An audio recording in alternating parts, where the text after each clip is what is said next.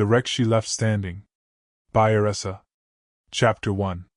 Everything She Built.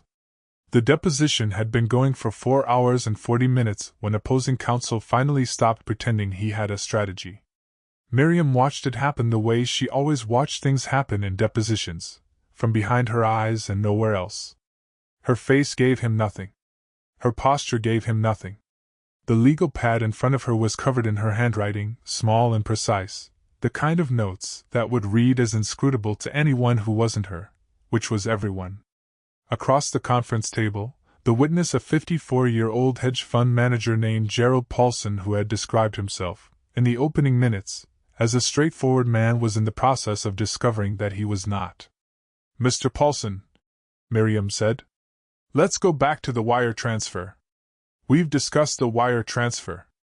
We've discussed your characterization of it. I'd like to discuss the transfer itself." She turned a page. The gesture was unhurried. She had found, over 20 years, that unhurried was the most powerful speed available to her. It signaled that she had nowhere else to be, which was never quite true but always felt that way in a deposition room. "On March 14th of last year, $340,000 moved from your joint account to an account registered to Paulson Consulting LLC. You testified earlier that this was a business expense." "It was." "And Paulson Consulting LLC, this is the entity you incorporated in February of last year?" "That's correct." 6 weeks before the wire transfer. Yes. "That's correct." Miriam wrote something. She did not look up while she wrote it. Opposing counsel, a man named Bryce Holloway from a midtown firm she had beaten on 4 previous occasions, shifted in his chair. Gerald Paulson looked at Bryce Holloway. Bryce Holloway looked at the table.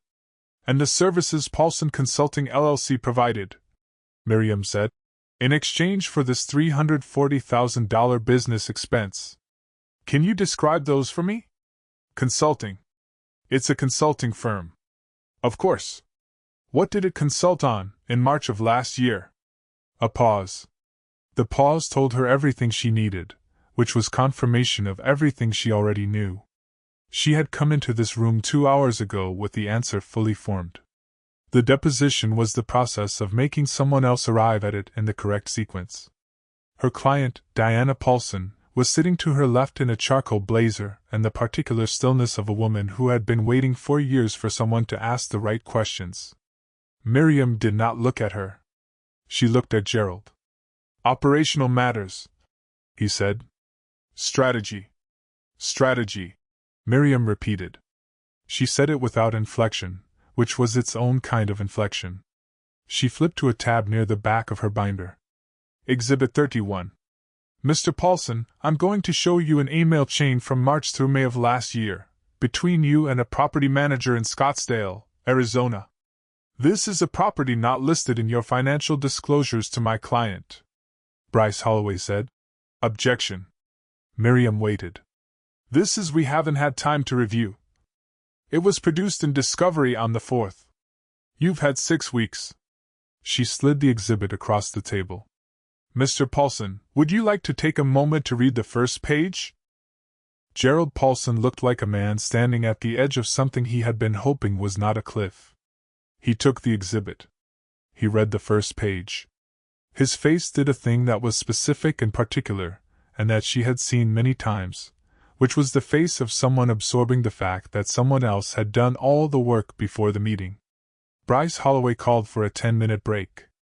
In the hallway outside the conference room, Suki appeared at Miriam's elbow with a bottle of water and the quiet efficiency of someone who had been doing this for 6 years and had long since stopped finding it remarkable. Suki Oduya was 36, Nigerian-British, and possessed of a professional calm so thoroughgoing that Miriam had initially mistaken it for passivity before discovering that Suki simply had no interest in performing urgency she didn't feel. "Holloway's making calls," Suki said. "Of course he is. You want anything before we go back in?" "I'm fine." Suki handed her the water anyway. Miriam took it. "Diana's holding up well," Suki said. "She's been holding up well for 4 years. She's very good at it." Miriam drank. Looked down the corridor toward the elevators. The Scottsdale property. Make sure we've got the full deed history. If he transferred it before the discovery cutoff date, I want to know within the hour. Already requested. Miriam looked at her. You flagged it in your notes last Thursday, Suki said. I set up the search then. Right. Miriam recapped the water bottle. There was a detail pulling at her, something she had catalogued during the deposition and not yet examined. Gerald Paulson, when he had described his marriage of 23 years, had said, "We built a good life." Not "we had a good life," or "we built something together." We built a good life.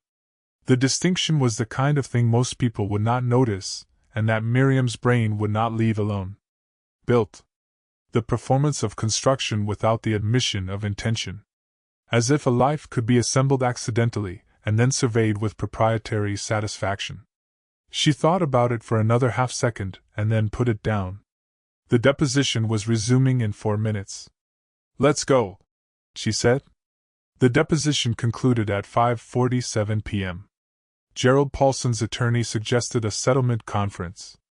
Miriam said she would be in touch, which meant she would be in touch on Diana's timeline and not Gerald's. She was in a car by 6:15, the binder open in her lap, making notes that were already halfway to being next steps. Her apartment was a 12-minute drive on a good night. Tonight was not a good night.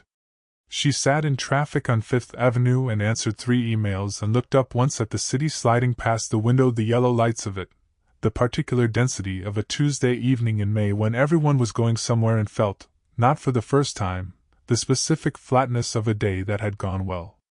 This was not new. She had learned not to examine it closely. The apartment was on the 31st floor of a building on the Upper East Side, and it was, by any reasonable measure, exceptional. She had selected it with the same methodology she applied to everything. She researched, she listed criteria, she assessed options against criteria, she decided. The floors were pale oak. The kitchen had professional appliances she used with precision and without pleasure. The view looked north up the park and on clear mornings was genuinely remarkable, which she acknowledged to herself periodically without doing anything in particular about it. She changed out of her suit. She made coffee. This was the ritual, the same single-origin ground from the place on 82nd Street, the same ceramic dripper, the same ratio she had calculated years ago and never reconsidered. She did it the same way every time, not because she was a person who needed ritual, she had decided, but because coffee was simply a problem that had a correct solution, and she saw no reason to keep solving it. She poured it into the same mug and took it to the window. The park was in the state of late May that looked like a decision someone had made, everything green and deliberate, the paths lit at long intervals, joggers and dog walkers, and the general performance of a city that considered outdoor space a personality trait. Miriam stood at the window and held her coffee in both hands and did not think about the deposition, which had gone well, or the settlement conference Bryce Holloway would propose, which she would accept when it was in Diana's interest and not before. She did not think about the Quan matter, which was 3 weeks from trial and in excellent shape. She did not think about the Bertucci appeal, or the Hendricks retainer, or the call she had scheduled for 9 a.m. tomorrow with opposing counsel and Martinez, a call she expected to be brief and unproductive. She was very good at not thinking about things. It was one of her most useful qualities. What she thought about, at the window, was Gerald Paulson's face when he looked at the exhibit. Not the guilt in it. Guilt was routine. She had no particular feeling about guilt but the surprise. The specific quality of surprise that came from having believed, until that moment, that the architecture of his concealment was solid. That it would hold. She wondered sometimes what it was like to be surprised by your own failures. She had made a practice of anticipating hers.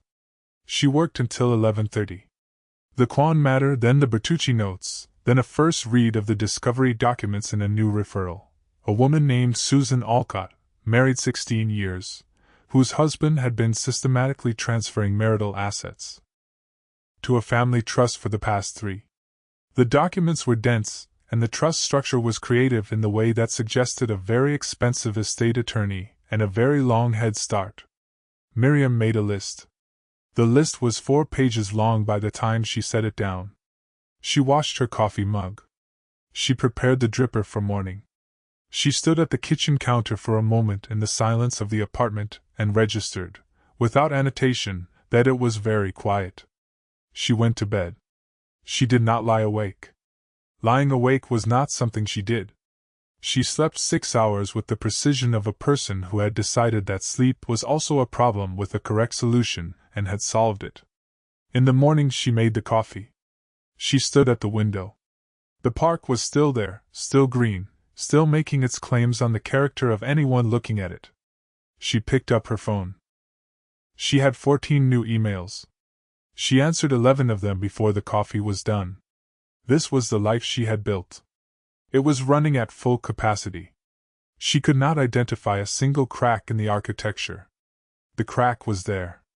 She simply did not know yet how to look at it. Chapter 2: The Ice Queen Melts, publicly on camera.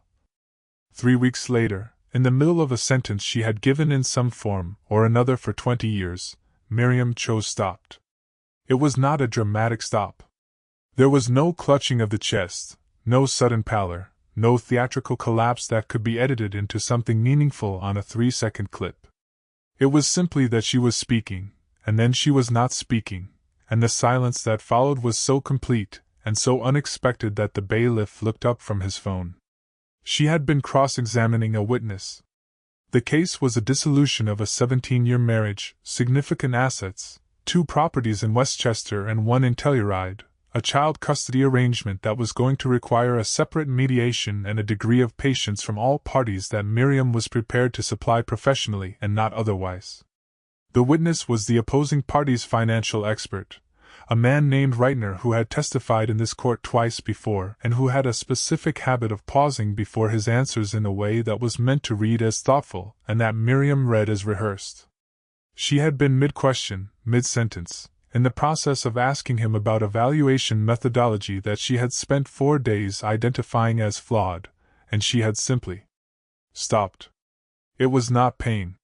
She registered this with the part of her brain that was still operating as a diagnostician, assessing in real time. Not pain, not dizziness, not any of the things that would have given her a logical category to place this in. It was more like a system that had been running at capacity for a very long time, producing, without warning, a single error that the system didn't have the architecture to process. She sat down. This was also not dramatic. She was near her chair. She sat down in it the way a person sits down when they are tired, and folded her hands on the table, and looked at the middle distance, and did not speak. Judge Carano said, "Ms. Cho?" She was aware of him. She was aware of the courtroom, the gallery, the witness on the stand watching her with an expression she would have found professionally interesting under other circumstances. She was aware of her opposing counsel, a woman named Patricia Delaney who had the specific decency not to look satisfied. She was aware that her client, a man named Robert Finch, was looking at her from the plaintiff's table with the expression of someone who has just watched their surgeon set down the scalpel. She was aware of all of it. She could not, in this moment, speak. "We'll take a recess," Judge Carano said. His voice was neutral, which she appreciated. He had been on the bench for 19 years and had seen things that were harder to manage than this. He would give her the 15 minutes. She knew he would give her the 15 minutes because she knew this court and this judge, and she had appeared before him 11 times in 12 years. She knew everything about this room. She had been competent in this room since before Robert Finch knew his marriage was in trouble. In the corridor, Suki was there within 90 seconds.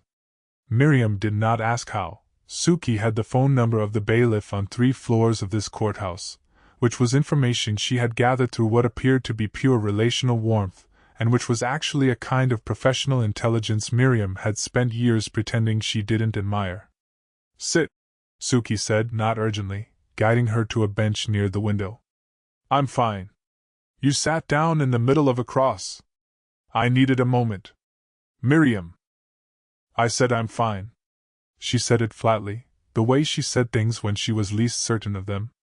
Suki sat beside her without argument and handed her a water bottle from somewhere. The bottle was cold. Miriam held it in both hands. The corridor was not empty. A paralegal from another firm walked past and did not slow down, which Miriam noted was something she decided was relief. A clerk, heading the other way, glanced at her once and looked away. The window at the end of the hall looked out over Center Street, and the specific midday gray of a city that went on regardless. "Robert is going to need to be managed," Miriam said. "Robert is fine. He's sitting with the associate. He'll have questions about the timeline. Tell Gwen to reassure him on the schedule that the recess doesn't affect." "Miriam." Suki's voice was the same. Even. Precisely calibrated. "When did you last eat?" "This morning." "When this morning?" A pause. Miriam reviewed the morning. The coffee ritual, which she had completed. The shower, exactly 4 minutes. The email she had answered on the car ride over. She had planned to eat at the lunch break, which had not occurred because she had been reviewing the Reitner valuation methodology, which was flawed in the third assumption, and she had needed to verify. "I had coffee," she said. Suki was quiet for a moment. Then she reached into her bag and produced, with the equanimity of someone prepared for most contingencies, a protein bar. She held it out without comment. Miriam took it. She ate it looking at the window. It tasted like chalk and commercial optimism, and she ate the whole thing. "The recess is 15 minutes, she said. "I know. I can finish the cross.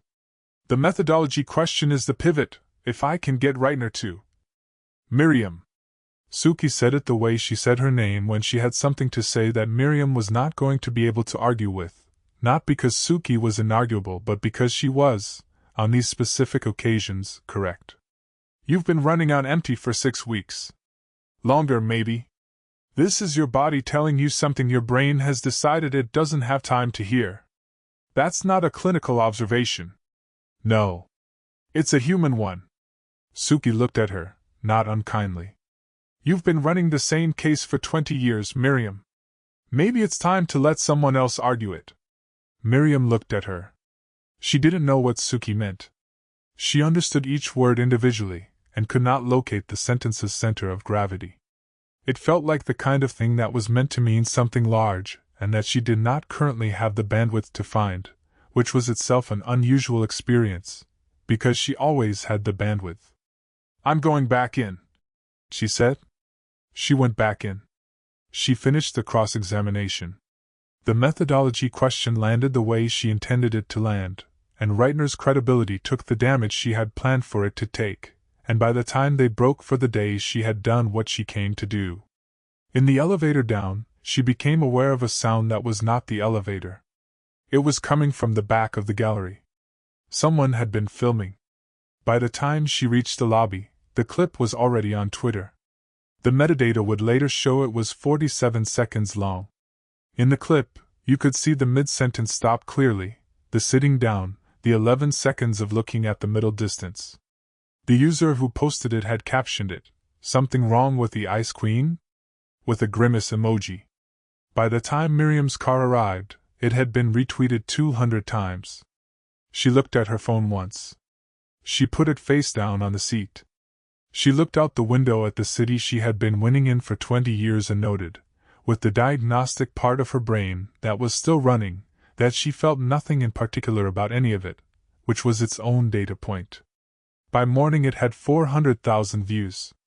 The managing partner's name was Franklin Rao, and he had been at the firm for 31 years, and he was the kind of man who framed difficult conversations as collaborative opportunities, which was a skill Miriam had always respected professionally and found, in this specific instance, almost completely unbearable. "I want to be clear," Franklin said, "that this is not a performance concern." "I know," Miriam said. "Your record speaks for itself. The Finch matter is in excellent shape, you completed the cross successfully, Delaney has already signaled she's open to a settlement conference." "None of that is..." "Franklin." She was sitting across from him in his corner office on the 44th floor, in one of the 2 chairs that faced his desk.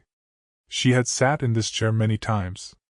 She sat in it now with the same posture she always maintained in opposing counsel's offices, which was to say completely upright, knees together, eyes level. I understand what the conversation is. He looked at her with the expression of a man who was relieved to be dealing with someone who understood what the conversation was. We're thinking a leave of absence. Voluntary, fully paid, framed as a scheduled sabbatical. No one in this building knows what happened on the clip except what they can see, and what they can see is 47 seconds in a 20-year career. 47 seconds, she said. She didn't know why she corrected this. We'd be thinking 6 to 8 weeks. You'd maintain access to your files. Suki would stay on. Gwyn can cover the active matters with oversight from Claire in the interim. Miriam looked at the window behind Franklin's head. The window looked west. It was a good view. She had always thought it was a better view than hers, which looked east, but she had never said so because it was not information that served any professional purpose. 6 weeks, she said. Or 8. The point isn't the number, Miriam. The point is that you take the time. To do what? Franklin seemed prepared for this question and also, underneath his preparation, slightly unsettled by it. Whatever it is that people do. To rest. She looked at him. He was 58 and had a lake house in Vermont and 2 adult children and a wife who was a cardiologist and a life that extended, visibly and substantially, beyond this office. She could see it in the way he said, rest. The word had texture for him. It had somewhere to land. She said she would think about it, which they both understood to mean she would do it. Her phone rang as she was leaving the building. She looked at the screen. Theo. She picked up on the third ring, which was a microsecond before it would have gone to voicemail. Hey, Theo said. I was going to call you. Sure you were. His voice was warm, in the way that things he said to her that were true came in warm packaging. She had never decided whether this was a kindness or a strategy. I saw it this morning. It's 47 seconds. I know. I watched it 6 times. She stopped walking. She was on the sidewalk in front of the building, people moving past her in both directions, the city doing the thing it did where it accommodated every crisis without pausing on anyone's behalf. She stood still. I'm fine, she said. Miriam. Theo. I am fine. She said this with more precision than she'd intended, which was the tell she knew she had and still couldn't stop. It was a long week. I hadn't eaten. I've resolved the matter. He was quiet for a moment. She could hear, faintly, the sound of his apartment in Philadelphia, something on low volume in the background, the particular acoustics of a space that contained more than one person's life. His partner, Dayun, was probably in the kitchen. He had a daughter who was 3 and whom Miriam had visited exactly twice, which was a fact she did not examine closely. I cried, Theo said.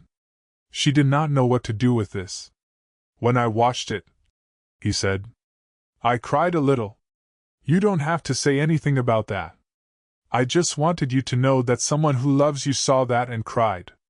She was looking at the side of a building. Brown brick, pre-war, a water tower on the roof in the way of every pre-war building in Midtown. It was possible that she was not going to be able to speak for a moment, which was a new experience, and one she did not have a procedure for. The estate, she said. What? You mentioned it last month. Aunt Chunja's property in the Hudson Valley. It's been sitting empty. A pause on his end. She could hear him recalibrating. He was good at recalibrating. He had learned it in the same school she had, though he had come away from it differently. Yeah, it's been sitting since she passed. Almost 2 years now. It was left to me. I know. I haven't done anything with it. I know, Miriam. She picked a fixed point on the building across the street and looked at it. The skill she had developed at 17 and never stopped using. Pick a point, hold it, breathe, speak from the part of you that is not currently on fire. I need to go somewhere, she said. Not to rest. I don't know how to rest. To have a problem that isn't. She stopped. She did not know how to finish the sentence. She was a person who finished sentences. To have a different problem, she said. Theo was quiet for a moment.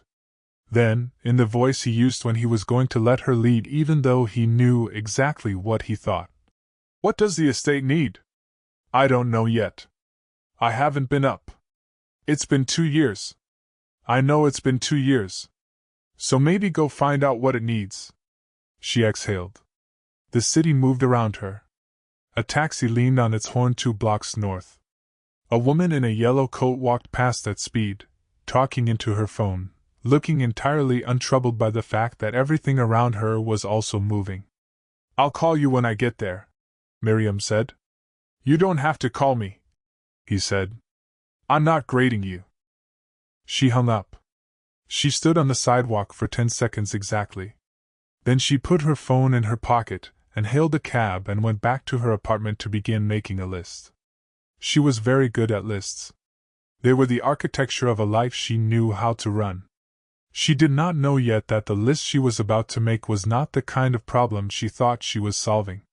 Chapter 3: The estate she never wanted. She drove up on a Tuesday.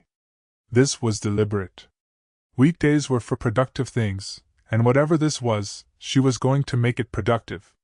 She had Googled the drive, 2 hours and 15 minutes from her building on the Upper East Side, assuming she left by 9 a.m. and avoided the Tappan Zee cluster, which she did, leaving at 8:47 in a rental car she had reserved the night before because she had not owned a car in 11 years and saw no reason to start now.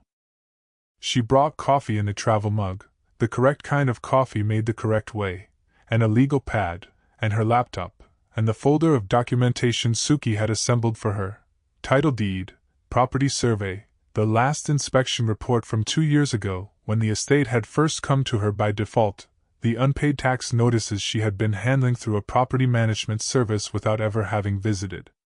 She had not visited. This she acknowledged to herself, briefly and without sentimentality, somewhere around Yonkers. Her aunt had died 22 months ago and had left Miriam the property. Because you're the one who actually handles things, Chunja had apparently told Theo, which was meant as a compliment, and which Miriam had received as a weight, and Miriam had handled it the way she handled everything she didn't have time for, which was to find someone else to manage the minimum necessary details while she handled the things that mattered more. She had paid the taxes. She had insured the property. She had not been to the property. She had also not sold it, which was information she had not examined too closely.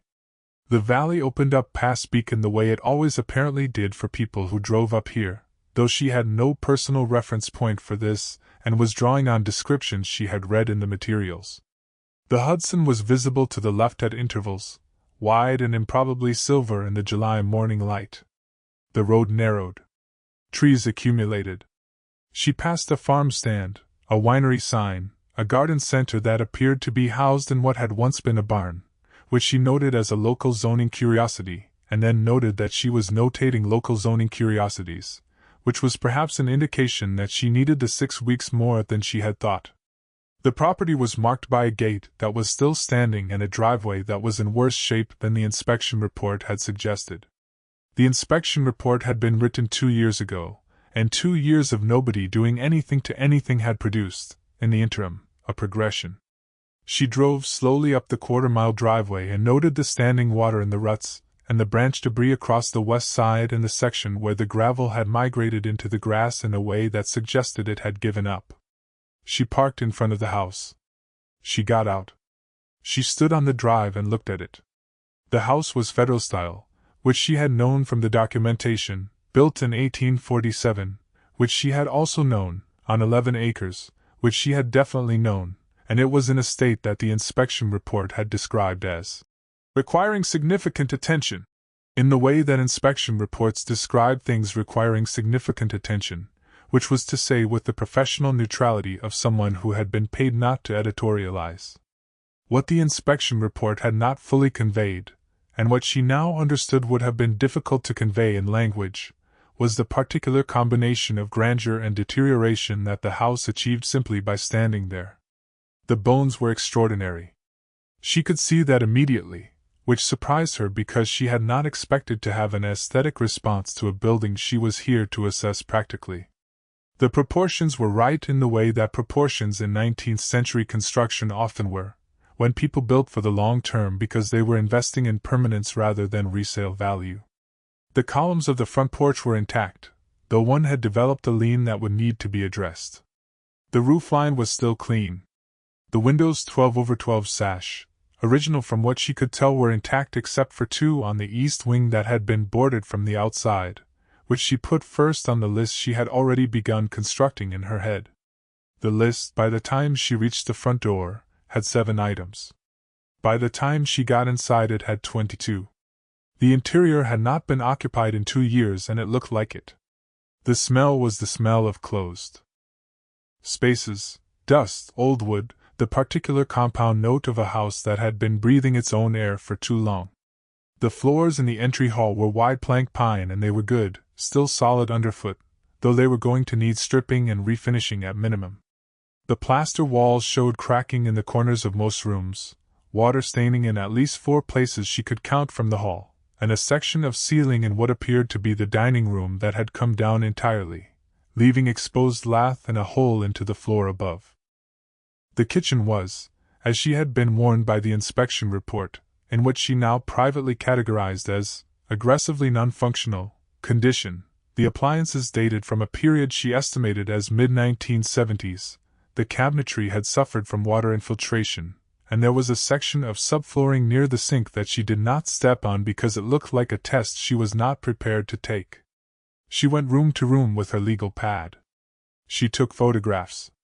She wrote things down in the ordered, structured way she wrote everything down, trying to build a taxonomy of the damage, urgent versus deferred, structural versus cosmetic, things that were actually broken versus things that were simply wrong. The house resisted taxonomy. The damage was not organized. Things that looked cosmetic turned out to be structural, and things that looked structural were, on closer inspection, just old and tired rather than compromised. The house was full of problems that refused to sort neatly, which was the kind of thing that happened when you hadn't been paying attention to something for 20 years and then had to assess it all at once. She found herself, in one of the upstairs bedrooms, standing at a window and looking out at the land. 11 acres rolled south and east, most of it unmaintained in the way that land becomes unmaintained. First the lawn loses its edge, then the edge becomes a meadow, then the meadow has ideas about where it wants to go. There was a walled kitchen garden that had been allowed to go feral, the espaliered fruit trees on the south wall now wild and reaching. There was a stand of old maples along the east fence that were in good health. And there was a view, south toward the river, that was simply she stood at the window unreasonably good. The kind of view that made you understand why someone had built something here in the first place. She looked at it for 22 seconds. Then she went back to the list. By early afternoon she had 4 pages. She was sitting on the front porch steps, which were solid, with her legal pad and the folder of documentation, and she was cross-referencing the inspection report with her own notes, and categorizing contractors by specialty, when she realized she needed to begin making calls. She pulled up her phone and searched contractors in Hudson Valley, which produced a list of 67 results, which she immediately began filtering by reviews, insurance verification, and availability. The first contractor she called did not pick up. The second picked up, heard what she was describing, said they were booked through fall, and hung up. The third said they didn't work on properties that old. The fourth said they worked on properties that old but had a 6-month lead time.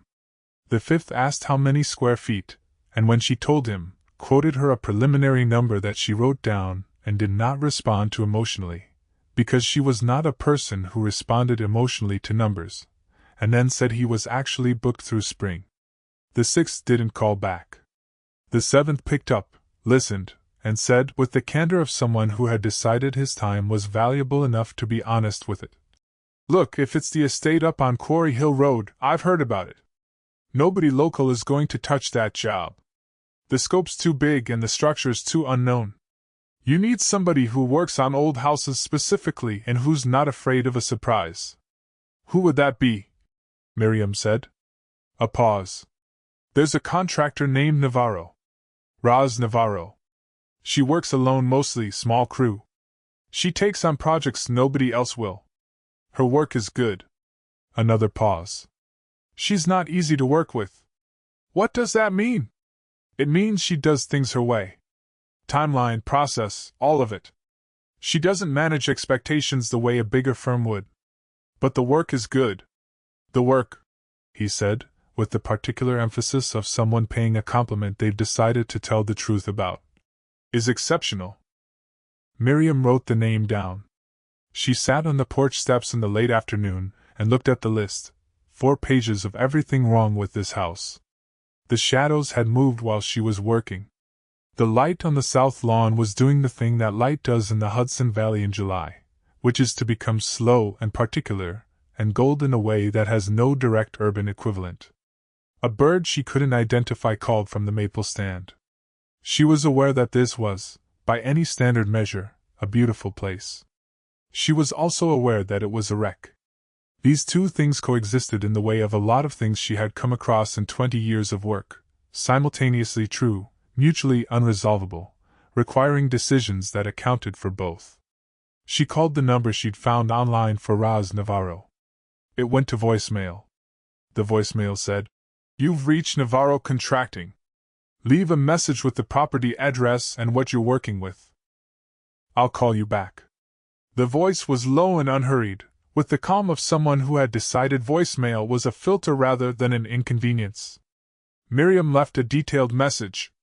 She gave the address, the square footage, the year of original construction, the primary areas of concern. She was specific about timeline needs and asked for a call back at Navarro's earliest convenience. She described the property, with the precision of her notes, as requiring significant renovation across multiple systems. She did not say what the 7th contractor had said, which was that nobody local would touch it, because she did not see what purpose that served in a voicemail. She hung up and looked at the house again in the late light. It was possible, she thought, that she had spoken to people today who were telling her the truth. That this was genuinely a difficult and uncertain project of a scale most contractors would avoid. That the woman she had just left a voicemail for was the only realistic option. She thought about the 7 contractors.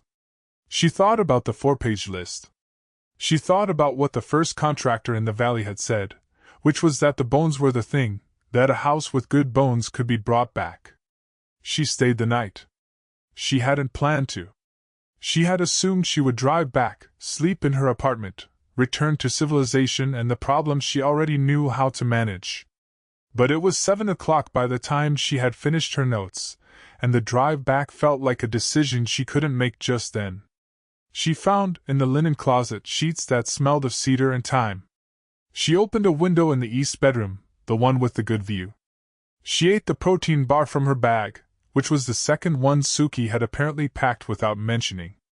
She lay in the dark in the old house and listened to it. Houses made noise she had forgotten about, the tick and settle of old wood, the sound of the wind finding the gaps, the particular creaking that old structures made when the temperature changed. The sounds of a building that was still, despite everything, standing. In the morning, Roz Navarro called back. Chapter 4: The only contractor in the valley.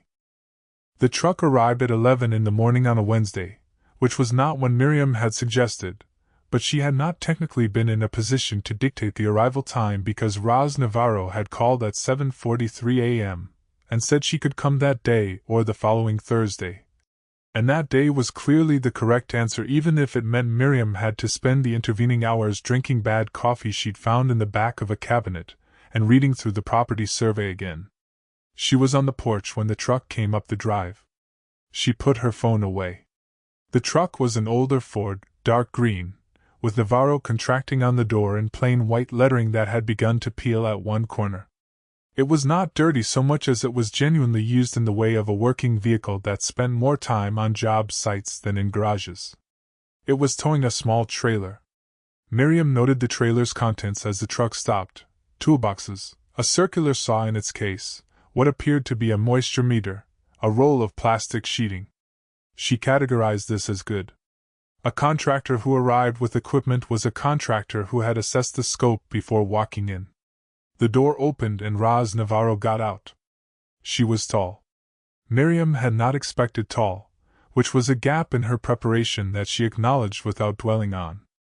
The woman who crossed the drive was broad-shouldered and moved in the particular way of someone who had spent decades working with their body and had developed, from this, a relationship with physical space that was entirely unconcerned with whether other people found it convenient. She was wearing a flannel shirt and a dark plaid, work pants, boots that had been resoled at least once.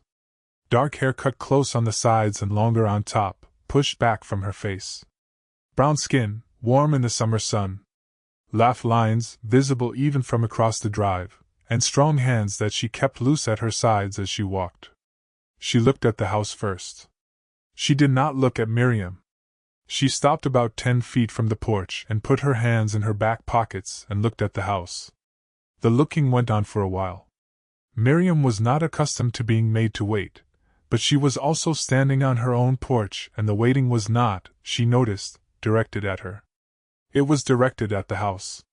Then Roz Navarro looked at her. "Ms. Cho," she said. "Miriam. You're Roz Navarro." "Yeah." She looked back at the house. Then at the porch. Then, specifically, at the column that was developing a lean. She crossed to it, and ran a hand along the base where it met the porch decking, then looked up along the length of it, then pressed on the wood in 3 places. The pressing was not forceful. It was more like she was listening with her hand. "How long has that been leaning?" "I don't know.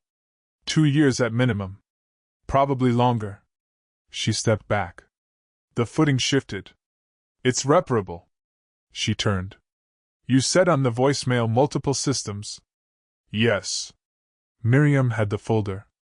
She had organized the folder that morning into sections: structural concerns, mechanical systems, exterior, interior, priority ranking.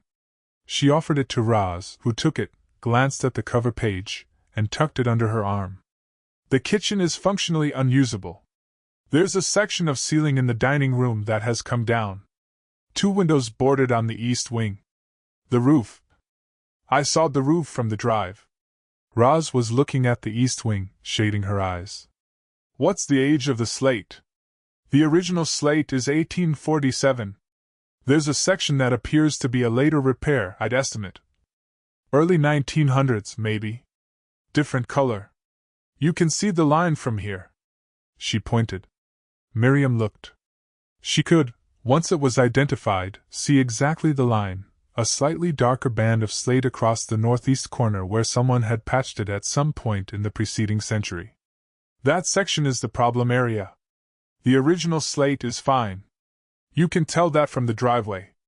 "I can tell a lot from the driveway." Roz said it without edge. It was simply a statement of method. "Can we go inside?" They went inside. What followed was 6 minutes on the porch railing that Miriam would think about later as the first indication that she had underestimated what she was dealing with.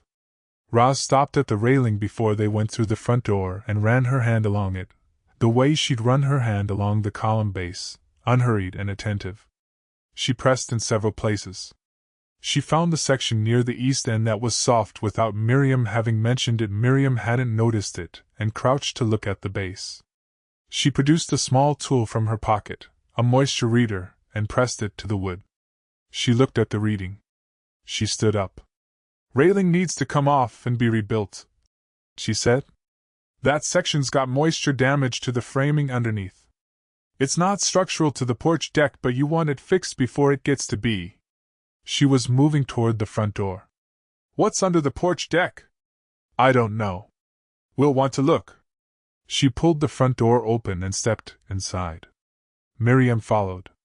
Inside, Roz did the same thing she had done to the exterior. She looked before she moved. She stood in the entry hall and looked, at the ceiling and the walls and the floors in sequence, and then she began to move through the house with the specific quality of attention that Miriam recognized from her own work, which was the attention of someone building a picture rather than collecting data points. The difference was in the pacing. Miriam built pictures quickly. Roz appeared to have no interest in quickly. She spent a long time in the dining room with the ceiling section that had come down. She looked up at the exposed lath. She looked at the edges of the damage, where the water stain bled into still intact plaster. She went upstairs and found the bedroom directly above and looked at the floor, and then at the ceiling, and then at the walls in a sequence that made its own internal sense. She came back downstairs without explaining herself. In the kitchen, she opened every cabinet. She ran her hand along every countertop. She turned on the faucet, which produced water at low pressure and with some discussion, and held her hand under it and looked at the pressure with the expression of someone diagnosing something they have seen before. "The supply line's probably corroded," she said. "Galvanized pipe, this age. You're replacing the whole kitchen anyway, so we'll replumb when we go in." "Yes," Miriam said. "The kitchen needs to be gutted and rebuilt." "Where do you want to be?" Roz turned. She was looking at Miriam directly, and her eyes were dark and attentive, and she had the look of someone who was asking a question that was more specific than it appeared. "With the kitchen. What do you want it to be?" "Functional. Modern appliances, sufficient counter space, storage." "I'm not." She paused. "It's not going to be a showroom. It needs to work." "Okay." Roz wrote something in the small notebook she had produced from a back pocket at some point during the tour. "And the house generally. What's the end goal?" "I'm selling it." Roz looked at her. The look lasted long enough to be a look rather than a glance. "Okay.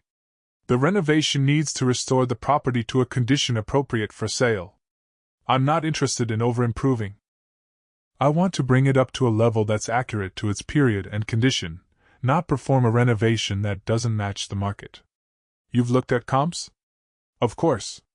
In this specific submarket. I've done the research." Roz made a small sound that was not quite agreement and not quite disagreement, and went to look at the east wing doorway. She spent the next 40 minutes going through the rest of the house. Miriam followed, which she had not precisely planned to do. She had intended to hand over the folder, conduct a professional meeting, and establish the parameters, but the inspection had a logic that made following feel correct. Roz asked questions at intervals, some of which were about the building and some of which were about what Miriam wanted, and the distinction between these two categories was blurrier than Miriam had expected. She asked about the walled garden, which Miriam had not considered because it was exterior, and she had ranked it low on the priority list. She asked whether the outbuilding was going to be included in the scope. She asked how long Miriam planned to be on site. "Through the renovation," Miriam said. "The managing partner, I'm on a leave of absence from my firm. I'll be here until the work is done." Roz looked at her. "How long do you think the work will take?" "I've estimated 6 to 8 weeks, based on comparable renovation scopes." A pause. Not a long pause. The kind of pause that contained something the pauser had decided not to say immediately. "Okay," Roz said. They ended in the entry hall, where they had started. Roz had the folder open across one palm and was reading something from Miriam's notes, which Miriam found either admirable or unnerving and had not yet decided which. "Your priority ranking," Roz said. "What's driving it?" "Logic. Structural work first, then mechanical, then cosmetic. Interior and exterior in parallel where crew allows." She was still reading. "The East Wing. You've got it ranked 4th. There are 3 more urgent structural concerns. I'm going to want to get into that wing early." "Why?" Roz looked up. There was something in her face that was attentive and slightly amused and not performing either of those things. "Because I pulled back that section of wallpaper in the east bedroom, and there's something under it I want to understand before we plan anything else. Could be nothing. Might be something. I won't know until I look." "What kind of something?" "The kind I need to look at before I can name it." She said this with a patience that suggested she had been in the position of explaining this kind of reasoning before to people who found it unsatisfying. "I'll be able to tell you more once I've had eyes on it properly." Miriam considered this. The logic was she couldn't identify it as unreasonable. Not knowing what something was before naming it was a professional principle she herself operated from. She simply found it more comfortable when applied to things she could see. "Fine," she said. Roz put the folder on the entry hall side table, which Miriam noted she had done without asking, and picked up her notebook. Here's where I am. The scope is bigger than what you've estimated. That's not a criticism, you listed everything visible and did it accurately. There's more underneath that we're not going to know until we get in. The kitchen, the east wing, the mechanical systems, the structural work on the porch and outbuilding, that's a real job. I understand. The timeline is longer than 6 to 8 weeks. I'd give it 4 months, minimum, if we're doing it right. 4 months? Miriam said. If we're doing it right. She looked at Miriam in the specific way again. I can give you something faster that's going to get you to the sale. I can give you something thorough that's going to hold. They're different projects. I want it done right. Then I'd say 4 months, and I'd say that number is going to move depending on what we find. Old houses are full of decisions someone else made. You can plan for them or you can be surprised by them. Miriam's jaw was doing something tight. She was aware of this. And your rate? Roz quoted it. The rate was fair in the way that rates are fair when they reflect actual skill and actual work. She quoted the timeline again, and said she could start the following Monday if Miriam signed by Friday, and offered to answer any questions about the process. I'll have questions, Miriam said. I figured. And I'll want regular updates on progress against timeline. You can walk the site every day if you want. I'm not precious about that. Roz tucked her notebook away. The house isn't going anywhere, she said. That's either a reassurance or a complaint, depending on how you're feeling about the timeline. I understand what you mean, Miriam said. She didn't. They shook hands on the porch. Roz's handshake was what it was, firm, brief, unperformative. Then she went down the porch steps and crossed the drive and looked at the house again for a moment before she got in the truck. Not at Miriam. At the house. The way she had looked at it when she arrived, with the particular quality of attention that Miriam had been thinking about without naming. She backed down the drive. Miriam stood on the porch and watched the truck go. The folder was on the side table in the entry hall, slightly out of alignment with where she would have put it. She straightened it when she went back inside. In the truck, Roz called her brother. Dale picked up immediately, which meant he was either between jobs or in his truck, both of which produced the same acoustic, road noise, the particular quality of a Bluetooth connection used while driving. How was it? He said. Not a question. Big job.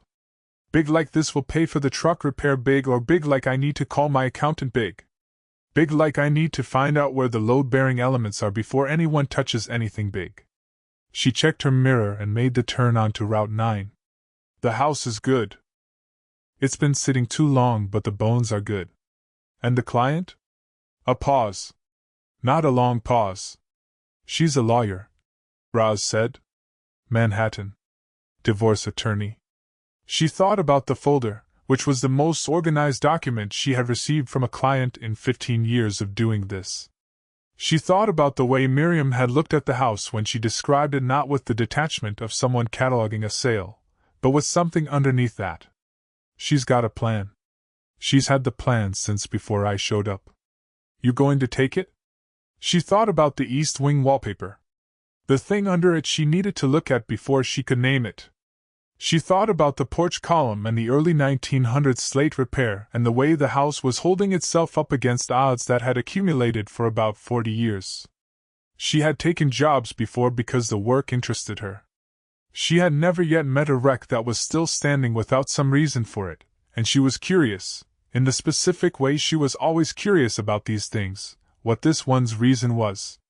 Yeah, she said. I'm going to take it. She's going to drive you crazy. Probably. You going to tell Cass? Why would I tell Cass? Because Cass will find out anyway, and she prefers to hear things from you first.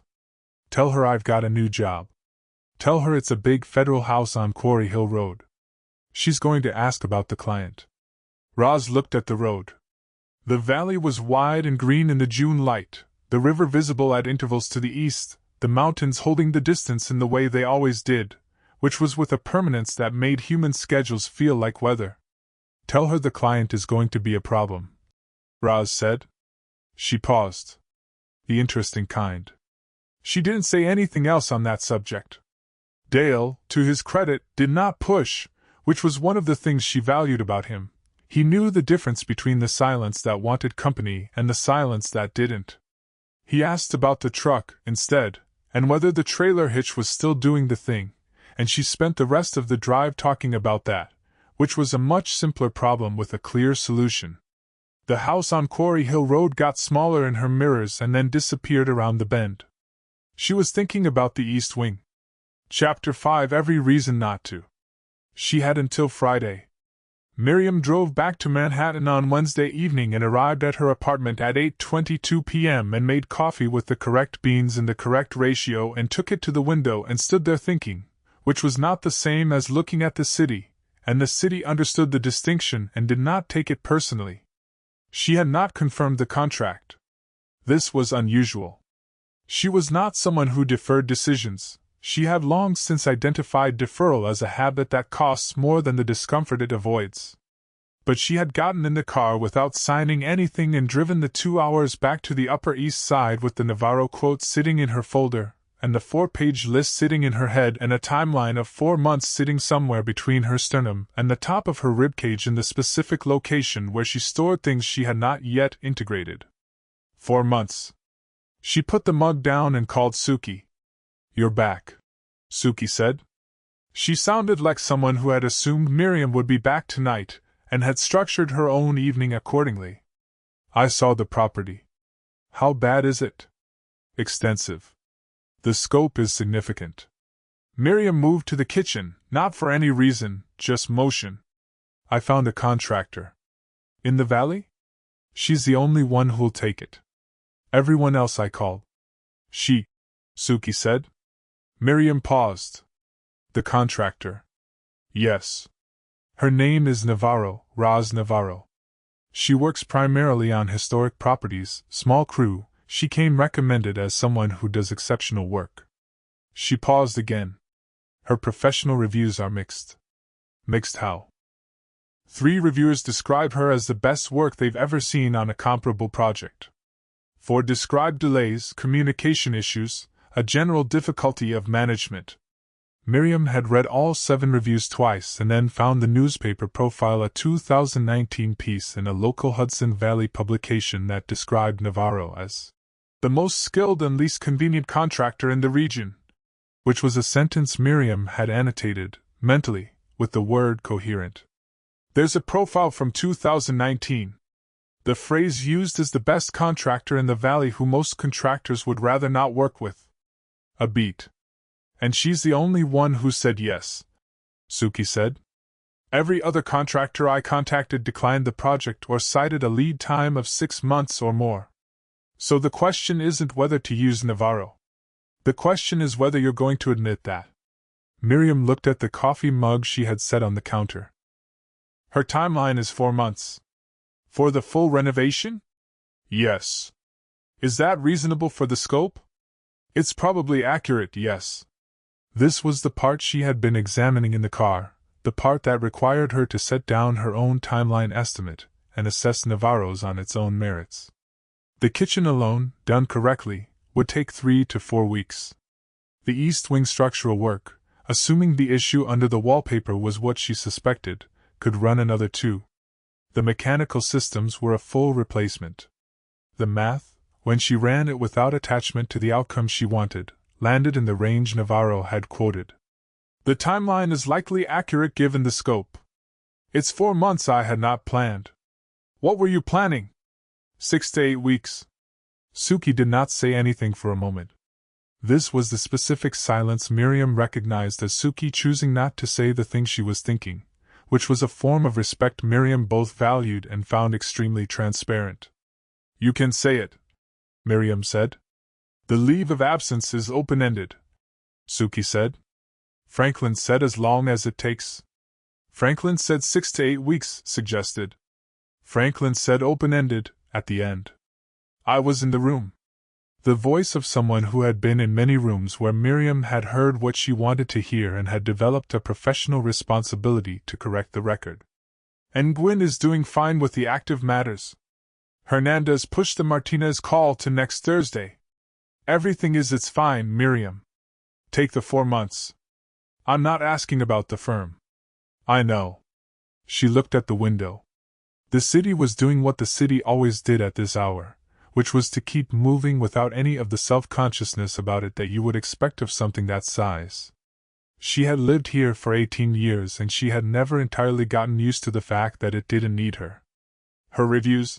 Miriam said. The negative ones. What would your read be? I don't know her. But I've watched you work for 6 years. Suki's voice was careful and precise in the way it got when she was going to say something she had been holding for a while. When clients describe you as difficult, the complaint is usually that you don't perform certainty for their comfort. That you tell them what's true rather than what they want to hear.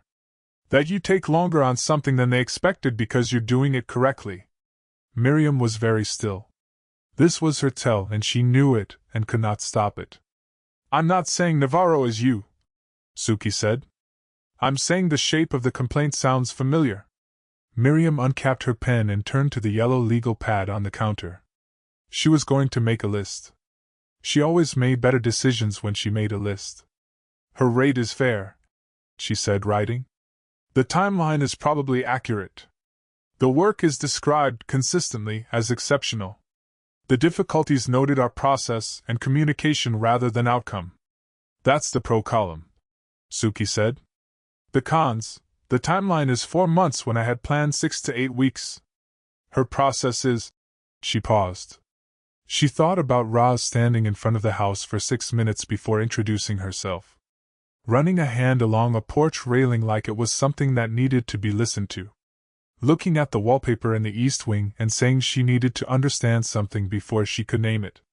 Her process is slow and not fully legible to me. You hate things that aren't legible to you. That's not a professional objection. I know. That's why I said it. Miriam added 3 more items to the con column. She reviewed the list. The pro column was longer and more substantive. The con column contained, she noted with the honesty she tried to apply to herself in private, several things that were personal preferences masquerading as professional concerns. I've already drafted the contract amendment, she said. A pause. Of course you have. It addresses specific concerns around timeline communication, milestone reporting, notification protocols for unexpected scope changes. She flipped the legal pad to the amendment draft. It was 11 pages. She had written it on the drive up yesterday. I want to make sure there are clear expectations established from the start. Miriam, you wrote an 11-page amendment before you met her. I drafted a framework. The meeting informed it. How much did it inform it? She reviewed the amendment. I added a clause about the East Wing assessment. Suki made a sound that was the sound of someone exercising great restraint. Send me the contract when you've got it. I'll look at it. I'll handle the contract. I know you'll handle it. I offered to look at it. Miriam signed off and stood at the counter with the legal pad. She called Theo. He picked up in 2 rings. There was noise on his end, his daughter, Ada, doing something that involved a lot of enthusiastic sound, and Dae-young's voice in the background, and the warm ambient sound of a kitchen at dinner. Can you talk? She asked. Give me 2 seconds. A muffled transition, a door, and then quiet. Hey. How's the house? It needs significant work. I've found a contractor. She waited for him to ask about the contractor. What does the house need? She blinked. I just told you. Significant renovation. Kitchen, east wing, mechanical systems, structural repairs to the porch and… I mean, what does it need from you? Theo said. What kind of attention does it need? She opened her mouth and found that she did not have the immediate answer to this, which was unusual. I don't know yet, she said finally. I've only been there once. Okay. She could hear him leaning against whatever he was leaning against. Are you going back? I have to decide about the contractor by Friday. That's not what I asked? She looked at the legal pad with the pros/con list. The pro column. The cons that were mostly personal preferences. The 11-page amendment draft she had written before meeting the person it was for. Yes, she said. I'm going back. Good. Theo. I called to ask about the contractor decision. I know. You said the contractor is exceptional. You said the timeline is accurate. You've already written the contract. His voice was warm and infuriatingly calm. You're not going to not hire her, Miriam. The only question is why you're making yourself have the debate. She did not answer this. The reason she did not answer it was that it was correct, and she had a policy about conceding correct things to her brother, which was that she didn't, because he found it too satisfying. Call me when you're back up, he said. And eat something. She hung up and made herself a proper meal, which was pasta with things from the refrigerator assembled with the same precision she applied to everything, and ate it at the kitchen counter while she reread the contract amendment. She amended the amendment. It became 12 pages. At 11:43 p.m. she attached the signed contract and the 12-page amendment to an email addressed to Navarro Contracting with a subject line that read, Quarry Hill Road Contract and Amendment. She wrote a brief, professional note. She reread the note. She deleted 2 sentences that were, in retrospect, unnecessarily directive. She reread it again. She sent it. She washed her bowl. She prepared the coffee dripper for morning. She went to bed. She lay in the dark of her apartment on the 31st floor and looked at the ceiling and thought, briefly and without quite being able to stop herself, about the East Wing. About what was under the wallpaper that Roz Navarro wanted to understand before she could name it. She went to sleep. In the morning, at 6:17 a.m., there was an email from Navarro Contracting. The subject line was, Quarry Hill Road Contract and Amendment. The body of the email contained 12 words, Got it. We'll start Monday. P.S. The amendment is fine, I read the whole thing. Miriam read this 3 times. She was not certain how to process the information that the amendment was fine, and that Navarro had read the whole thing, without any of the professional indignation or protective lawyering that response would have produced from any other contractor she had worked with. It was not the response she had expected.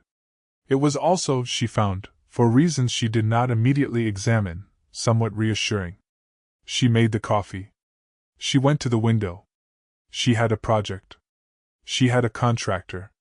She had 4 months she had not planned for. She called Suki. She said the amendment was fine, Miriam said. The 12-page amendment. Yes. Suki was quiet for a moment. I think I like her. You haven't met her. I know. She could hear the smile in it, which was Suki's specific way of being right without announcing it. Go pack your things, Miriam. The house needs you. Miriam looked at the city in the morning light, the park, the grid of it, the impervious permanence of a place that would go on without her for exactly as long as she was gone, and would be here when she came back. She had spent 20 years earning this view. She had no particular feeling about leaving it for a while. She went to pack. Chapter 6 Day 1 The Disaster. The crew arrived at 7.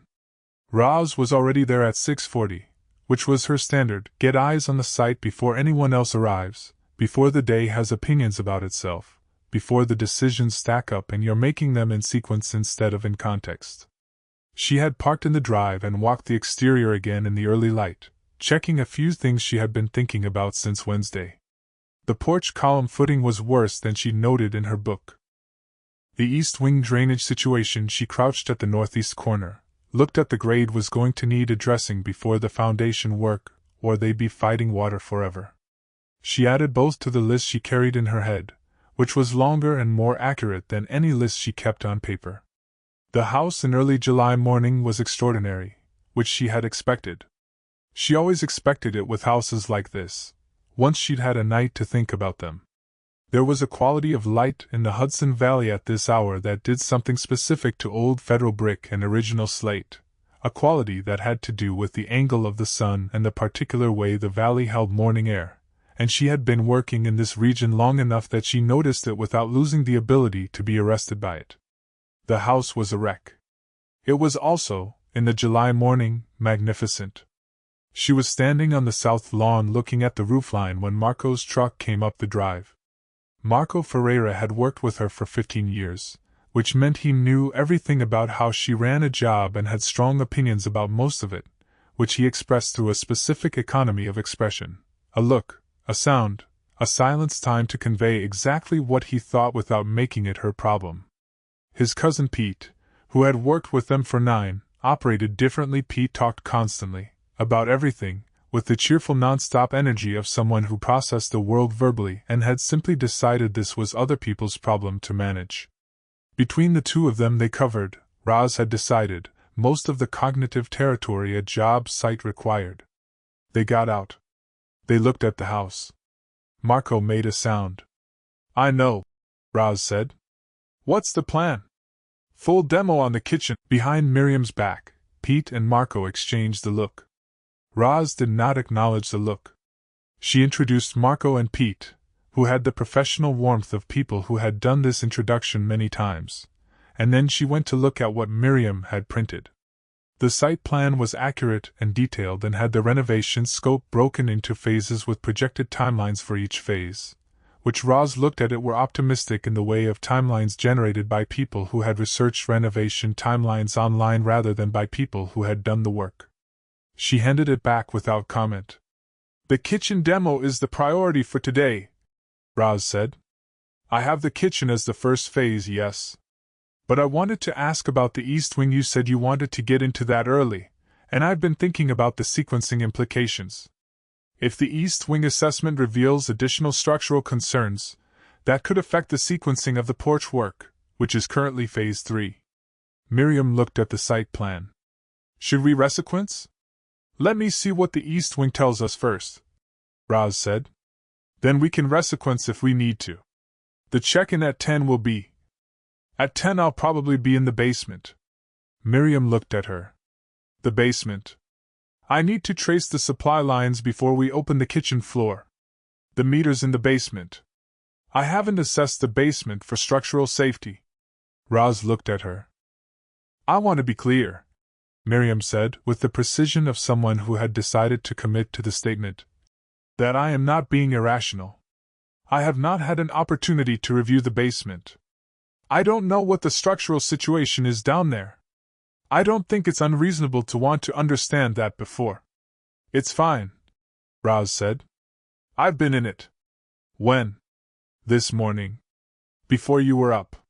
She watched Miriam absorb this. "It's sound.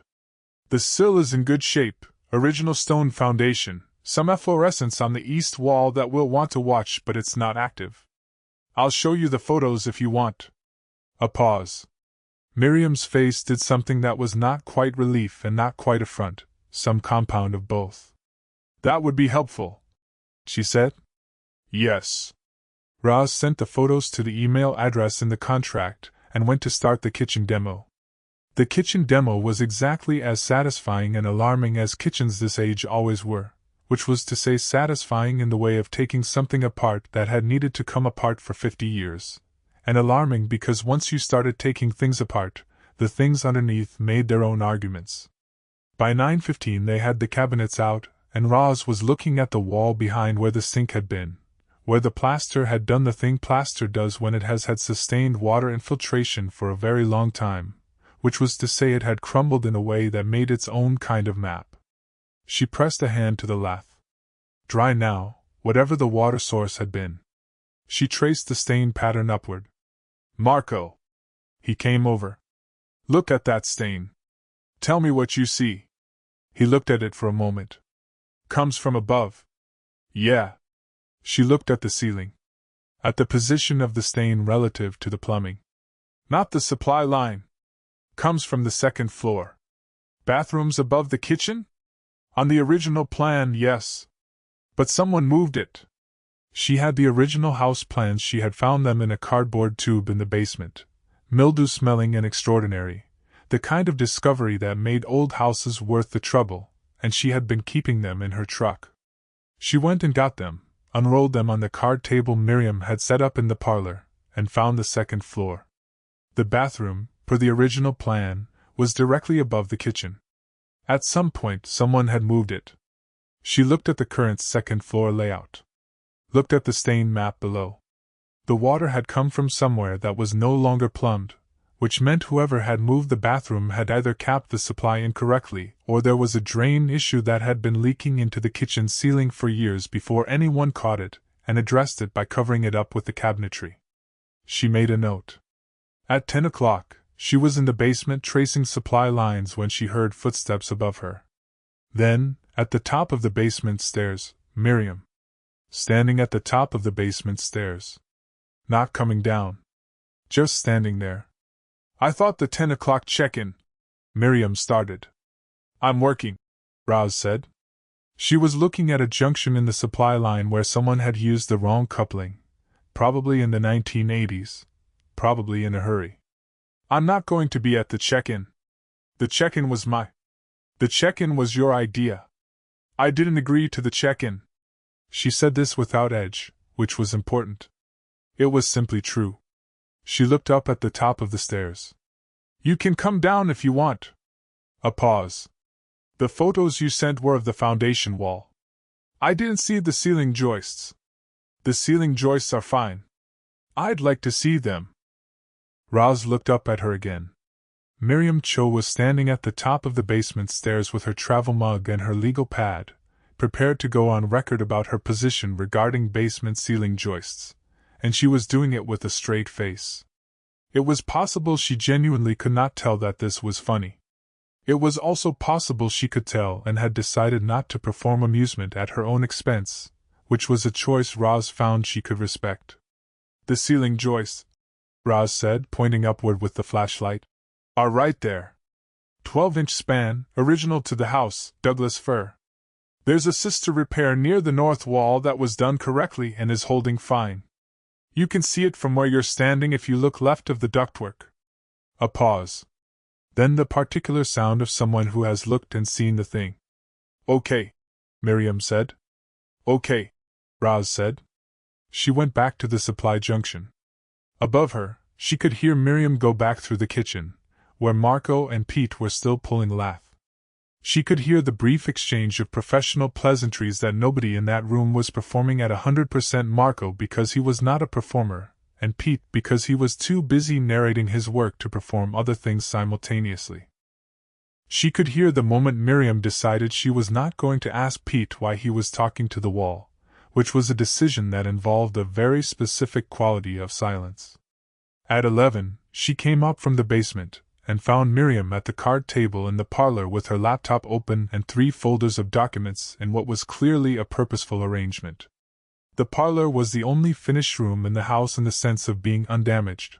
It still had its original plaster molding intact and the floors were the best in the house, and Miriam had evidently identified it as functional workspace and colonized it with the efficiency of a person who needed a base of operations and was not going to wait to be assigned one.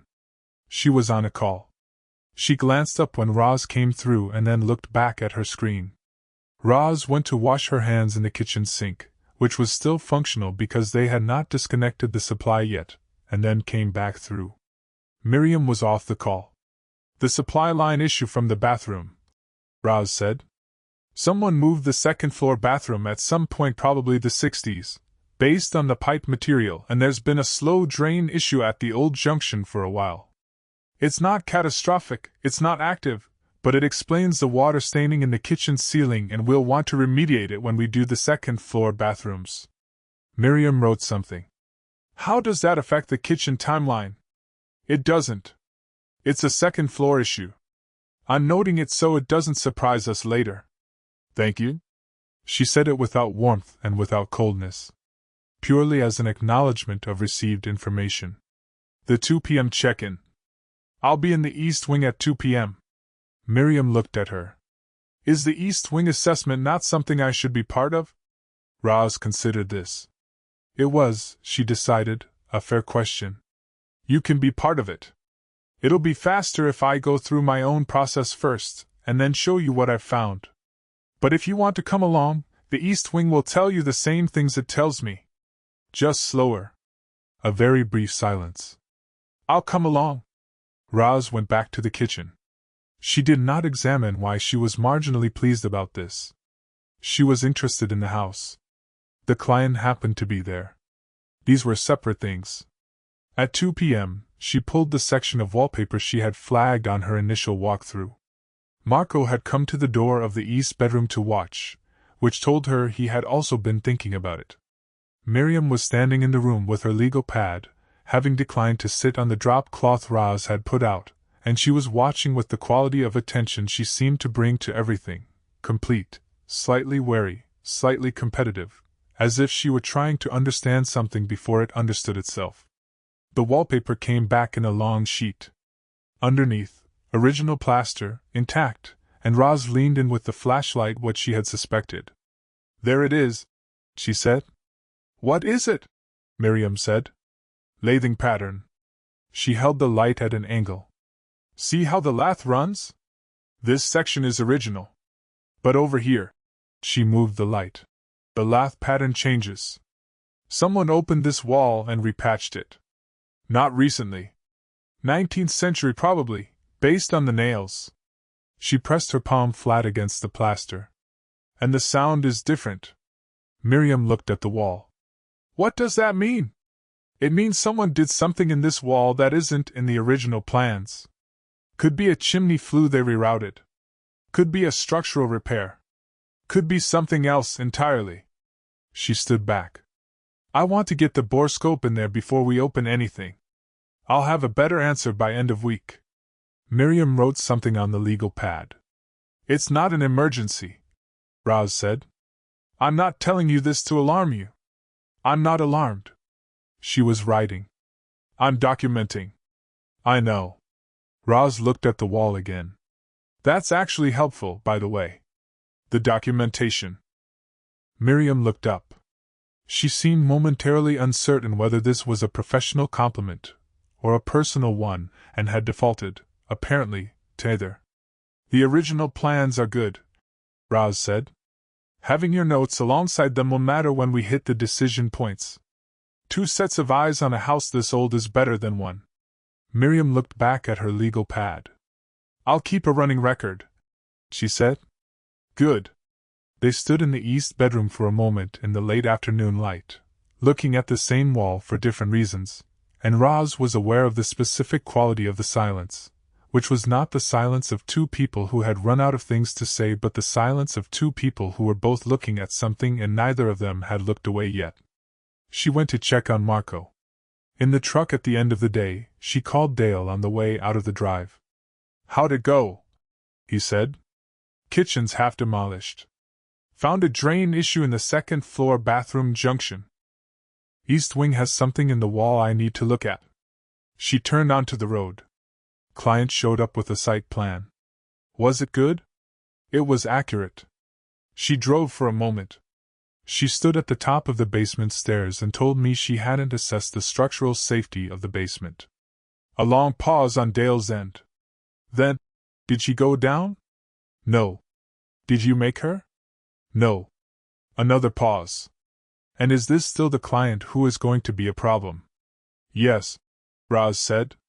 Uh-huh. She could hear him deciding something. What kind of problem, specifically? Roz drove. The valley was doing what it always did at this hour, the light going long and warm through the trees, the particular quality of a July evening in the Hudson Valley that she had been driving through for 20 years and that still did something to her that she could not categorize and had stopped trying to. The kind that makes you think, she said finally. About what? She pulled onto the main road. The house was behind her now, disappearing in the rearview. About what's in the wall, she said, which was true and also not the whole answer, and she was aware of both of those things, and she did not offer anything further, and Dale, who knew her well enough to hear the shape of a silence, did not ask. Chapter 7 The Town Meets the Ice Queen. She needed grout. This was not the original reason she went into town. The original reason was that she had run out of the specific coffee she had brought from the city and had discovered, on day 3 of the renovation, that this was not a problem she could defer the way she was deferring other problems.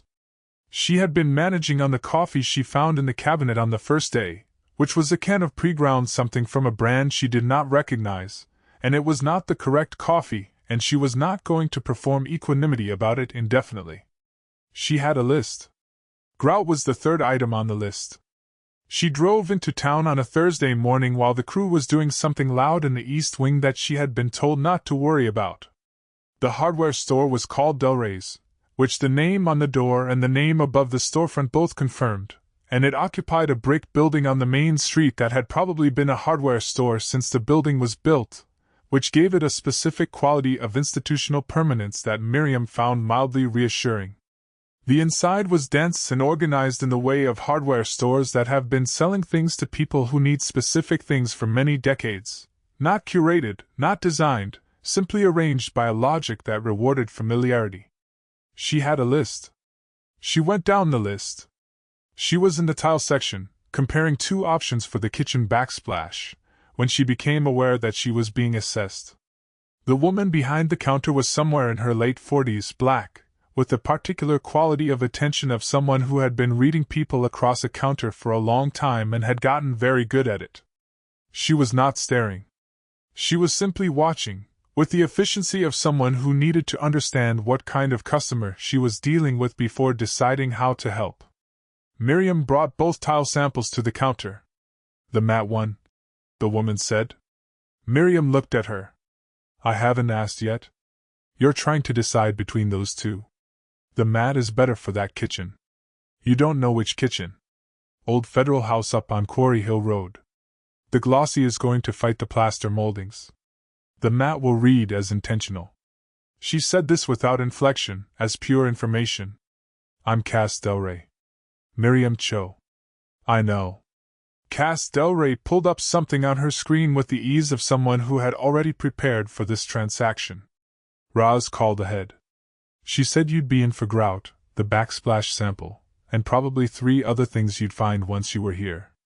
Miriam looked at the list in her hand, which had 5 items. She was right about 2 of them. She usually is. Cass looked at the list. "What are the other 3? She handed it over. Cass went through it item by item with the unhurried efficiency of someone who knew exactly where everything was without needing to think about it, which was the best quality a hardware store could have.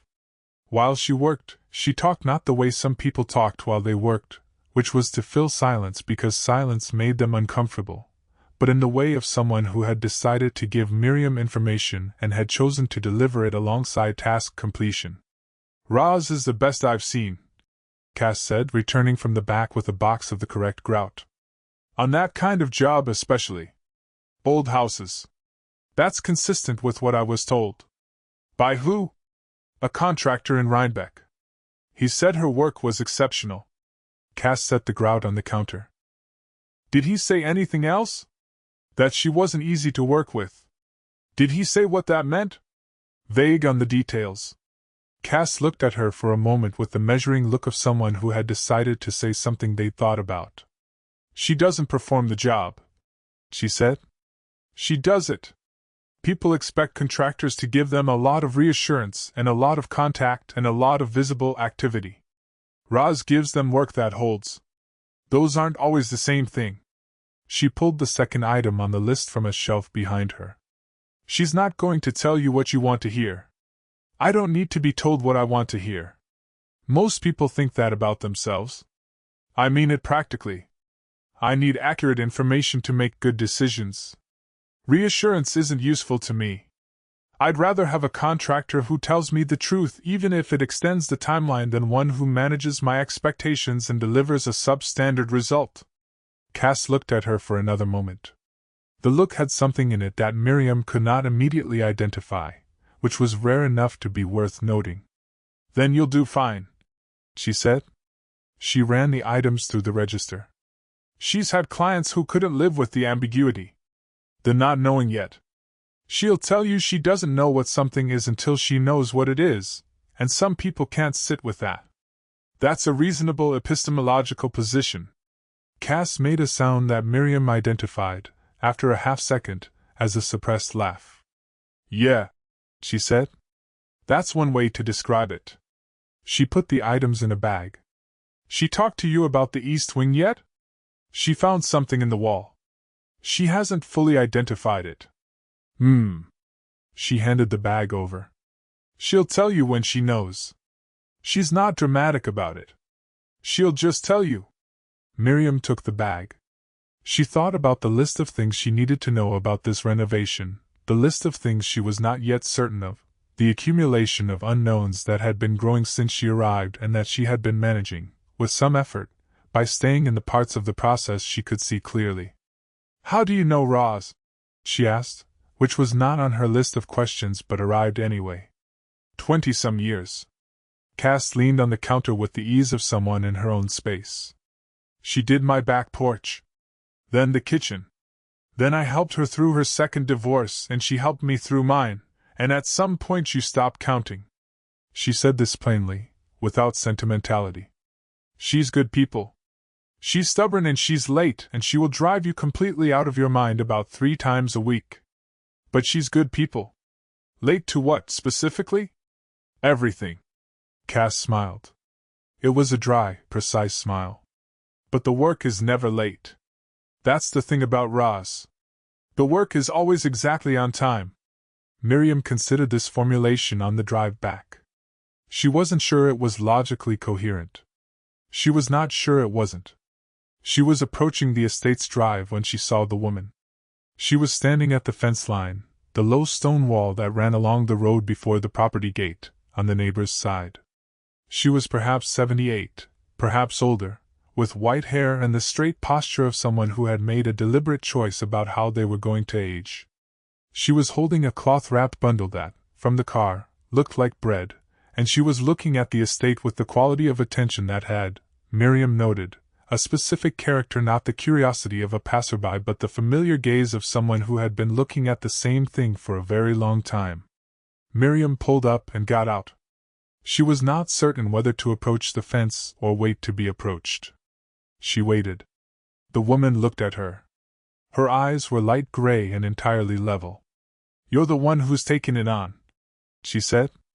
Her voice was accented something European, Belgian or Dutch, and unhurried. "I'm the owner. Miriam Cho. I know who you are. I knew Chenja." She said the name with the respect of someone who had known a person rather than known of them. "I am Patience Vale. I am next door for 40 years. She held the bundle over the fence. "Bread. For the house." Miriam took it. It was still warm through the cloth.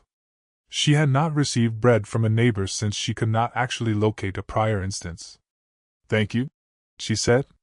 Patience looked at the house. She was quiet for a moment in the way of someone who was not deciding what to say but simply allowing what she decided to arrive in its own time. "I have watched 3 owners of this property," she said. "The first sold it in 10 years without looking at it very much. The second let it sit. Your aunt came and went. She loved it, I think. She did not know what to do with it." She paused. "Only one of them stayed long enough to understand what they had." Miriam looked at the house. In the July mid-morning it was exactly what it was, crumbling, effortful, extraordinary. "Which one was that?" she said. "The first owner. The man who built the outbuilding." Patience looked at her with the level gray eyes. "He was not a good man in other ways. But he understood what the house cost to keep and he kept it. For 30 years. She looked back at the house. "This is the thing about old structures. They ask you to decide. What are they asking you to decide? Whether the cost is worth the standing." She said it simply, as a statement of fact about physics and buildings. Then she looked at Miriam. "You've brought Roz Navarro. She's the contractor, yes. She is good." The certainty in it was absolute, the way Cass's had been absolute, but with a different quality. Cass's was the certainty of friendship, and this was something more like the certainty of a long-time observer. "She understands what things are before she touches them. This is rarer than it sounds." She looked at the house one more time.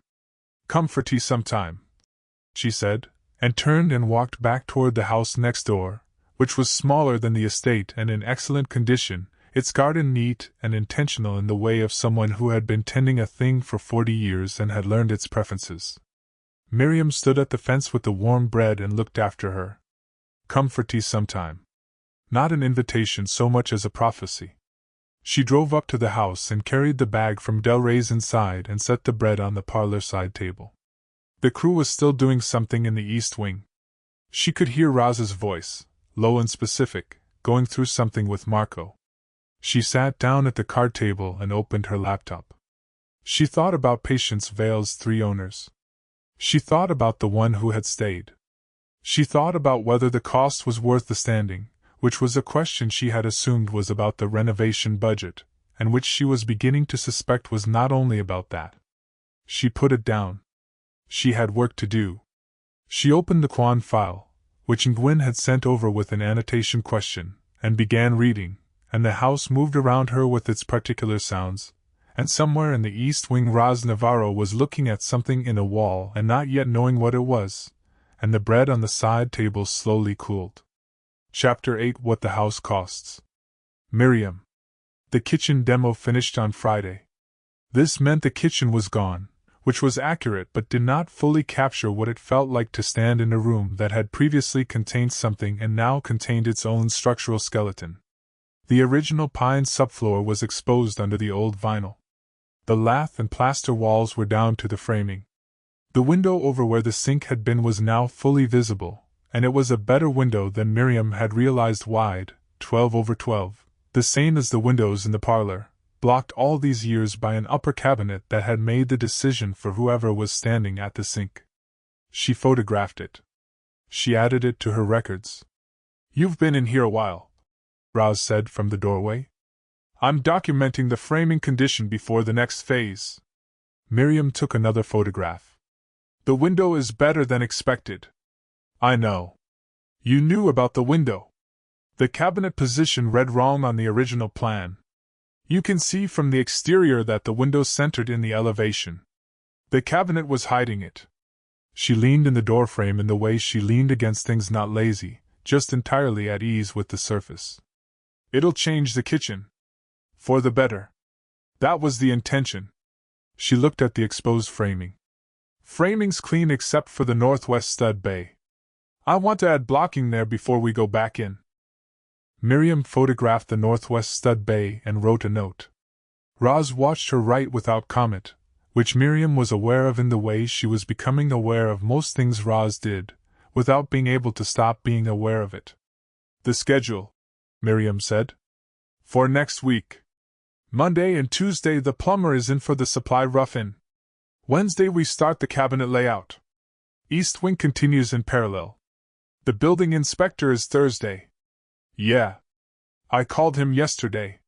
Miriam looked up. "I was going to schedule the inspection. He was going to be in the area Thursday. I caught him." The inflection was neutral. Pure information. "I had planned to manage the contractor communication." "I know. I figured you'd want the Thursday slot and I wasn't sure I'd get it by Friday if we waited." She looked at the ceiling joists. "I can unschedule it if you want." A pause. Miriam held the pause for exactly as long as it took to identify that her objection was jurisdictional rather than substantive. "No," she said.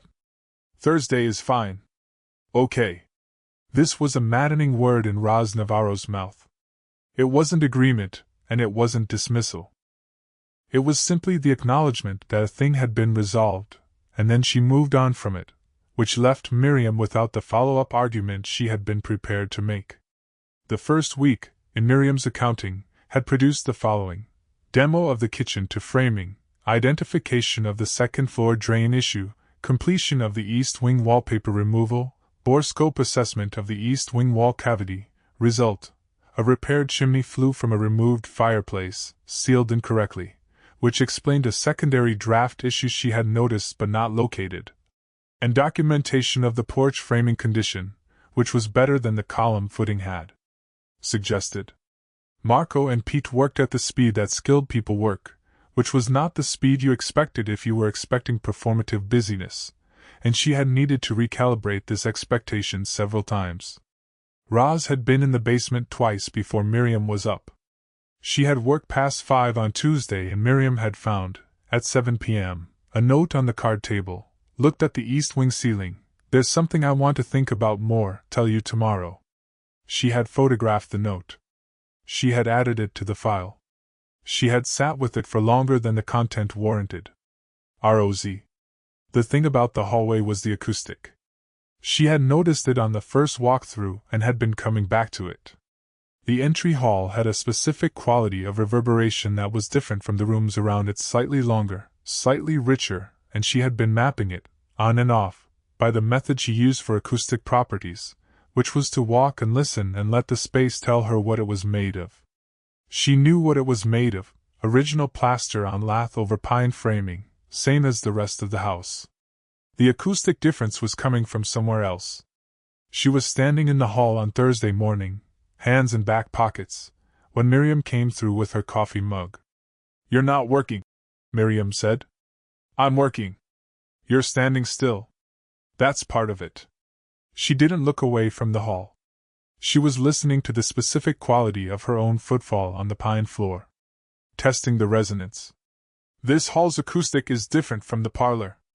It shouldn't be, given the materials. Is this something you need to resolve or something you're noting?" "Both, probably." She knocked on the wall beside the staircase. The sound was not the sound she expected. She knocked 3 feet south. Different sound. "There's something behind this wall." Miriam had come to stand beside her. She was looking at the wall with the look she brought to things she was categorizing. "Is this related to the East Wing issue?" "Different wall, different issue." She knocked again. "Probably a former closet. Someone framed it in." She ran her hand down the plaster surface. "Not urgent. But I want to know it's there. Put it in the log." "Already in mine." She looked at Miriam. "We should talk about the Phase 2 budget." They sat at the card table, which Miriam had expanded with a folding table from somewhere, covered with folders organized in a system Roz had not been asked about and had not needed to ask about because it was legible from the outside. Phases labeled, documentation by date, contractor notes in a separate section. She respected this without saying so. Organization on a job site was a form of care, and she could tell the difference between organization as control and organization as investment. This was the latter. They went through the Phase 2 numbers. Miriam asked specific questions. Roz gave specific answers. When she didn't know something precisely, she said so and gave a range, which Miriam noted without either visible relief or visible frustration, which was itself a form of professional fluency Roz didn't always encounter. "The cabinet layout," Miriam said. "I want to discuss the island." "You want an island?" "The footprint supports it. Based on the window placement and the traffic flow." Roz looked at the kitchen plan sheet unrolled on the table. The window placement was, as of this week, an argument for reconfiguring the whole layout. She had been thinking about it since Tuesday. "What's the island for?" she said. Miriam looked at her. "What do you mean? What is it for?" "It's a functional work surface, additional storage, potential seating on the east side." "Right. All of those things. Which of those things is the main purpose?" She was looking at the plan. "Because the seating configuration and the work surface configuration pull in different directions. If you're designing for someone who cooks for one and works at the counter, the island goes here." She pointed.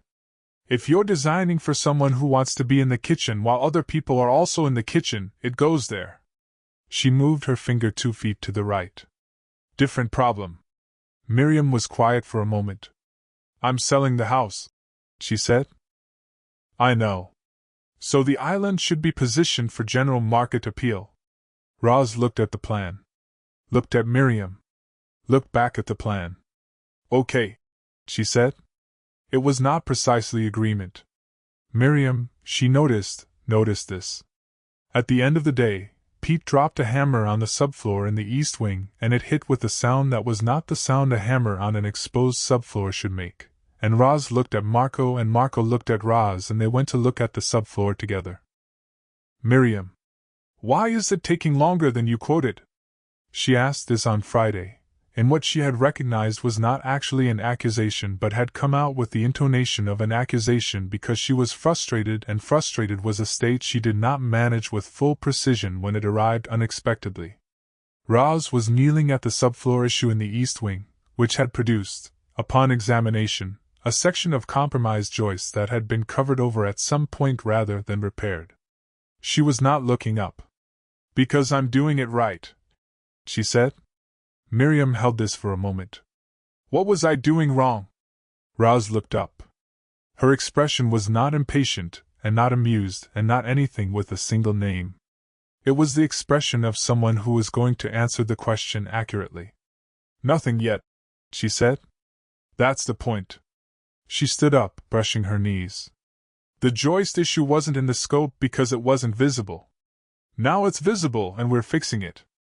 If I'd gone faster last week I might not have caught the bad coupling in the supply line before we closed the walls, and then you'd have a leak behind brand new plaster 6 months from now." She looked at the east wing. "Old houses charge you for speed later. I charge you for time now." Miriam looked at the joist. The logic was sound. She knew the logic was sound. "I understand," she said. "Okay." She went back to the parlor. She sat down at the card table and opened her laptop and looked at the Martinez case documents for 4 minutes without reading them. She thought about what Roz had said. She thought about charging for time now versus speed later, and whether she had been, in her own work, good at this distinction or whether she had, on occasion, moved fast in ways that had cost her. She did not arrive at a comfortable answer. She went back to the Martinez documents. At 5:30, Pete and Marco loaded the truck. Miriam could hear the sounds of end of day through the parlor window, equipment being secured, conversation between the two of them that was too low to distinguish. Then silence. Then the truck starting and backing down the drive. Then the sound of Roz still somewhere in the house. Going through something, checking something. The specific quality of footstep that meant alone and in motion and not yet done. At 6 she heard the back door. At 6:07 she heard the truck start. She looked at the window. The last of the July light was doing something to the lawn that she had found herself noting more often than she could explain. She looked at the Martinez documents. She looked at the light again. She thought about the kitchen island and the 2 positions it could go, and the 2 different problems those positions represented, and the question she had not answered about which one. She closed the laptop. She went to make the coffee, or what passed for it with the grounds she'd finally located at a general store 15 minutes from town. It was an adequate solution to the wrong problem, but it would do for tonight. It occurred to her, somewhere between the kettle and the mug, that she had not been this aware of the sounds of a house since she was a child in her parents' house, listening to the sounds of an argument in the room below and adding them to the list she was building of things she was going to be able to do nothing about. She filed this observation and did not examine it further. She was very good at that. Chapter 9 3 Divorces, briefly. Cass arrived at noon on a Wednesday with a cooler and a proprietary air about the whole operation that suggested this was not her first job site visit, and she had opinions about how to do it correctly. Roz heard the truck pull in and looked up from the east wing subfloor, where she and Marco had been working through the Joyce sister repairs since 8. Through the window she could see Cass getting out, assessing the exterior with the look she brought to all real property she encountered, which was the look of a woman who had spent 25 years in the building supply trade and could not turn it off. "Who's that?" Pete said. "My friend. She brought lunch. Does she do this a lot?" "Often enough." She put down the drill and stood, rolling her shoulders. The joist work was good work, but it was close quarters work and she had been folded over it for 3 hours. "Can you finish the south end? I want the blocking in before end of day." She went downstairs. Miriam was at her card table in the parlor, on a call, and she looked up when Roz passed and then looked back at her screen. Through the front window, Roz could see her track Cass's approach to the door, the slight recalibration that happened in Miriam's posture when something was entering her orbit that she hadn't planned for. Roz met Cass at the door. "The porch is worse than you said," Cass said by way of greeting. "I said it was bad. You said it was manageable. That column is not manageable.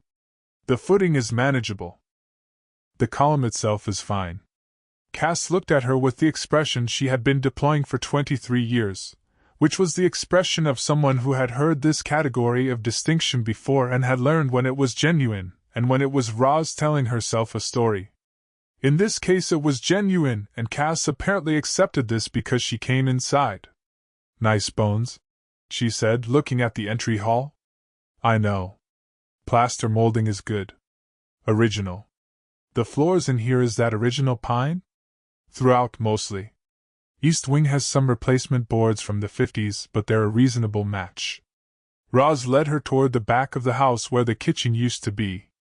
Cass stopped in the doorway and looked at the open framing. "You got the window," Cass said. "I knew it was there. You told me you suspected it was there." "That's the same thing."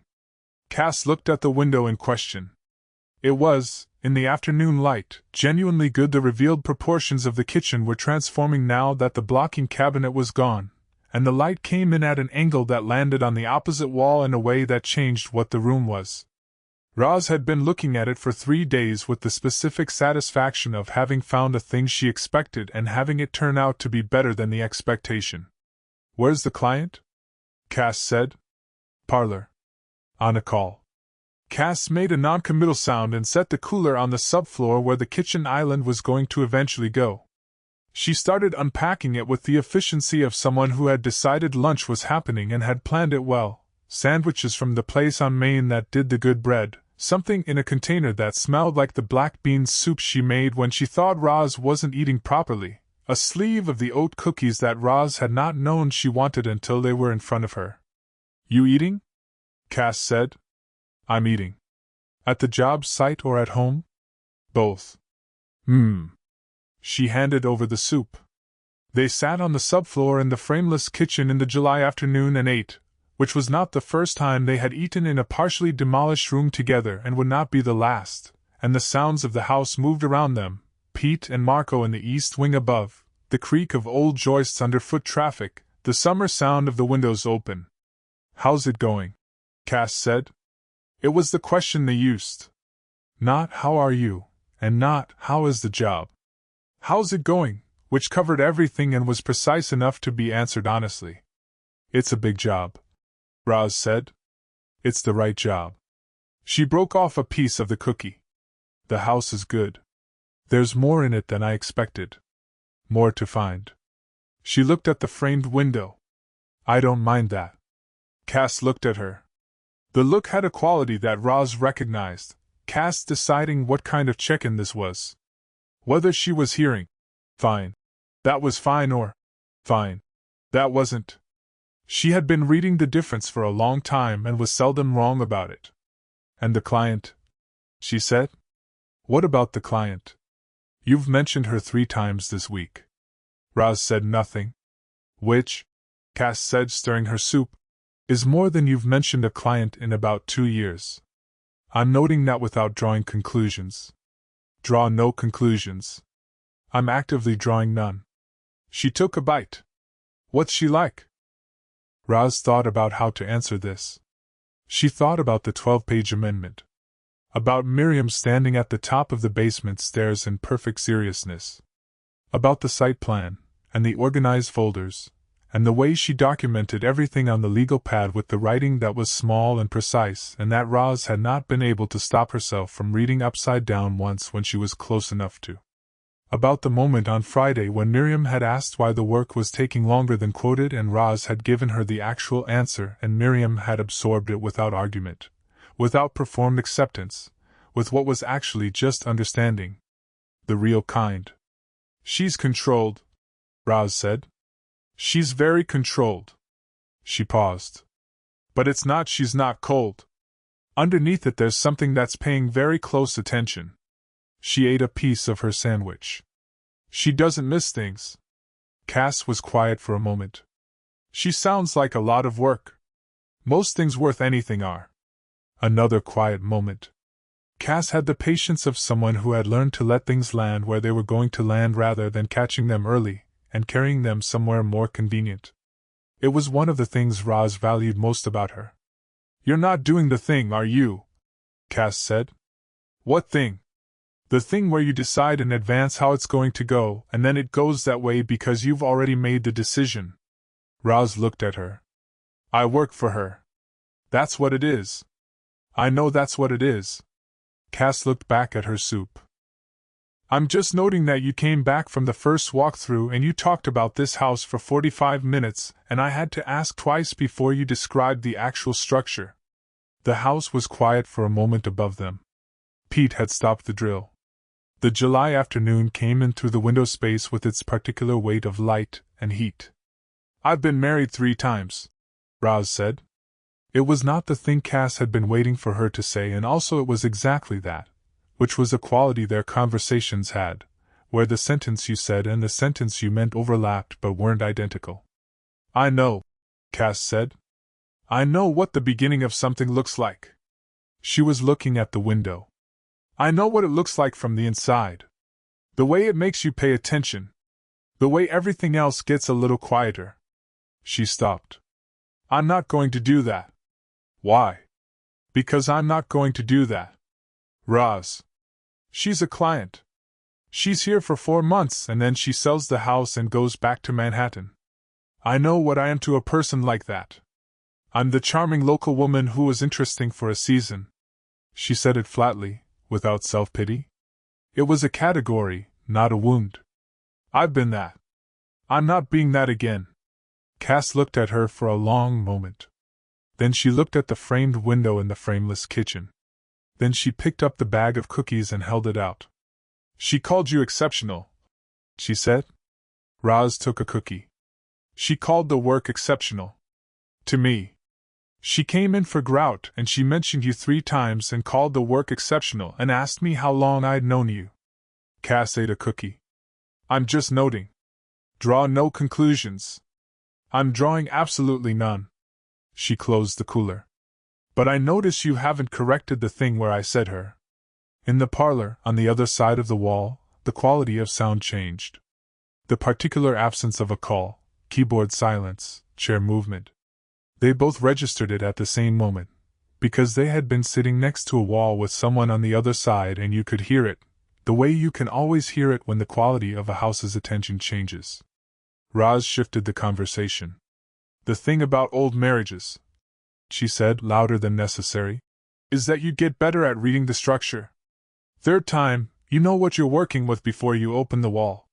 She had addressed this to the middle distance and not to Cass, and Cass looked at her with an expression that meant she understood what was happening and was going to allow it.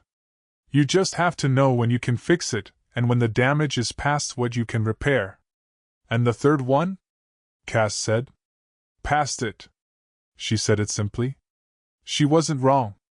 She said loving me was exhausting and she was right. I was always in the middle of something. Always 10 minutes late.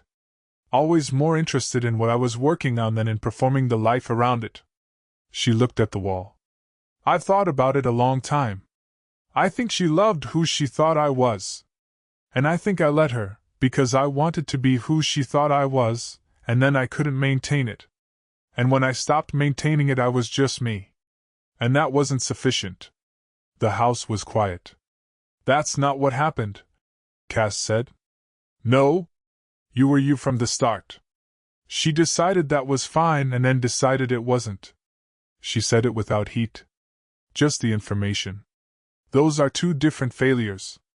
Roz said nothing. The first failure is hers, Cass said. The second is both of yours. But you've been carrying all of it. I know what my part was. I know you do. But knowing your part and taking someone else's isn't the same thing as understanding it. She stood and picked up the cooler. I'm going to go introduce myself before I leave. Is that okay?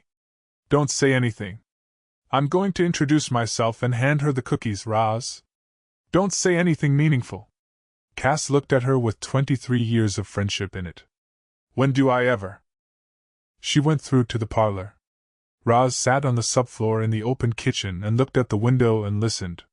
She could hear Cass's voice, warm, precise, the professional warmth of someone who had spent a life being good with people. She could hear Miriam's voice, lower, more careful, the particular register of someone running a real-time assessment. The sound of the cookie bag being offered. A brief exchange she couldn't parse. Then Cass's laugh, which was a specific and genuine sound.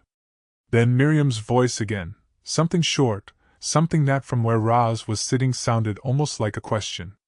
Or something that had the shape of a question. Then quiet.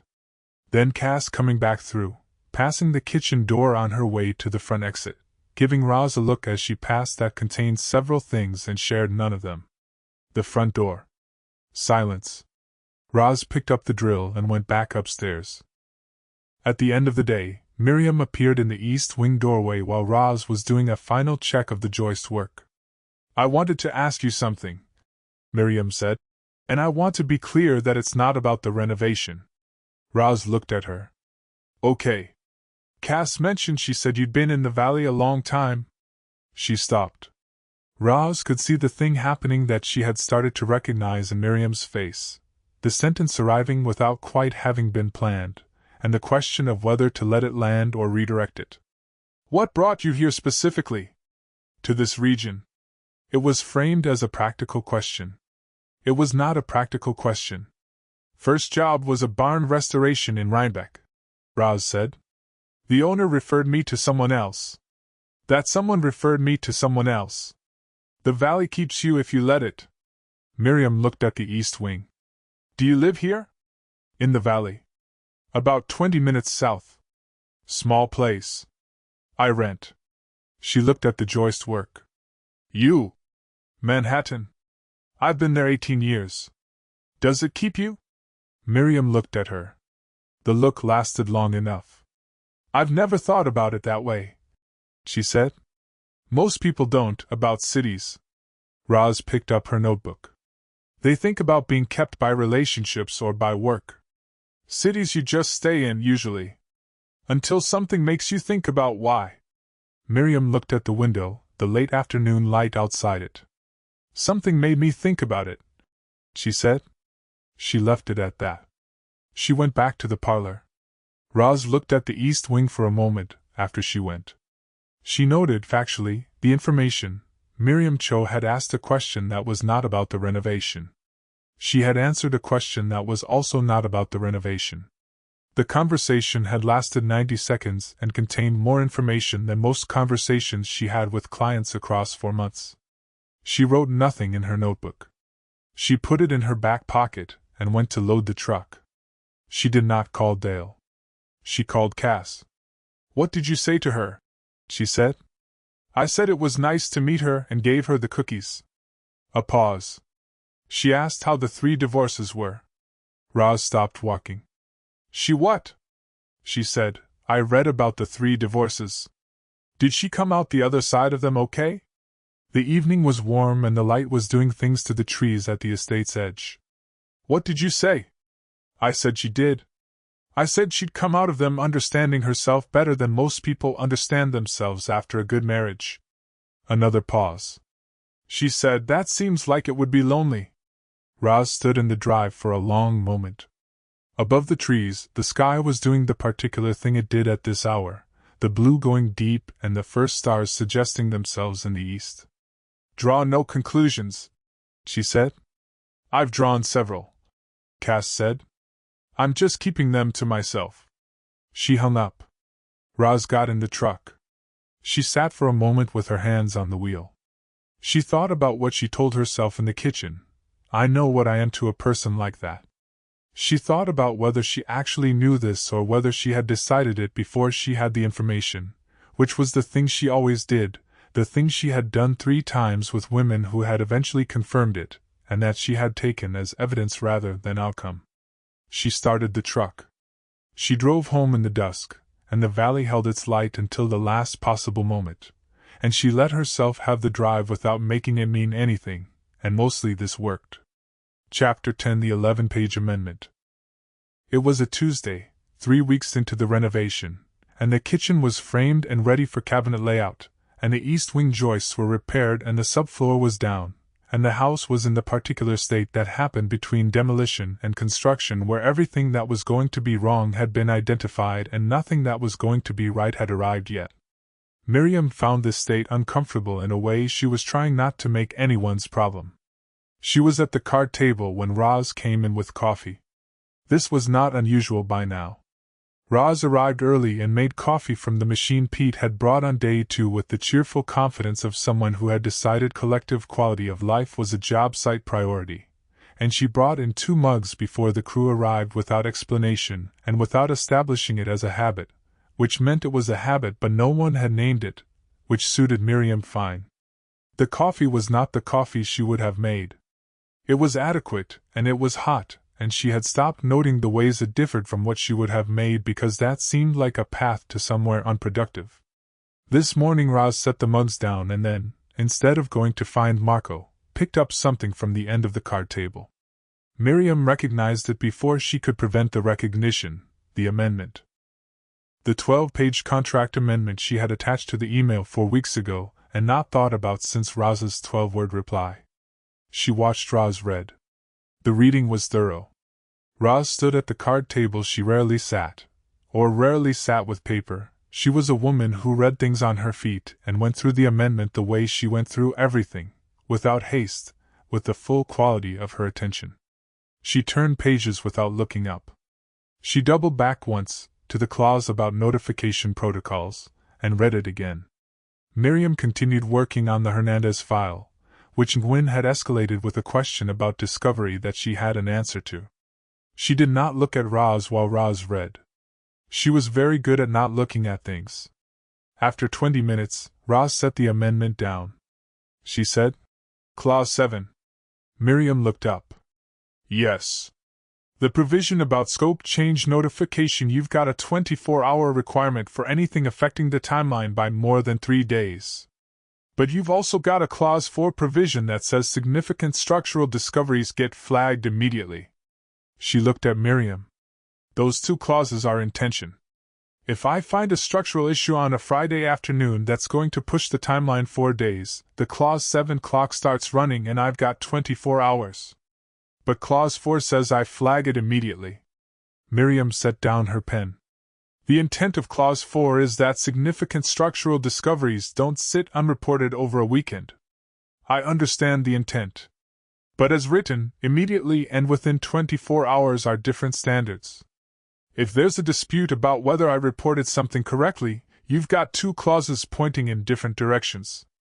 The immediate flag satisfies the 24-hour requirement.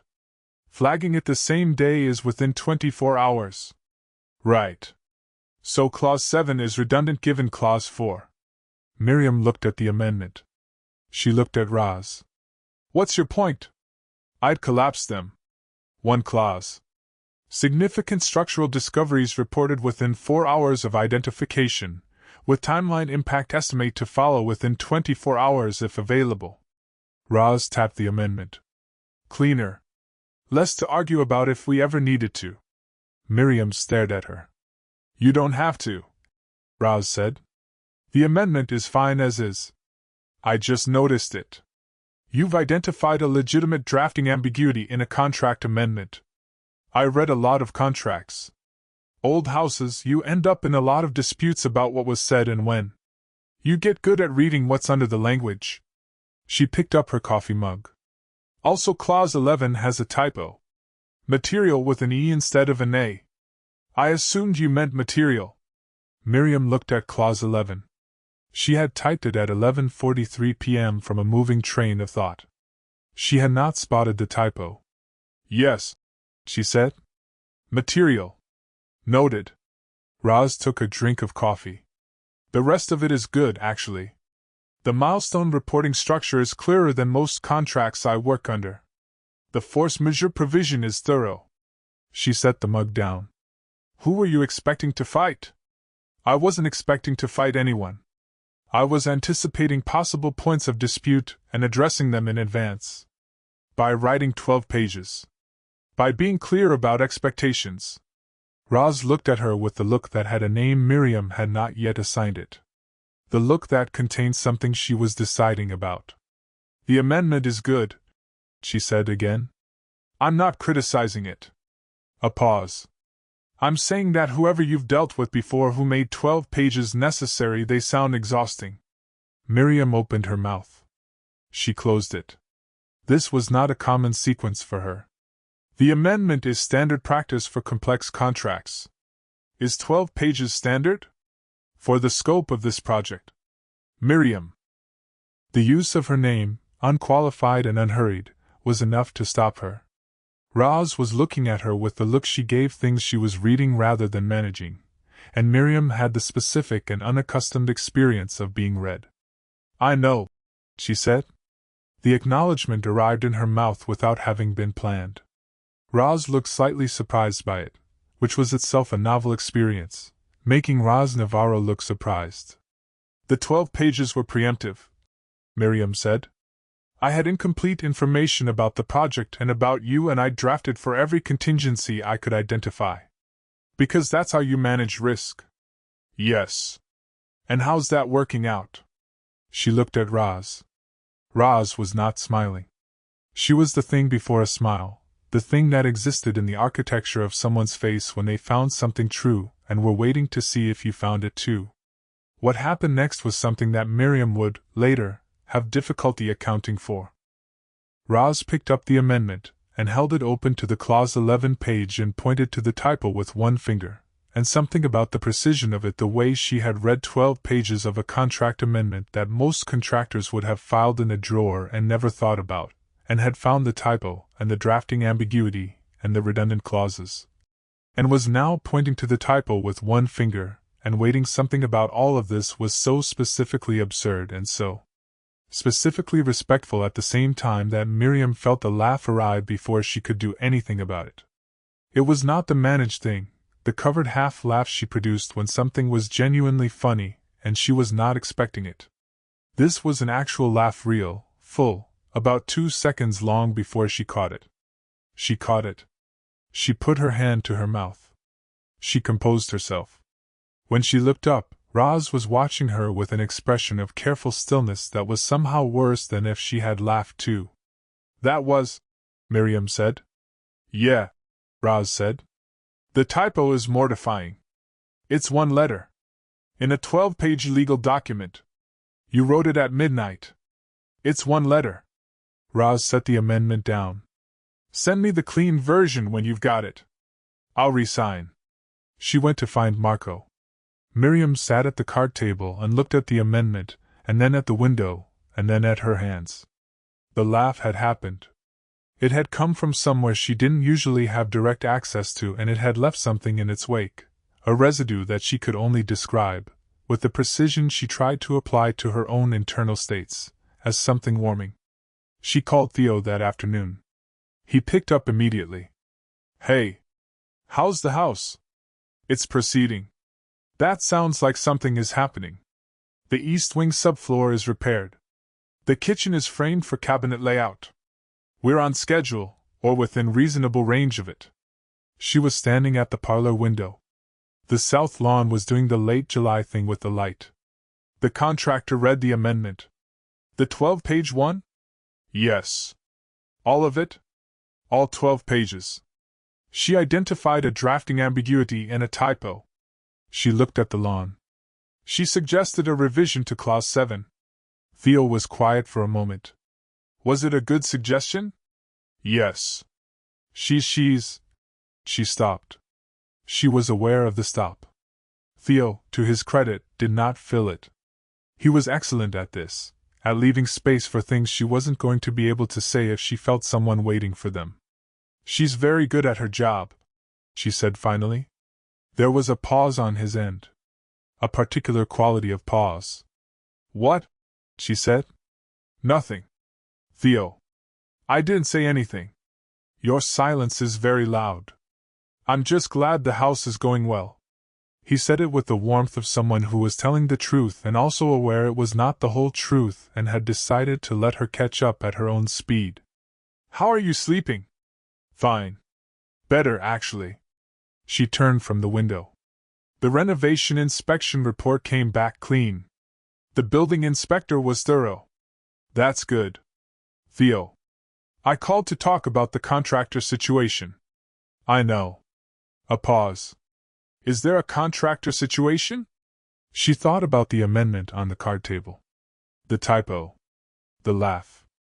The specific quality of Roz watching her compose herself afterwards, careful and still, not making anything out of it.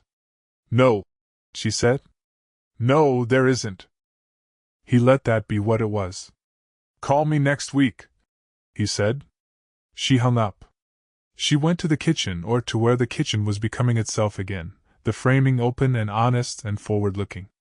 She stood in the space and looked at the revealed window. The light came through it and landed on the east wall the same way it had been landing every afternoon at this hour since the cabinet came down, and she had been watching it do this without meaning to for 3 weeks. She went back to the parlor. In the morning, she got up at her usual time.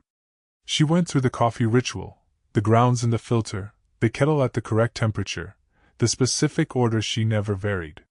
She was 3 steps into it when she became aware, with a clarity that had the quality of something surfacing from a depth, that she was doing it in the kitchen and not the parlor, and that Pete's machine was already on the counter, and that she had just added a second mug to the counter without deciding to. She looked at the 2 mugs. She stood there for a moment. Outside, at the edge of the drive, she could hear the sound of a vehicle approaching. The particular engine note of a truck she had, without meaning to, learned to recognize. She looked at the 2 mugs again. She picked up both of them and went to finish making the coffee. Chapter 11. What Roz Sees. The crew didn't come on Saturdays. This was not something Miriam had asked about directly. It had simply become apparent over the first 4 weeks that the rhythm of the job was 5 days, Monday through Friday, and that Saturday was Roz's to use or not use as the work required. She had gathered, from the pattern of notes left on the card table and the occasional early morning evidence of someone having been in the East Wing before business hours, that Roz used Saturdays the way she used the early morning, for looking, for thinking, for the kind of work that didn't announce itself. So Miriam was not surprised, on a Saturday in late July, to hear a truck on the drive. She was working in the parlor. She had been working in the parlor since 7, which was her standard weekend pace, carrying in a case file from the city that Nguyen had flagged as needing her direct attention before the Monday call. It was the kind of file she could do from anywhere, which was one of the things she had discovered about herself over the past month. More of her work traveled than she had known, because she had never before given it anywhere to travel to. She heard the front door. Then the sound of Roz moving through the entry hall. She could identify the footstep pattern now, unhurried and specific, different from Marco's and entirely different from Pete's, and then the East Wing. She worked. She could hear Roz through the wall, which by now was a familiar condition of the house, the 2 of them present in separate rooms, connected by the acoustics of old plaster, each in their own work. At 9, she got up to make coffee. Roz was in the East Wing when Miriam passed the doorway, crouched in front of the section of wall they had replastered over the repaired chimney flue, running her hand along the new plaster in a way that was less about assessment, from what Miriam could see, and more about something else she did not have an immediate name for. "You don't need to be here on a Saturday," Miriam said. "I know." She didn't look up. "Is there a problem with the East Wing?" "No. I wanted to look at something." She stood. "The new plaster is set. I want to see how the light reads on it." Miriam looked at the wall. It looked, to her, like plaster. "How does it read?" "Better than I expected. The texture matches close." She moved back a few steps and looked at it from a different angle. "You have to look at plaster in different light conditions before you know if you've got it. A repair that reads well at noon can look patched at 6 in the evening." She tilted her head slightly. "This one's going to hold." "Is that—" Miriam stopped. "Is what?" "I was going to say, is that something you learn or something you simply know, but I recognize those aren't meaningfully different questions." Roz looked at her. Something in her face that was not quite a smile and not quite amusement. "It's learned. You look at enough repairs in enough light conditions and you start to see what you're looking for." She moved to the window. "You want to know how a room works, you look at it in the morning and in the afternoon and in the dark. Each time it tells you something the others didn't." Miriam looked at the East Wing in the morning light. She had been in this room many times and had always seen what was in it, the dimensions, the condition, the items on the list. She had not thought of it as telling her something different depending on when she was standing in it. "I made coffee," she said. "I know. I can smell it." She went and got both mugs. They stood in the east wing with their coffee, and Roz showed her the plaster repair. Not the repair itself, which was already committed, but the method, the way the new plaster feathered into the old at the edges, the specific technique for matching a texture that had been applied by hand with a hawk and trowel in 1847 and that no power tool could replicate.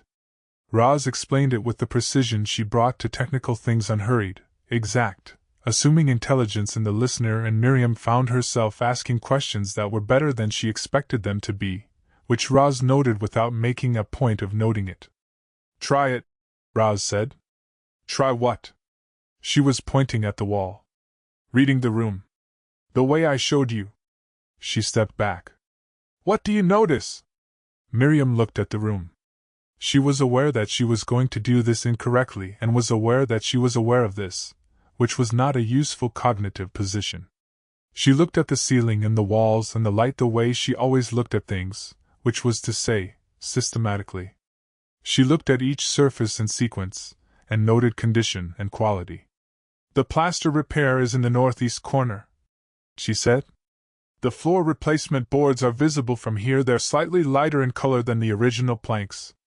The window on the south wall has the best light of the 4 windows." "Okay," Roz said. "Now stop cataloging." "I wasn't." "You were. You were making a list." She was not unkind about it. "Try looking before you know what you're looking for." Miriam looked at the room without cataloging it. This was harder than it sounded. She stood for a moment in the specific cognitive discomfort of someone who had organized their perception around utility for 20 years being asked to temporarily suspend the organizing. She looked at the floor first, because it was the largest surface and had the most visual information. The morning light came in at a low angle from the east window and ran along the floor in a way that made the grain of the pine visible, the pattern of it, the way the boards had expanded and contracted over 170 years into their current positions, the small imperfections and the long straightness. The original boards and the replacement boards were clearly distinguishable from this angle in a way they weren't from a standing position, and the line between them made a specific diagonal across the room that she had not seen before. "The floor," she said. "The replacement section makes a diagonal. I hadn't seen that from standing height. The boards follow the original substructure. The substructure shifted at some point, probably settling." Roz was looking at the same thing. "What does the diagonal tell you?" "That the settling happened unevenly. The east side dropped more than the west." "And what does that tell you about the northeast corner?" Miriam looked at the northeast corner. "At the repaired chimney flue. At the plaster repair above it. At the diagonal on the floor. The settling and the chimney damage are related," she said. "The flue repair happened because of the settling. Or the settling happened because of the flue. Cause and effect runs both ways in old structures." Roz was quiet for a moment. "But yeah? You're reading the room." Miriam looked at the east wing and was aware, in a way she had not been before this moment, that she had been in this room many times and had been seeing it but not reading it. That the difference between those two things was not a small difference. She drank her coffee. "Show me something else," she said. Roz showed her. They spent the morning in the house, which was not a plan either of them had made. Roz moved through rooms with Miriam beside her and demonstrated what she looked for and why, and Miriam asked questions and sometimes answered them before they finished being asked, and twice tried the reading before cataloging and got it partially right, and then, the second time, mostly right, and Roz said, "There it is," in the same tone she used when plaster set correctly, which was the tone of something expected and arriving on time. The comedy was gentle. In the dining room, Miriam tried to read the light on the restored ceiling and described, with complete confidence, something that turned out to be a shadow from a tree outside the window rather than a feature of the plaster. Roz waited for her to finish before explaining this. Miriam said, "That's embarrassing." Roz said, "Everyone does it once." Miriam said, "Have I done it before?" Roz said, "Twice." The other times I didn't say anything because you were going to get there. Which was both a correction and the most indirect compliment Miriam had received in recent memory, and she was aware of both of those things, and did not address either of them. In the hallway, where the hidden closet was behind the wall, Roz knocked in the two places she'd shown Miriam before the different sounds and asked her to identify which was hollow. Miriam knocked in both places herself. She got it right. Roz looked at her in the specific way she looked at things she found better than she'd expected. "You're good at pattern recognition," Roz said. "That's what most of my work is. Most people's work is. But a lot of people stop noticing after a while. They recognize the pattern and stop seeing the thing the pattern is made of." She was looking at the wall. "You still see the thing?" Miriam stood in the hallway and held this for a moment. It was the kind of observation that arrived as professional and landed as something else entirely, and she was aware of the two registers of it, and could not quite put either down. "The hidden closet," she said. Are we going to open it?" "It's not urgent. The acoustics are fine, nothing's compromised. It's a former closet, not a structural issue." She knocked one more time. "But if you want to know what's in it..." "I want to know what's in it." Roz looked at her with something that had warmth in it. "Then we'll open it. Next week." They ate lunch on the porch steps, which happened without either of them proposing it. Miriam had made sandwiches from what was in the refrigerator, which was more than she had expected because she had been shopping with more intention than usual, and she'd brought two out when she went to make them in the same automatic fashion she had been making 2 cups of coffee. Roz took the sandwich without comment. They sat on the south end of the porch steps where the afternoon light was going to land in an hour. They talked about the house for a while and then about other things in the way of conversations that follow a natural gradient. Roz about the barn restoration in Rhinebeck that had been her first job in the valley, which was technically about houses but was actually about first times and places. Miriam about the first case she'd handled alone, which was a pro bono dissolution she'd done in her second year and which she had, at 24, been too young to fully understand and had handled correctly anyway, which was a different kind of first time but the same category of experience. The conversation moved the way it moved when either person was managing its direction. Miriam noticed this. She let it go on. "You were a good lawyer at 24, Roz said. It was not a question. I was a precise lawyer at 24. Good takes longer. What's the difference? Precision is about the work. The right argument, the right evidence, the correct application of the correct rule. Good is about what the work is for. Who it's serving. Whether what you're doing is actually what needs doing." She looked at the south lawn. "I was 20 before I was good. Possibly 30. And now? Now I'm very good at what I've decided to do. I'm occasionally uncertain whether I've decided the right things." She said this without inflection. It was accurate. She was not alarmed by it. Roz was quiet for a moment. "That sounds like wisdom. It sounds like audit." She picked up the last of her sandwich. "I spend a lot of time auditing. It's an occupational habit." "What do you find?" She thought about this. About the professional record, which was excellent. About the personal record, which was a shorter document. About the specific gap between the two that she was more aware of than she had been before she drove up to this house in early July. That the work record and the personal record diverged more than I would have predicted. She said. At 24, I assumed they would track together. That the qualities that made me good at the work would translate. And they didn't. Some of them did. Precision, rigor, the capacity to finish things. Others, the ones that involve a different kind of attention, apparently require separate cultivation. She looked at the lawn. I'm apparently better at reading rooms than I thought. And not for the reasons I assumed. Roz looked at her. You're not looking before you know what you're looking for, Roz said. Not yet. Yet, Roz said. She picked up her coffee mug. That was all. In the afternoon, Roz worked in the east wing and Miriam worked at the card table, and the house was the way it had been in the mornings and evenings when the crew was gone. 2 people in separate rooms connected by old plaster, and the acoustics of a building that had been listening to people for a long time. Miriam was aware of the quality of this in a way she had not been earlier in the month. She worked on the Hernandez file and the Alcott file and answered 3 emails and looked at the window at intervals and did not find any of this difficult to account for. At 5 she heard the east wing go quiet. Then the specific footstep pattern of someone satisfied with the day's work. Then the sound of tools being secured in the way Roz secured tools, which had a particular order to it she had learned to recognize. "Monday," Roz said, passing through the parlor doorway. "Monday," Miriam said. The front door. The truck. The sound of the drive. Miriam sat at the card table in the quiet house and looked at the work she had left to do and found it very easy not to do it for several minutes, which was not something she would have predicted about herself 6 weeks ago, and which she filed without a resolution point. She picked up her phone. She called Suki.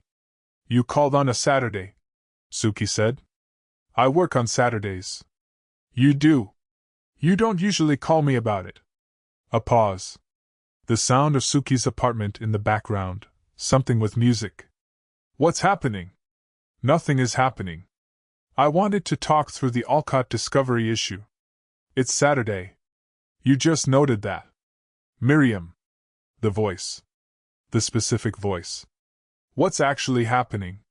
She looked at the parlor window. The south lawn. The late light. "I read a room today," she said. "In the architectural sense. Roz showed me how to look at a space before you know what you're looking for. I was apparently not bad at it." Silence on Suki's end. "She showed me how to tell that a floor diagonal and a chimney repair were related," Miriam said. "And then I identified the hollow section in the hallway wall by sound." She said, "There it is." In the same voice she uses when plaster cures correctly. More silence. "I'm noting this," Miriam said, "because I found it notable. That's all." Suki said. "It's professionally interesting. Reading space as information is directly analogous to reading evidence. The skill transfers." "I'm simply observing that the skill transfers." "Miriam," Suki said, "you called me on a Saturday to tell me about a skill transfer." She did not answer this. "Okay," Suki said, warmly and with the precision of someone who had decided to be kind about what she knew.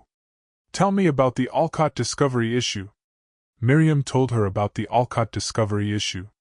They talked for 30 minutes and it was useful, and she hung up feeling the specific competence of a work problem well examined and also something else underneath it, some secondary warmth she had no clean category for. She went to make dinner.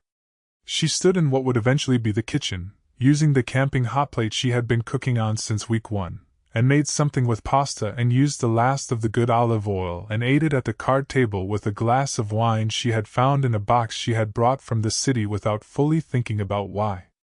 Outside, the summer dark gathered around the house. The trees went quiet. The river, which she could not see but could feel in the valley's nighttime air, went on. She thought about the diagonal on the floor and what it told you about cause and effect running both ways in old structures. She thought about this for longer than she had planned. In the truck, heading south on Route 9, Roz called Cass. It rang twice. "Hey," Cass said. "Hey. How's the house?" "Good. The plaster repair is set well. I wanted to look at the east wing light condition." "On a Saturday." "The east wing." "Right." A pause. "Was she there?" Roz drove. A farm stand went past on the right, its sign lit. A deer at the tree line, visible for a moment in the headlights. "She was working. We looked at some things." "What things?" "I showed her how to read a room. She's good at it."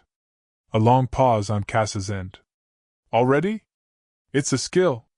Pattern recognition. She paused. "She's been doing version of it her whole career. Just applied differently."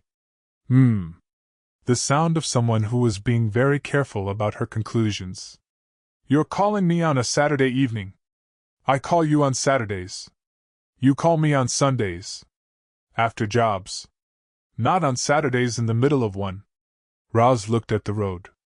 The valley was dark now except for the intervals of lit farms and the occasional headlight. She had been driving this road for 15 years and it had the quality of all familiar roads. You could do it without thinking, which meant what you were thinking about was something else.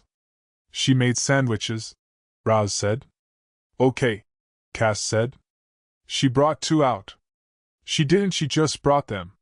She didn't make a thing of it. Okay. And she said? She stopped. She thought about Miriam on the porch steps saying not yet.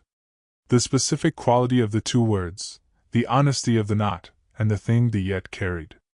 She said something precise about herself? About the difference between being precise and being good. She knows herself with a lot of rigor. Does she? Cass said. For the parts she's decided to examine. There are other parts she hasn't looked at yet. You can see the shape of them. Roz was quiet for a moment. She's working on something. In herself. I don't think she'd name it that way, but that's what it is. Roz, Cass said. What are you doing? I'm driving home. What are you doing with this woman? Roz looked at the road.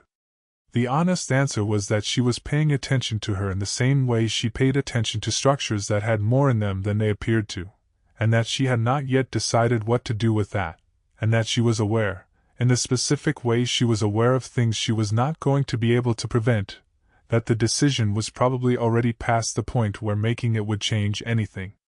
Nothing, she said. She's a client. She's here for 4 months. It's been 1 month. I know. You've got 3 more. I know, Cass. Okay. A pause. I'm just noting that 3 months is a long time to do nothing. Mind your business. You called me, Cass said, which was the same thing Dale always said, and which was true, and which Roz had no good answer to. She hung up. She drove. The valley went past in the dark, familiar and patient, the way it always was. She had been here 15 years and it still did something to her, the quality of this particular dark, this particular air. She had told Miriam that the valley kept you if you let it, and she believed this, and she had let it. She was less certain, tonight, about what else she was letting. She told herself she was interested in the project. She was interested in the East Wing and the hidden closet and the load-bearing question she had been developing for 3 weeks that she had not fully resolved and had not told Miriam about yet. She was interested in the house. The client happened to be there. She said this to herself with conviction. She held it for the length of the drive. It was the first time in a long while that she had been, with some deliberateness, dishonest with herself.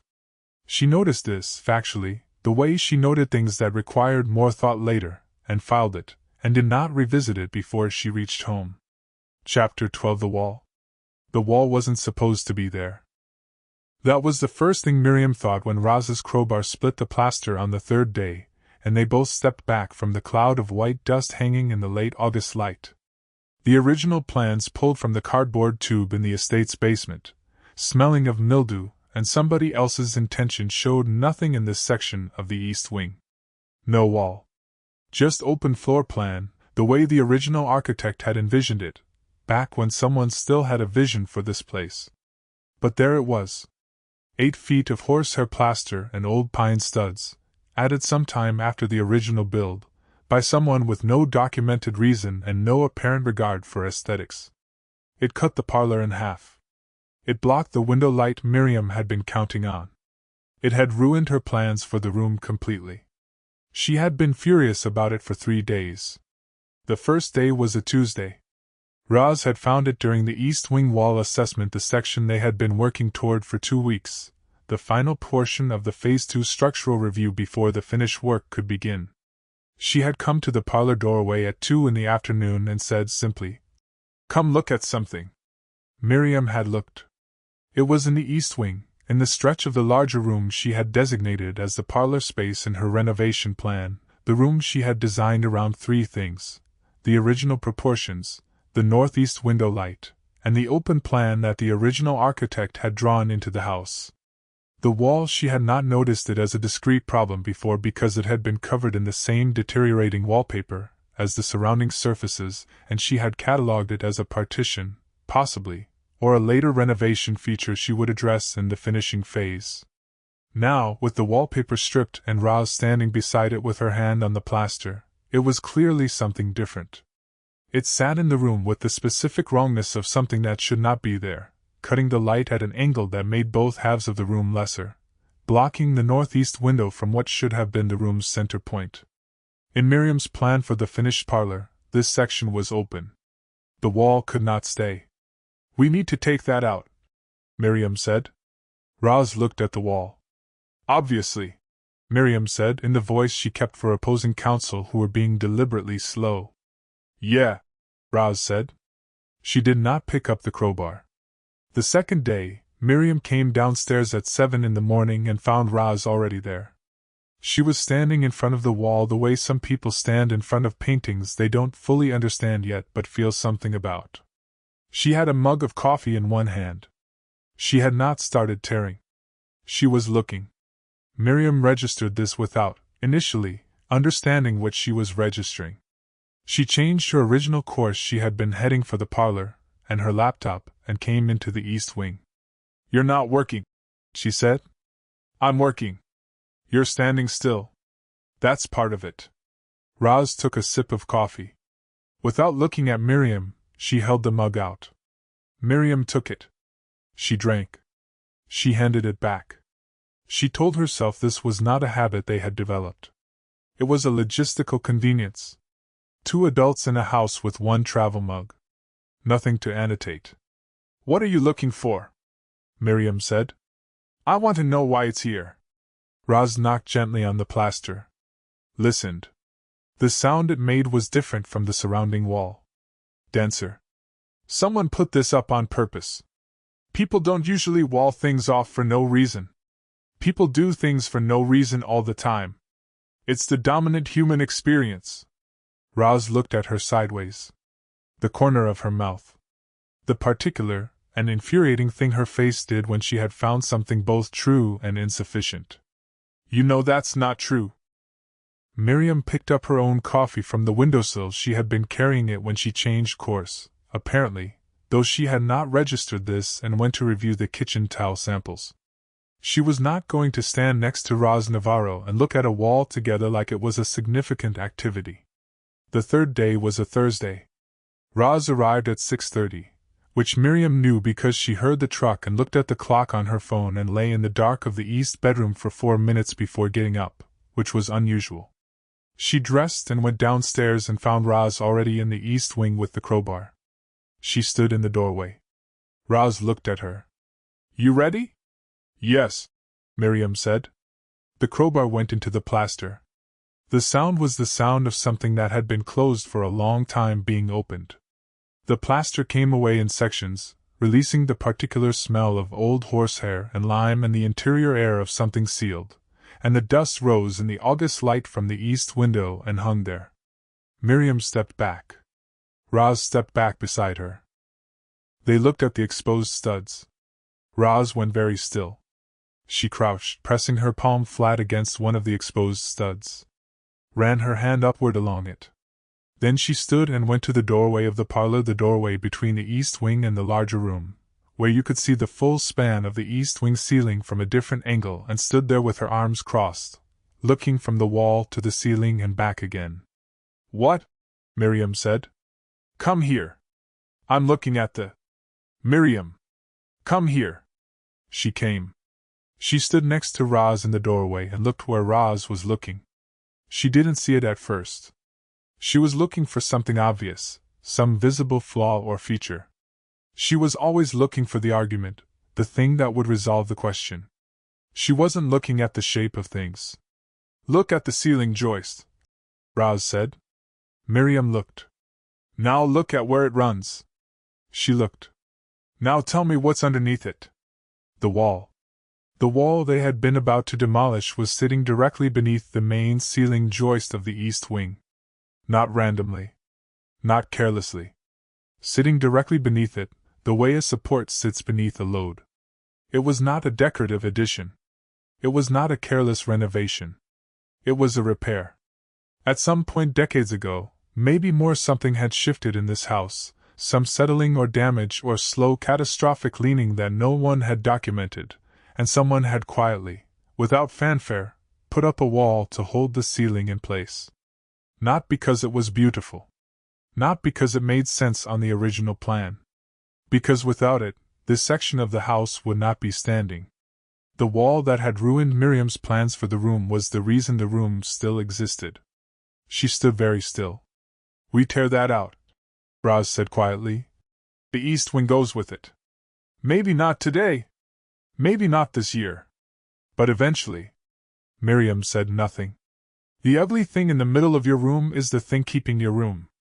The dust was still settling around them. Outside, through the window the wall had been blocking, the late August light was doing something to the Hudson. Miriam became aware that her chest felt strange. Not painful. The opposite of painful. Some pressure releasing that she hadn't known was there. "We should document it," she heard herself say. "Before we do anything else. Get the structural engineer up from Rhinebeck. Make sure we understand the full load before we make any decisions." Roz looked at her. Something in her face that was careful and warm and not performed. "Yeah," she said. "That's the right call." The structural engineer came on Monday.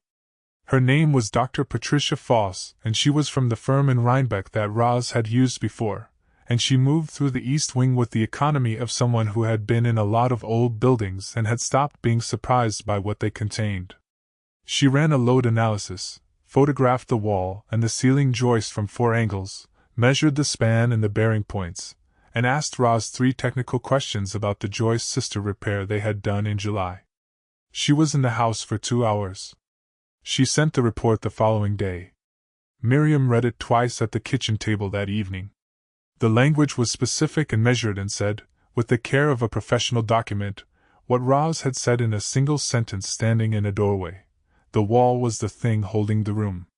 Could be refinished, could be built out, could be made intentional and beautiful if someone cared to try.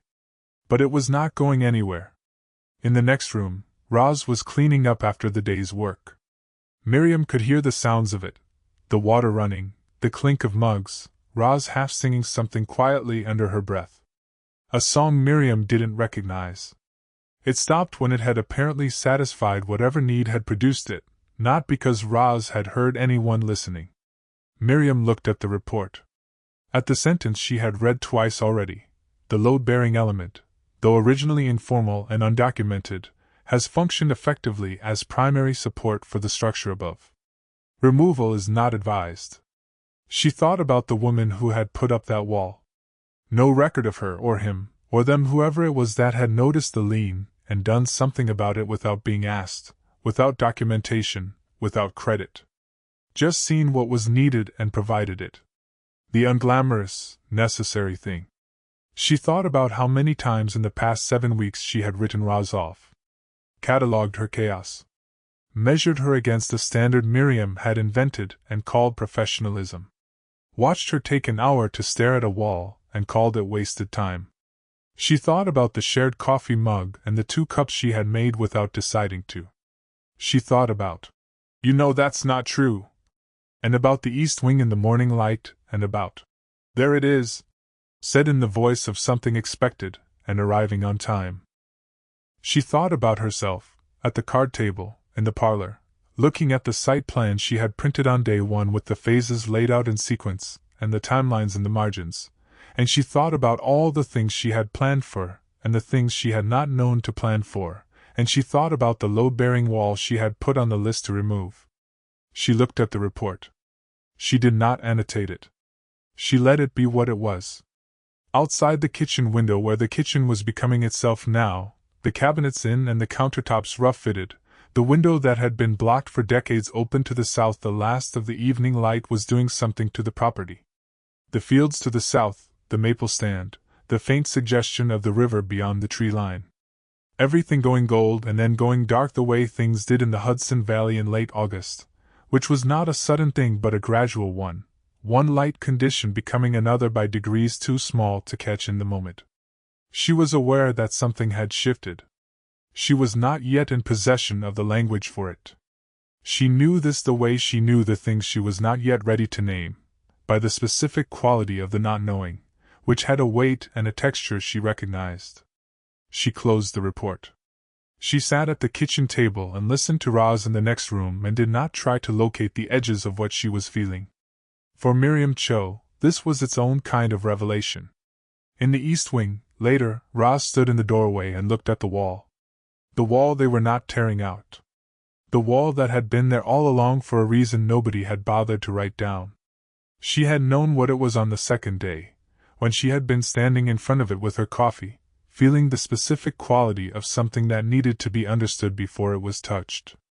She had known the way she knew things she couldn't yet prove, from the sound of it, the density of it, the way the house held its weight differently on either side of it. She had needed the third day not to find out what the wall was but to know how to tell Miriam what it was. Which was a different problem. Miriam had understood immediately. She had gone still in the doorway in the specific way she went still when something was landing that she hadn't planned for, and then she had said, "We should document it." Which was the right call. Which was, Roz thought, looking at the wall in the last of the evening light, what competence looked like when it was joined with something else. When it was used in the service of actually seeing rather than in the service of having been right. She thought about what she'd said on the second day, standing at the wall with Miriam beside her. People don't usually wall things off for no reason. She thought about herself. About the 3 marriages and the 3 endings and the pattern she had decided was data. About the morning, 3 weeks ago, in the truck on the way home from a Saturday she had not planned to spend at the house, when she had told herself she was interested in the project and had known she was lying. She looked at the wall. She was going to need to think about this. She went to finish cleaning up. In the kitchen, Miriam was still at the table with the structural report. She didn't look up when Roz came through. The light was almost gone outside the window. The house was quiet in the specific way of a house at the end of a day that had contained something significant. Roz said good night. Miriam said good night without looking up from the report. Roz went out to the truck. She sat for a moment with her hands on the wheel. She drove. The valley held the last of its light for as long as it could, the way it always did. She let the drive be what it was. Something had happened in that house today. She was not going to name it tonight. She was going to give it the same thing she gave everything that needed to be understood, time, and attention, and the willingness to look at it from more than one angle before she decided what it was. That was the work. She drove south as the last light went out of the sky, and the river was there whether she could see it or not, and the house was there behind her holding everything up the way things hold everything up when someone has finally bothered to understand what they're looking at. Chapter 13 Suki calls it. The call came on a Wednesday, in the first week of September, while Miriam was sitting on the porch steps eating an apple and looking at the south lawn in a way that she had not, for weeks ago, been capable of doing. Looking without an agenda. She had been practicing this. She picked up on the first ring. "I have news from Franklin," Suki said. Her voice had the specific quality it took on when she was delivering information she had been sitting with for long enough to have formed opinions about it. "He wants a timeline. For my return. He was diplomatic about it.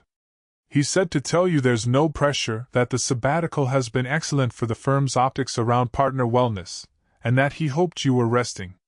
A pause. "He said resting the way a man says a word he's read in a management article. What's the actual message? Kowalski is asking for you specifically on the Renner matter. It's a contested estate with business interests in 3 states and a minor child from the second marriage, and Patricia Delaney is lead counsel for the opposing party. Franklin has been trying to interest Kowalski in Marcus Chin, who is excellent. Kowalski will not be interested in Marcus Chin." Miriam set down the apple. The south lawn was doing the September thing it had started doing, the grass going from the deep green of August to something cooler and more particular, the light lower in the sky and more specific about where it landed. She had started noticing things like this. She was not certain when she had started noticing things like this.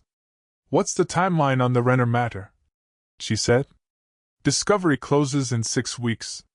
If you were going to come back for it, You need to signal availability by end of next week.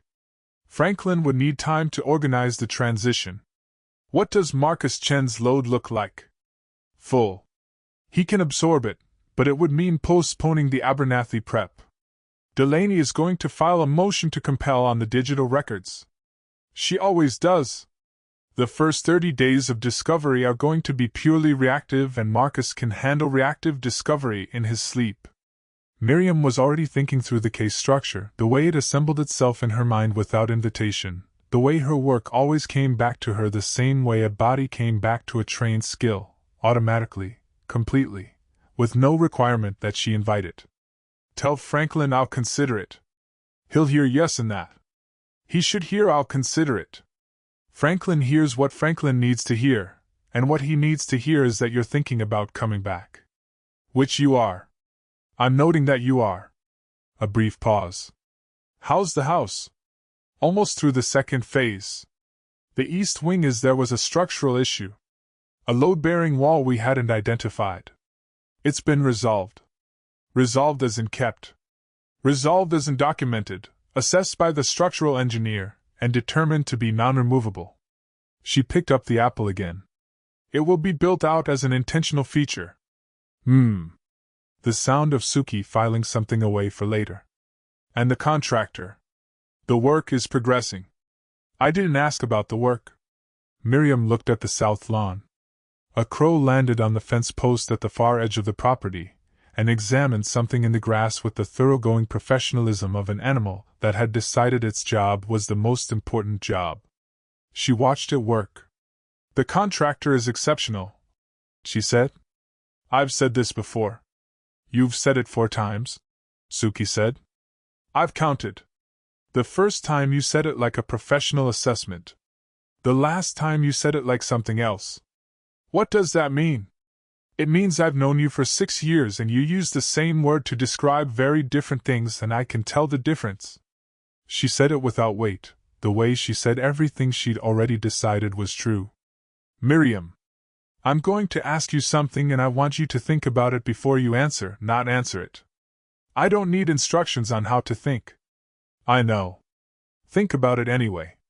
A pause. What happens if you leave before you're ready? Miriam looked at the crow. It had found whatever it was looking for and carried it off in the direction of the maple stand. The fence post was empty. I'll call Franklin, she said. Think about the question first. She hung up.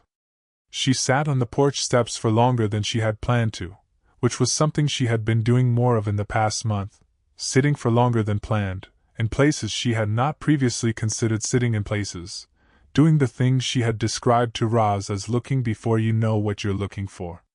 She did not have the vocabulary to describe what she was looking for. She was aware of this gap.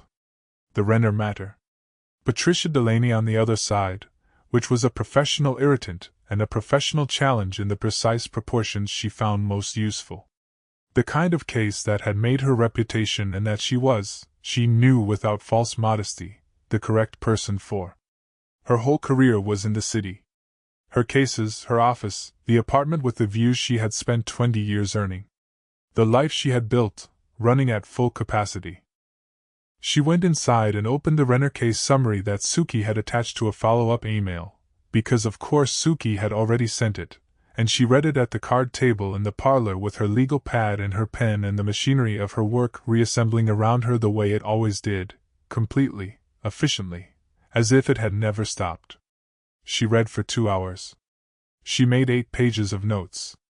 She built the case architecture in her head with the specific pleasure of work she was built for, the pleasure she had been running on for 20 years, the pleasure that was real and that was also, she was beginning to understand, not the only pleasure available to her.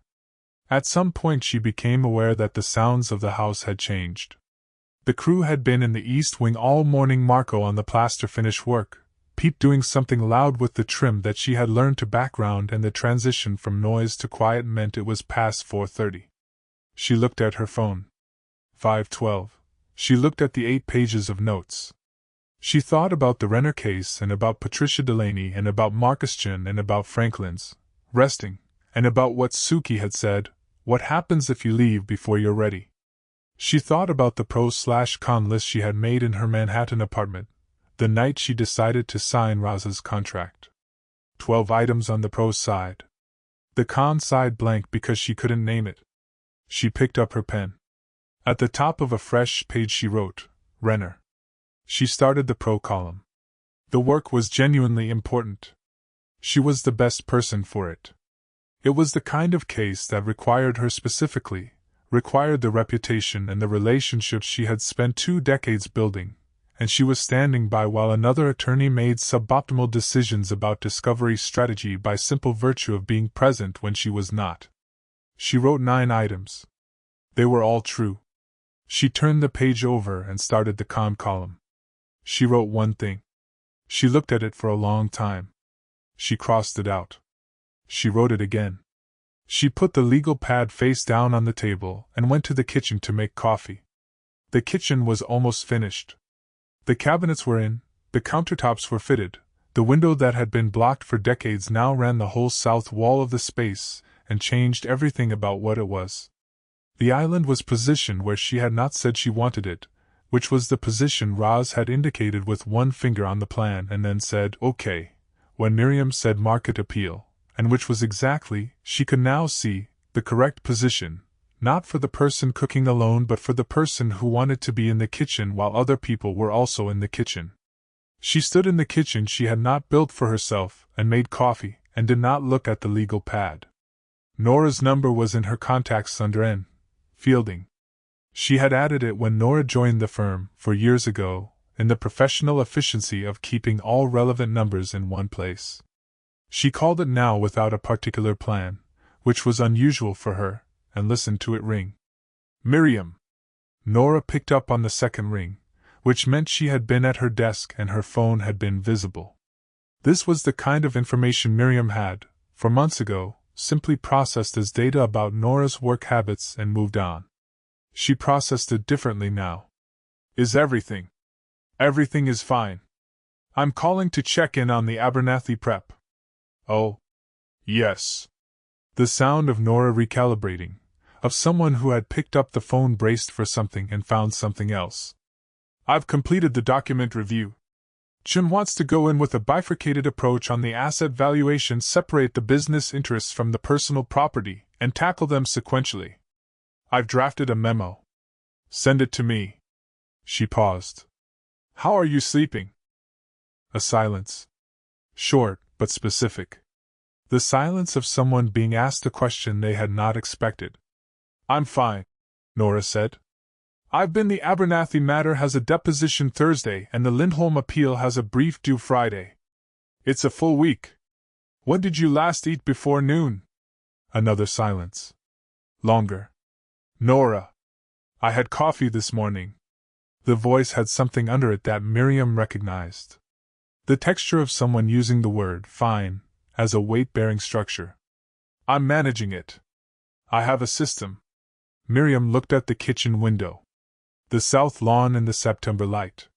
She had said those words, or words of that exact shape, to Suki in a courthouse corridor while holding a cold water bottle in both hands.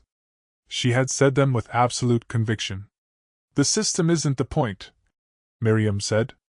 I what? The system isn't the point. The system is what you build to avoid asking whether you need one. She picked up her coffee. I'm not criticizing. I built the same system. I built it better than you will because I had more time and more incentive, and I was more afraid of what was underneath it. I'm just telling you so you know it's a system, not a solution. Silence. I don't know what to do with that, Nora said. You don't have to do anything with it now. I just wanted you to hear it. She said she would review the Abernathy memo by tomorrow. She said Nora's work on the document review was good. She said both of these things sincerely, because they were true, and she hung up. She stood in the kitchen for a moment. Outside, through the south window, the evening was assembling itself in the particular way of Hudson Valley evenings in September. Not a sudden thing, a gradual one, the light becoming something different by degrees. She could hear, and this was the knowledge of 2 months in this house, the way you learned a place by its sound. She could hear the truck on the drive. Not leaving. Arriving. Roz had been at a supply meeting in Kingston for the afternoon, which was the reason the East Wing had been Marco and Pete only today, and which was the reason Miriam had been aware, at an ambient level she had not fully examined, of the house running at less than its usual population. She heard the front door. She went to the parlor and pulled the legal pad toward her, face up. She looked at the one item in the con column. She thought about Suki's question, what happens if you leave before you're ready? She did not know what ready looked like. She had never, in 42 years, waited for ready. She had assessed and decided and acted and course-corrected in motion, which was the most efficient path from problem to solution, and which had served her well for 20 years and which was, she was beginning to understand, not always the right speed. She heard Roz moving through the entry hall. The specific footstep pattern. Going to the East Wing, from the sound of it. Miriam turned the legal pad face down again. She went to look at the East Wing. Roz was standing in the doorway between the East Wing and the larger parlor room, looking at Marco's plaster work with the quality of attention that was, after 2 months, still the most complete form of looking Miriam had seen a person do. She had her hands in her back pockets. She had not changed out of the work clothes she'd worn to Kingston, which was a flannel in the rotation Miriam had by now catalogued, dark blue plaid. The finished coat, Roz said without turning. He did good work today. Miriam stood beside her in the doorway. She looked at the plaster. Marco had been working on the section adjacent to the load-bearing wall, the transition from the old surface to the built-out feature they had decided to make of it. The feathering was good, she could see, now that Roz had taught her to look at it, the way the new material was reading off the old. It matches, she said. Better than matches. It belongs. Roz moved into the room and put her hand to the wall. Just a moment, the familiar listening gesture. How was your day? A call from the firm. There's a case they want me for. Roz looked at her. Not the prolonged reading look. The briefer, direct one. Good case? Yes. It's the kind of work I was made for. But... Miriam looked at the wall. At the load-bearing section, newly cased, the pine framing of it now planed smooth and prepared to receive its finish. Roz had a plan for it. She had shown Miriam the sketches, a simple paneled casing that would make the wall look intentional, like something chosen rather than something endured. I told them I'd consider it, she said. Roz said nothing. This was the thing about Roz Navarro that had unnerved Miriam since the first week, and that unnerved her differently now. She did not fill silences. She let them be what they were. She offered no reassurance, no redirect, no professional maneuvering. She simply waited, in the way of someone who understood that a silence often had somewhere to go if you let it. Miriam let it go where it was going to go. I haven't decided, she said. Okay, Roz said. She went to get her notebook from her truck. Miriam stood in the East Wing and looked at the wall and thought about the one item in the con column on the legal pad in the parlor. She was very good at not looking at things. She was finding, less good at it than she used to be. She went back to the parlor. She turned the legal pad face up. She looked at what she had written. The con column said, not finished. She looked at this for a long moment. She crossed it out and wrote it again, more precisely, which was what she always did with imprecise language until it arrived at the thing it was actually trying to say. This time she wrote, not ready to leave.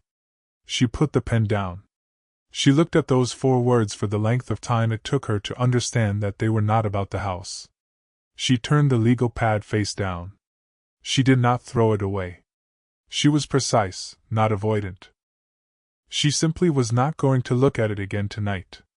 She went to make a proper dinner for the first time this week, and when Roz came back through with the East Wing notes, and stopped in the kitchen doorway at the smell of something cooking, Miriam said, There's enough, without looking up from the pan, which was not a question, and Roz sat down at the kitchen table with her notebook and did not make anything out of it, which was the thing about Roz Navarro that Miriam had stopped cataloging as aggravating and had started cataloging as something she did not yet have the right word for. They ate. The kitchen was almost finished and the light through the south window was the September kind, going down early and going down beautiful, and neither of them said anything about the Renner matter or the con column or the 4 words. Outside, the lawn was dark. The river was there whether they could see it or not. Miriam washed the dishes. She was aware that this was something she had not done, had not offered to do, had not thought about doing in any previous evening of any previous dinner eaten in this house. She was aware of this without arriving at a conclusion about it. Some data points she was learning simply needed time before they became information. The dishes dried. The kitchen was quiet. She went to bed. She lay in the east bedroom and looked at the ceiling and thought about Nora Fielding's voice on the phone, the same texture she had heard in her own voice in the courthouse corridor. The system isn't the point. She had not known, until she said it to Nora, that she knew this. She went to sleep. In the morning she made the coffee, the same ritual, the same order. She made 2 cups. Chapter 14. The thing Dale said. Dale Navarro arrived on a Thursday, which Roz had not told her about in advance, which was consistent with how Dale operated. He showed up and his arrival was its own announcement. His truck was smaller than Roz's and louder, and Miriam heard it from the east wing where she had been looking at the trim work Marco had finished and trying to apply, without a guide, the method Roz had taught her. She was getting better at it. Not good. Better. She came out to the porch and found Roz in the drive having a conversation with a man who was clearly her brother, same height, same build, something similar in the jaw and the way he occupied the space he was standing in. Though his version of it had a lighter quality, there was an ease to him, a slight performative looseness that Roz did not have. He was dressed for outdoor work, dusty boots, and he had a paper bag from somewhere that he was holding with the casualness of a man who brought food and knew it was welcome. He saw Miriam before Roz registered that she had come out. His assessment was quick and unself-conscious, the kind that was not rude because it was not hidden. He looked at her and took an inventory and arrived at some conclusion, and then rearranged his face into a grin that was warm enough to make the prior assessment feel friendly rather than appraising. "You must be the lawyer," he said. "Miriam Cho. You're Roz's brother." "Dale." He held out a hand. She shook it. "I've heard a lot about you." "Dale," Roz said. "I've heard the square footage," he said, adjusting without missing a beat. "And the slate age. And the supply line situation from the second-floor bathroom. Roz talks about the house." He gave Miriam a look that had something in the corner of it, something dry and specifically knowing, and then looked back at Roz with the face of a man who had decided not to press his advantage. "I was in the area. Brought lunch." They ate on the porch. Dale had brought sandwiches from a place in Hudson that Miriam had not discovered. Apparently Dale had opinions about sandwiches, which he expressed at length, and Pete had opinions about sandwiches, and the resulting conversation was the kind of conversation that happened on job sites when you let it, the easy and noisy kind, everyone talking at once and nobody requiring resolution. Miriam ate her sandwich and observed. Dale was watching her observe. She was aware of this. "How's the renovation going?" he said specifically to her, across the ambient noise of Marco and Pete debating the relative merits of 2 Hudson delis. "It's progressing well. The East Wing finish work is the current priority. Roz's finish work is always the best part." He was looking at the house with the specific affection of someone who had grown up around this kind of work and had, she thought, a real feeling for it that was different from hers and possibly different even from Roz's. "When she does a job like this old house, big scope, you can usually tell the week they hit the finish phase because she gets almost cheerful. Which is not her natural register." "I'm right here," Roz said. "You're getting cheerful." He looked at Miriam. "She whistle at all while she works?" A pause. She thought about the half-singing she had heard through walls, in the morning and the evening, the sound that stopped when it thought it was heard. "Not that I've noticed," she said. Dale looked at his sister with an expression that was 60% amusement and 40% something more careful. He said, and ate his sandwich. After lunch, Pete and Marco went back inside. Dale stayed on the porch with his coffee. Miriam was going to return to the East Wing, had in fact stood and was preparing to do exactly that, when Dale said, "You mind if I walk through? I'd like to see what Roz is doing." "Of course." He walked through with the unhurried interest of someone who actually knew how to look at renovation work. He was not assessing it the way Miriam had learned to assess it, not with Roz's technical depth, but he understood the vocabulary of it, and he moved through the rooms with genuine attention. He spent a long time in the kitchen, looked at the revealed window, nodded once with his mouth closed in the way of someone who has been told about a thing and is now calibrating the telling against the reality. "She knew about this window," he said. "From the exterior elevation." He nodded again. He looked at it from two angles. "The island's good," he said. "That position. That's the right position." "For what purpose?" He looked at her. The grin again, the same one from the drive, but quieter. "For whoever ends up in here." She did not respond to this. She went to look at the east wing trim. He followed. He spent a long time in the east wing, looking at the load-bearing wall in its new casing, running his hand along the plaster the same way Roz ran her hand along plaster, the family gesture of people who had grown up around surfaces that told you things if you paid attention. "She told me about this," he said. "The wall." He looked at the ceiling joist above it, the run of it, the clean load path she had been able to trace since Roz showed her how. "She was right about it for 2 days before she told you." "I know." He looked at her. "She tell you that?"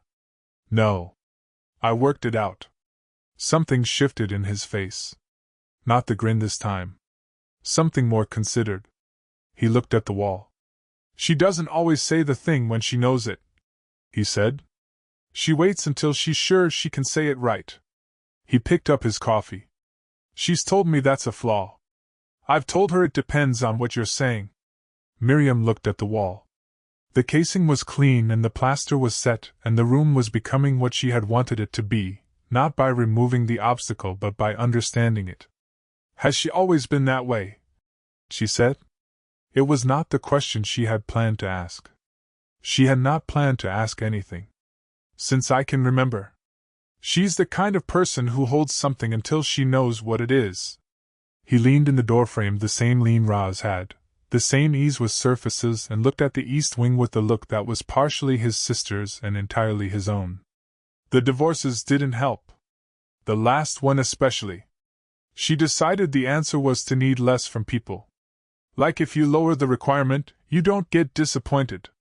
He said this with the directness of someone who had said it before, possibly to the person in question, and had not found it particularly useful either time. "The thing is, she doesn't actually need less. She just acts like she does." "Why are you telling me this?" Miriam said. He looked at her. It was a direct look. Direct enough that she understood he was not going to pretend the look wasn't direct. "Because you're asking questions about her." "I asked one question?" "You asked one question? But you're looking at everything else the same way." He finished his coffee. "And because she talked about this job for the first week like it was a house. She talks about it now different." Miriam said nothing. "I'm not being pushy," Dale said. "I'm being accurate. Those are different things and she never believes me when I tell her that, so I'm trying it on someone else." She turned back toward the hall. "I'll let Roz know you came by." "She knows." He was already moving toward the front of the house. "She saw my truck." He said his goodbyes to Pete and Marco with the ease of a man who had done this on every job site his sister had ever worked, swapped a piece of information with Marco about a hardware supplier in Catskill, and went to find Roz at the truck. Miriam could see them from the east wing window, Roz with her arms crossed and the particular stillness she had when she was listening, and Dale talking with the relaxed body language of someone who had decided the conversation was going well regardless of what the other person's face was doing. She went back to looking at the trim. She was looking at the trim. She was not thinking about what Dale had said, which was a choice she made with the deliberateness she applied to things she was not ready to examine and which was, she recognized, increasingly difficult to maintain. Outside, through the window, she heard Dale say something. She could not hear the words. She heard Roz say, "Dale." She heard Dale's truck start. A moment. Then the sound of Roz's boots on the porch steps, coming back inside. He liked the kitchen window, Roz said from the hall. He said the island position was right. A pause. She could hear Roz in the doorway before she looked. She looked. Roz was there, with the particular quality of someone who had just been said something to by their brother, and was deciding how much of that was legible on her face. Whatever Dale had said in those 30 seconds by the truck. Yeah, Roz said. It is. She looked at the trim. Marco did good work on the casing. He did. They stood in the east wing for a moment. The afternoon light came in through the east window and ran along the restored floor in the diagonal that Miriam had learned to see. She saw it now every time she was in the room. Once you could read something, you could not unread it. Dale likes you, Roz said. He's easy to like. He's easy for people he likes. He's not easy for people he doesn't. She looked at the wall. He sizes people up fast, and he's usually right. I trust his read more than almost anyone's. Miriam looked at the wall alongside her. The thing they both looked at. What did he say? She said. By the truck. A pause. The kind with something in it. He said I looked happy, Roz said. She said it flatly, as information, and then she went to talk to Marco about the afternoon's work, and Miriam stood in the east wing for a moment after she left, in the room that was almost finished, in the light that ran along the floor in a diagonal she would never stop seeing. She thought about the one item in the con column. Not ready to leave. She thought about Roz, in the truck 2 months ago, telling Dale the client was going to be a problem. She thought about Dale's voice. The divorces didn't help. She needs less from people. The thing is, she doesn't actually need less. She picked up her legal pad. She went to the parlor. She called Suki. The Renner matter, she said when Suki picked up. Tell Franklin I'll be in touch. Not yes. Not yet. She sat at the card table. Outside, through the parlor window, she could see Dale's truck at the far end of the drive, just the back of it before it turned onto the road. She could see Roz standing in the drive, watching it go. Okay, Suki said. There was something in her voice that was careful. Careful in the way of someone who had something to say and had decided the timing mattered. Can I ask you something? You can. When did you last do something that wasn't for an outcome? Miriam watched Roz turn back toward the house. The particular way she moved when she thought nobody was watching. The same quality she had in the mornings before the crew arrived, or on the Saturday Miriam had not been supposed to be up yet and had heard, through the east wing wall, the half-singing that stopped when the house went quiet in a way that meant someone was listening. I'm working on it, Miriam said. Good, Suki said. That's the right answer. She hung up. Roz came back inside. Miriam could hear her in the kitchen, filling her water bottle from the tap. She could hear the specific sounds of the kitchen that had not been a kitchen 4 months ago, the sounds of it working the way it was supposed to work. She opened the Renner file on her laptop. She read 3 pages without reading them. She closed it. She looked at the south window. The light through it was the afternoon kind, the particular gold that had been doing this every day at this hour since the cabinet came down, the light she had stopped pretending to herself she was not looking forward to. She opened the legal pad to the page with the con column. Not ready to leave. She looked at it for a long time. She added 3 words. The con column now said, not ready to leave this. She was precise, finally, about what she was not ready to leave. The this was imprecise and she knew it, and she was going to let it be imprecise until she could look at it directly, which she could not yet do.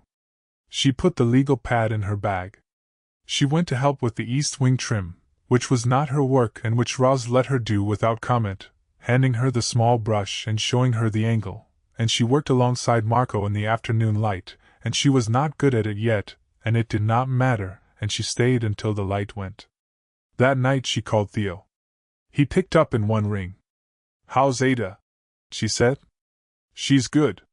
She's on a bus phase. Everything is buses. His voice had the warmth it always had, the specific warmth of a life she had enabled, and then stepped back from. She asked about you last week. She wanted to know if you were fixing the old house.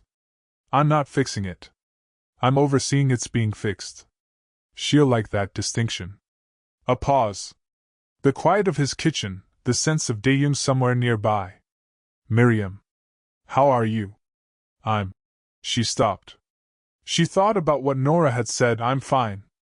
I'm managing it. I have a system. She thought about herself saying back, the system isn't the point. I'm not sure. She said. I'm genuinely not sure, which is different from before. He was quiet for a moment. Different how? Before I wasn't sure, but I had a provisional answer ready. Now I don't have the provisional answer. She was looking at the east bedroom ceiling. I think that's probably correct. The not having. Yeah, Theo said. Warmly. Without pressing. Yeah, I think so too.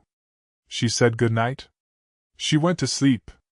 Outside, the September dark gathered. The valley was quiet in the specific way of a place that had been the same for a long time and had learned to wait. In her truck, on Route 9 heading south, Roz called Dale. What did you say to her? She said before he could answer. Who? Dale. I said a lot of things. I talk constantly. You've noted this. The sound of his truck, the evening. What did she say I said? Nothing. She didn't say anything. That's how I know you said something. A pause. She could hear him deciding something.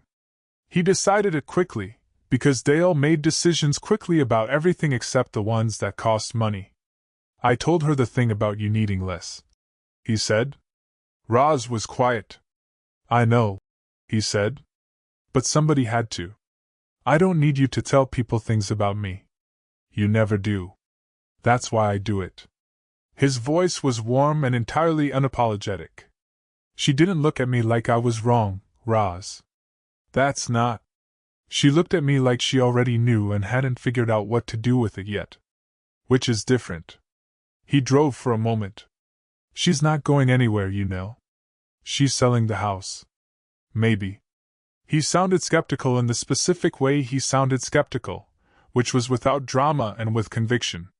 She's also been there for 2 months and she didn't write me off when I told her something true about you. Most people flinch. She got very still and looked at the wall. Another pause. I liked her. You said that. I mean it. He pulled the signal and she heard the turn. Also, she knows what the east wing ceiling joists look like. I showed her. I know. She looked at them the way you look at things. He said it simply, as observation. That's not nothing. Roz drove. The valley was dark and familiar and patient, the way it was always patient. She had told Miriam the valley kept you if you let it.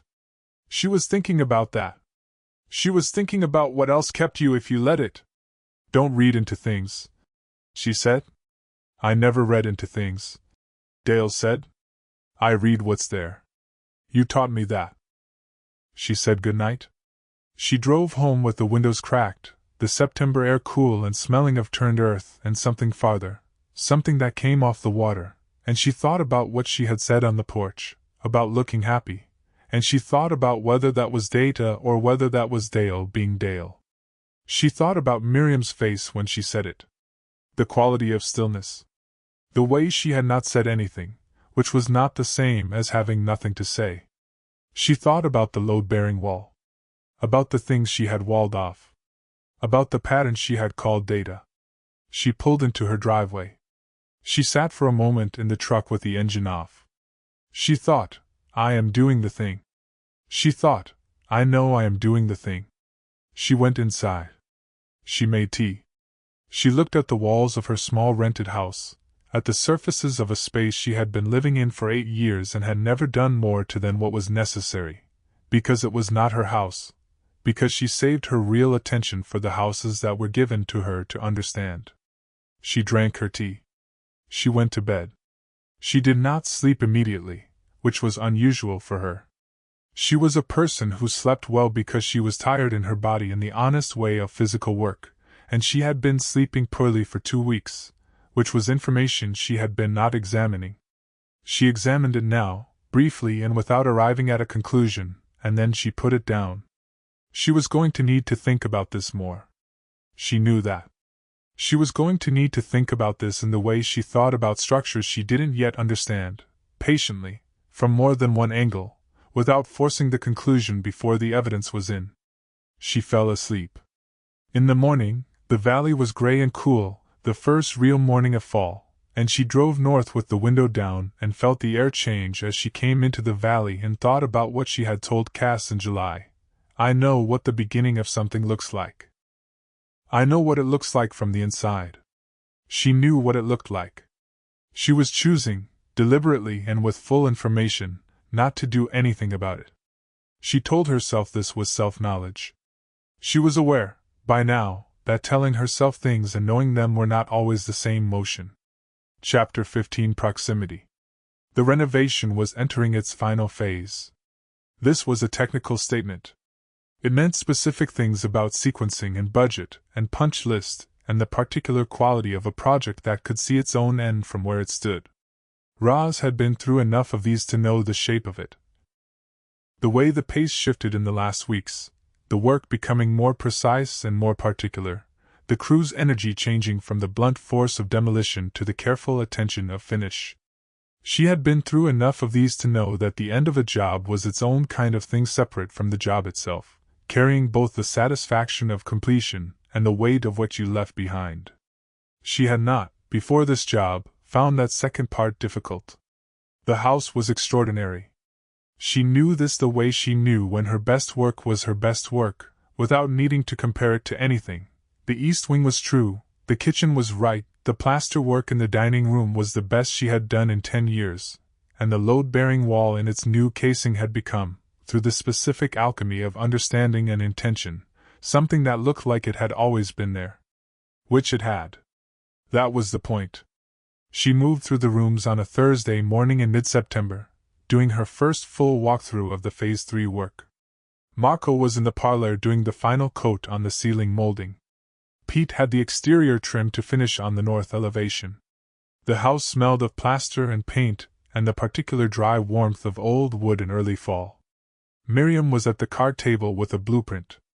She had been studying blueprints for 3 weeks now with the focused incomprehension of someone who had decided to understand a thing and was applying the same method she applied to understanding everything, which was to read until the vocabulary stopped being opaque.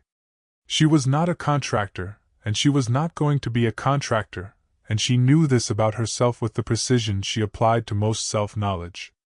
But she had developed, over the past 2 months, the specific ability to read a floor plan and understand it as a building rather than a diagram, which was a different skill, and she had worked at it with the same effort she had worked at reading a room. She was better at it than Roz had expected, at the beginning of this. She had stopped expecting that some time ago. Roz spread the finished schedule on the end of the card table without asking. Miriam moved a folder without asking. They had been doing this for 2 months, and it had the quality of a rhythm that had developed without being planned. 2 people working in the same space with the economy of people who know each other's reach. Phase 3 finish work, Roz said. 2 weeks if we keep the pace. The exterior trim on the north elevation is the last major item. Pete's on it today. The study, Miriam said. Roz looked at the blueprint. The small study off the back of the east wing. The room she had not scheduled. I've been thinking about the study, she said. You haven't touched it. I know. It's been in the schedule since week 6. I know. She looked at the blueprint. The study was a small room, 8 by 10, with 1 window and original floors in better condition than the rest of the east wing. It did not require significant work. It required attention, which was different, and she had been waiting until she understood what kind of attention it required. I want to look at it properly before we plan anything. Miriam looked at her. The look that contained something specific. That's what you said about the east wing wall in week 2. It is. And you were right then. I think I'm right now. She folded the blueprint to the east wing section. Some rooms need to be understood before they're decided. I'm not ready to decide this one. Miriam was quiet. She looked at the blueprint. She looked at the study on the blueprint. She looked at Roz. When will you be ready? When I know what the room needs. She picked up her coffee mug. Not everything runs on a schedule. Most things do. Or should. The things that are already decided. She drank. This one isn't. Miriam looked at her for a moment that was long enough to contain something. She did not push it. She went back to the floor plan, which was its own form of concession, and Roz went to find Marco. She did not examine why she had not scheduled the study. She had examined it enough. She knew why. The study was the last room in the house she had not resolved. When it was done, the job was done. She was not ready for the job to be done. This was information about herself that she received with the equanimity of someone who had a lot of practice receiving information about herself, and no longer required it to be comfortable. She was not ready. She went to work. The blueprints became the week's primary object of negotiation, which was a pattern Miriam had established early and that Roz had never managed to fully disrupt. Miriam would identify a discrepancy between the plan and the work, flag it with the precision of someone who had been reading contracts for 20 years, and Roz would explain the discrepancy in terms of what the house had required. And they would arrive at something neither of them had originally planned. This process had, over the course of the renovation, produced the kitchen window and the load-bearing wall casing and 3 other decisions that were better than either of them had started with. On Friday morning, they were both looking at the parlor ceiling molding from the hallway. This was the specific quality of this week. They were looking at the same things from positions that required proximity. Not performing proximity. The natural consequence of looking at the same things together, which had been, from day one, the quiet logic of the job and which had quietly become, Roz was aware, the quiet logic of something else. Blueprints on the same table. Coffee from the same pot. The tour of the house she had been giving, casually and without calling it that, for 3 weeks. Here is the thing I found, here is why it matters, here is what the room is actually telling you. She had been doing this. She had been aware of doing this. She had been doing it anyway. The molding. Miriam's arm was at the angle necessary to trace the run of it across the ceiling without blocking her own sideline. Roz's arm was 8 inches to the right doing the same thing. They had both reached up at the same moment, in the same motion, because the molding was the conversation and they were both in the conversation. The east corner, Miriam said. I see it. Marco needs one more pass. The shadow reads different there. The old plaster shrinks at a different rate than the repair. You have to let it settle before the final coat. She traced the run of it with her fingertip, not touching, the way she looked at things sometimes reading the shape without disturbing it. It'll settle in the next 48 hours. How do you know? Temperature. The house is cooling as the weather changes. Old plaster breathes with it. She lowered her arm. Miriam lowered her arm.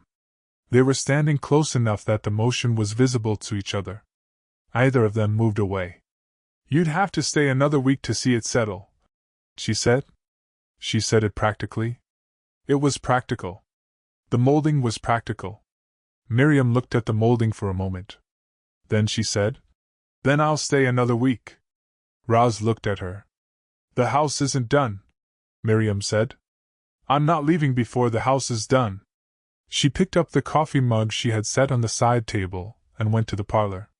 Let me know when Marco is ready for the final pass. Roz stood in the hall for a moment. Then she went to look at the north elevation trim. She was installing the last section of exterior trim on Saturday when she heard Miriam's phone from inside the house. Then Miriam's voice, lower than usual, in the specific register that meant a work call requiring concentration. She did not stop working. The trim was good work, clean and satisfying, the kind of task that let her mind run elsewhere if it needed to. Her mind ran. The Renner case. She knew about the Renner case because Miriam had been on calls about it twice this week and the house was old and had good acoustic transmission, and Roz was not trying to listen and had learned things anyway. The kind of case, from the fragments she'd gathered, that Miriam was built for.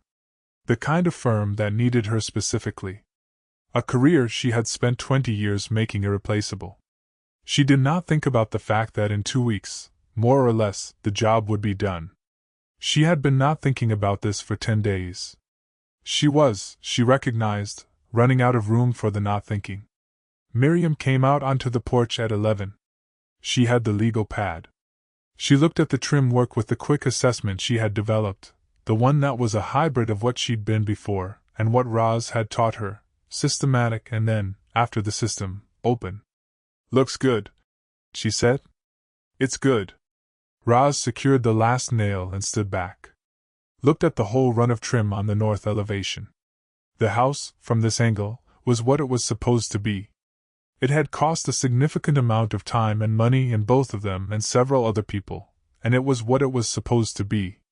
She had not known, until 2 months ago, that it was going to turn out this well.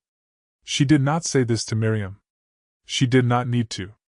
She could see, from where she was standing, that Miriam was looking at the north elevation with the same understanding. "The firm called," Miriam said. Roz set the nail gun in the case. "Good news?" "The Renner case. They've resolved the discovery question." She was looking at the trim. "They gave it to Marcus Chin." Roz was quiet. "I didn't decide," Miriam said. "I was still deciding. The window closed while I was deciding." She said this without inflection. She was performing, Roz could hear it, the flatness of a lawyer describing facts rather than the flatness of someone who felt nothing about them. The timeline moved and the case moved with it. "How do you feel about that?"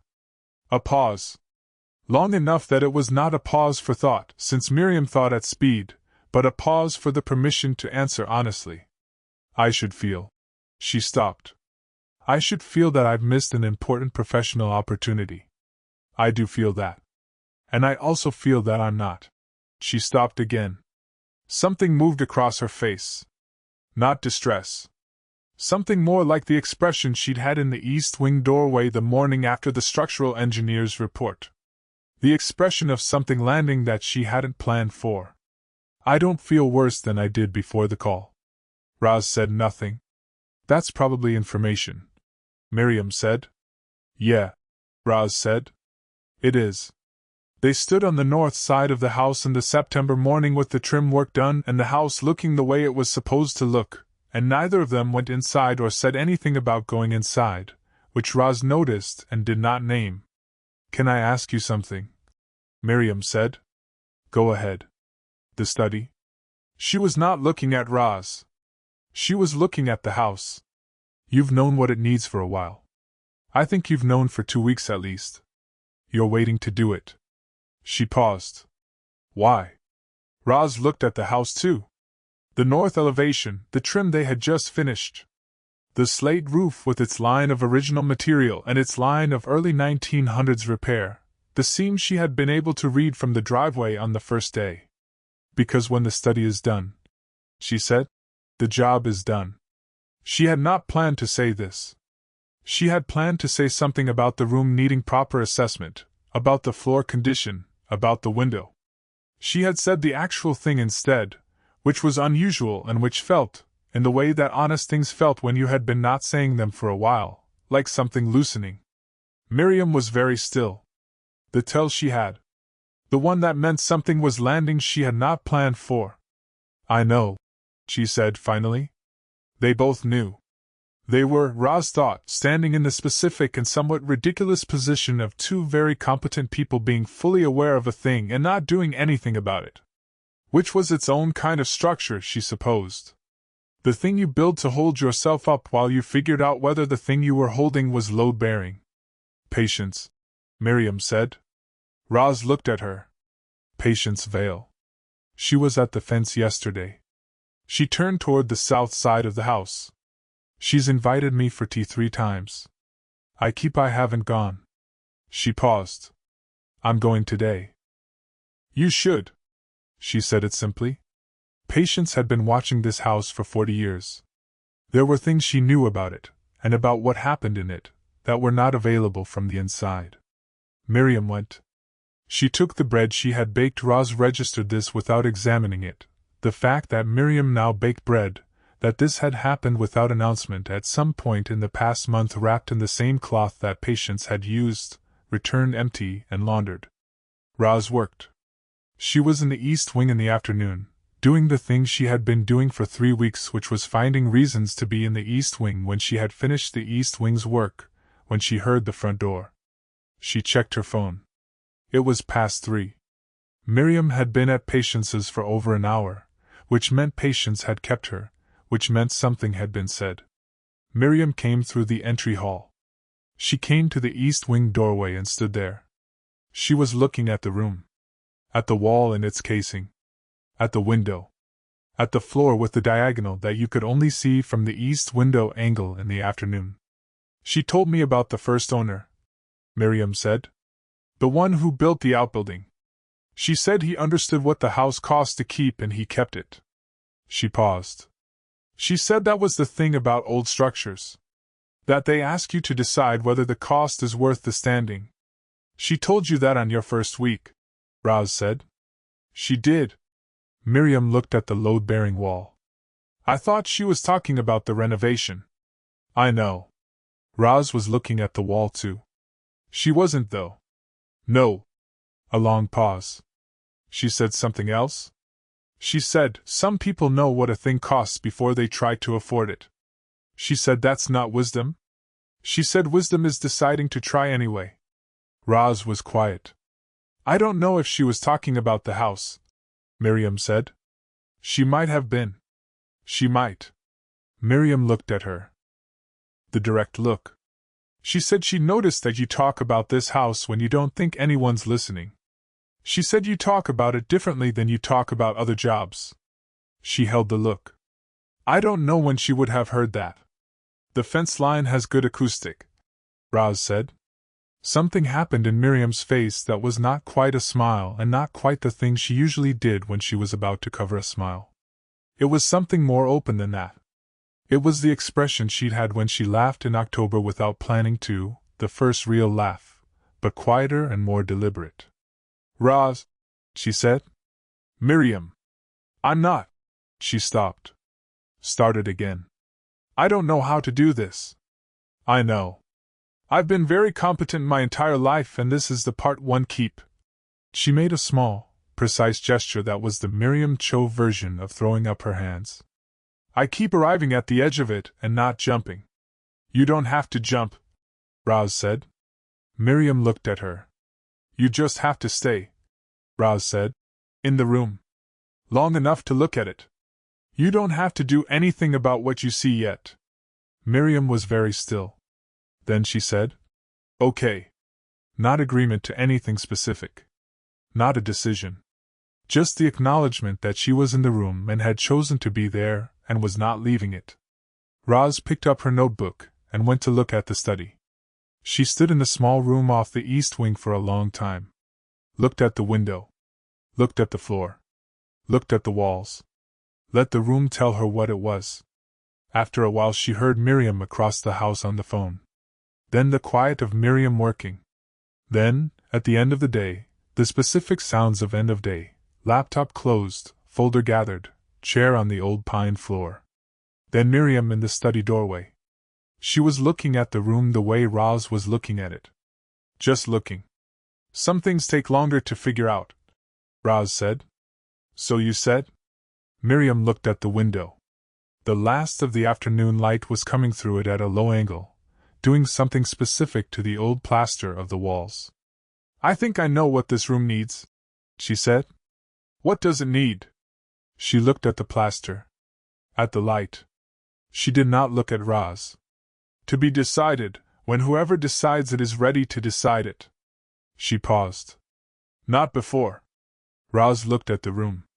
Yeah, she said. They went to separate parts of the house for the rest of the evening, and Roz was aware of this throughout in the way she was aware of everything in the house now, completely, specifically, with the particular attention of someone who understood what she was looking at and had not yet said so. At 7, she texted Cass, still there. Cass replied, the client? Roz looked at her phone for a moment. Thought about Dale's voice. I told her the thing about you needing less. Thought about Miriam saying okay and then going back to work and then standing in the study doorway and looking at the light on the plaster. She typed the job. She put her phone in her pocket. She knew she was lying. Cass would know she was lying. This was, she thought, consistent with recent history, and she was going to let it be consistent for a little while longer, until she was ready to stop. She drove home with the windows down. The valley was cool now in the evenings, the fall smell in the air that was specific and good, and she drove through it without thinking about anything in particular except the study window, and the angle of the light, and whether the original floorboards in the small room were going to need more than a refinish.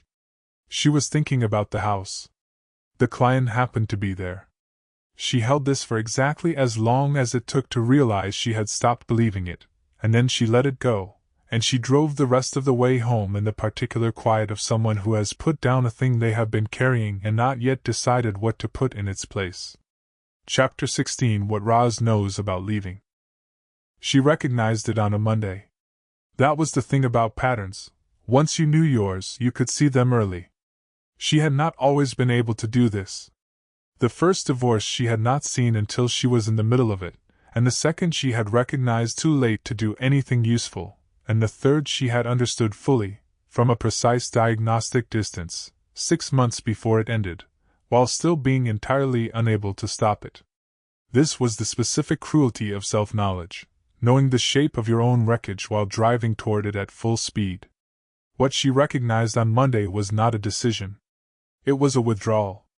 She had been watching it for a week, noting it the way she noted things that needed more thought, the way Miriam had gone slightly quieter in the evenings, the way the legal pad came out more often and was turned face down more often, the way she had started answering emails at the card table in the evenings again, which she had almost stopped doing in August. The way she said things like, "When the house is done," in a tone that had reacquired the quality of a plan rather than a description of the future. It was subtle. It was precise.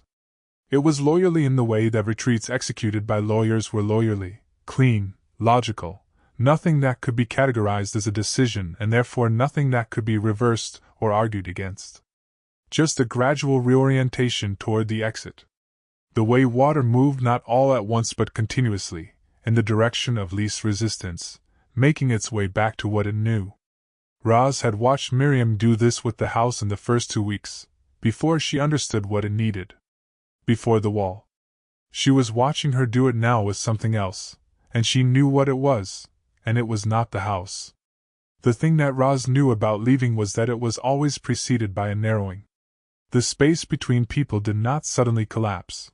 It contracted over time, by degrees, until you looked at it one day and understood that the contraction had been a decision made over many smaller moments. Her first wife had done this. Her second had been more dramatic, more explicit. Her third had said it plainly, "Loving you is exhausting," and then had done the narrowing anyway, as though the honest naming of it had not made the outcome any less inevitable. She was not going to wait for the narrowing to complete. This was the thing she had told Cass in July, standing in the frameless kitchen with the black bean soup going cold. "I know what I am to a person like that." The charming local woman who was interesting for a season. She had said it without self-pity because it was not a wound, it was a category, and she had been that before and had survived it, and had understood it, afterwards, as information. The difference now was that she had more information than she'd had in July, and the information was not making it easier. In July she had not known about the hidden closet, which they had opened together in the second week and which had contained, and probably, a collection of hatboxes from the 1930s and one undamaged taxidermied owl that Miriam had looked at for a long moment before saying, with the gravity of a judge rendering a decision, that the owl would be staying. In July she had not known that Miriam's tell, the stillness that meant something was landing, was accompanied by a specific quality of breath, a held breath, almost, a suspension that she had learned to read the way she read plaster, from the right angle, in the right light. In July she had not eaten dinner with her in the almost finished kitchen or stood beside her in the study doorway or been present for the moment Miriam said "I don't know how to do this" in the specific register of someone who had not said anything they didn't mean in a very long time. She knew all of this now. and the knowing made the category harder to hold. But the category was still the category. She finished the east wing trim on Monday afternoon, and stood back and looked at the room and felt, with the cleanness of completed work, the particular satisfaction of having done something right. The east wing was done. The room was what the house had been trying to be before it started deteriorating, which was what she always found in the houses she understood, the intention, underneath the accumulation of time and neglect and other people's decisions. Here it was. She had found it and brought it back. She felt the weight of this and let herself feel it, which was the only professional courtesy she allowed herself. Let the completed work be completed, before the next thing. Then she went to find Marco. They did the end-of-job walkthrough together on Tuesday, she and Marco and Pete, which was the ritual she did at the end of every significant job. They went room to room with the punch list, and Marco added 2 items and Pete added 1, and she added none because she had been adding to her list in her head for 2 weeks. They stood in the kitchen for a long time. Marco said, "Best kitchen I've done." She agreed without qualifying it. Pete said, "The window was there the whole time?" She said, "The window was there the whole time." They stood in the east wing parlor and looked at the wall. "The casing came out good," Marco said. "It came out right," she said, which was the distinction she always made. Miriam was not in the house for the walkthrough. She had driven to Kingston for something, supplies or a call or both, and the house had the quality it had before she arrived, which was the quality of a place between people rather than a place with them. Roz moved through it and let herself feel that too. She was good at feeling things without requiring them to resolve. She texted Cass at noon, "Job's almost done." Cass replied 3 minutes later, "Which job?" She put the phone in her pocket. She was loading equipment from the east wing into the truck when Miriam's car came up the drive. 4 o'clock. She had been gone since 9, which was the longest she had been away from the house in a week, and Roz registered her arrival with the specific quality of attention she had stopped trying to classify. You registered what you were paying attention to. She was paying attention to Miriam. She kept loading. Miriam came out of the car with a bag and went inside without stopping. Roz loaded the last of the equipment. She went to look at the porch, which was the last exterior item on the punch list. The rebuilt railing, the refinished decking, the columns she had repaired in July. She ran her hand along the railing. It was solid. It was right. She was standing on the porch when Miriam came back out. "The east wing walked through," Miriam said. "I saw Marco's note. Can you walk me through the punch list?" "Of course." They went through the house. Roz named the remaining items and Miriam wrote them in the legal pad in her specific handwriting. 7 items, most of them cosmetic, 2 days of work at most. Roz narrated them with the professionalism of someone doing a job, which she was, and which was also, she was aware, a useful thing to stay inside right now. In the parlor, Miriam looked at the ceiling molding that had been the source of their proximity on Friday, the east corner that Marco had finished over the weekend. She looked at it with the method Roz had taught her, first the catalog, then the open looking. She was doing it, Roz could see, without thinking about doing it. The skill had settled in. "The corner's right," Miriam said. "It settled the way I said it would." "You said 2 days." Miriam looked at it. "It was 46 hours. Approximately 2 days. Something happened at the corner of Miriam's mouth. Not the covered laugh. Something smaller and warmer. "Yes," she said. "Approximately." They stood in the parlor, and the house held them in it the way it had been holding things for a long time, the way houses did when they were right. Roz was aware of the room. She was aware of the person in it. She was aware of herself, her own stillness, the thing she felt in the specific location of her chest that she had been not naming for 3 months, and that she was not going to name tonight. "The study," Miriam said. "End of the week." Miriam looked at her. "When you're ready." "When I'm ready," Roz said.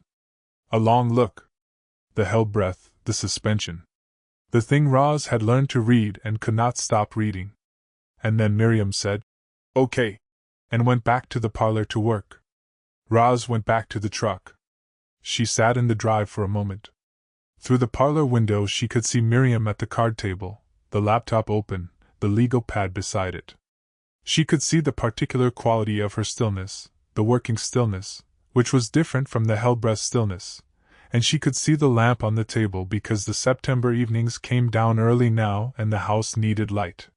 She had spent the morning knowing what she was going to do. She had spent the afternoon being close to the person she was going to do it about, and losing her conviction twice and recovering it both times. She was going to need to stop doing that. She was going to complete the job. Professionally, correctly, with the same attention she had given every room in this house. She was going to do the study in the punch list and hand over the completion documents and shake Miriam Cho's hand on the porch of a house she had made beautiful. And she was going to get in the truck and drive south, and she was going to let this be what it was. The category.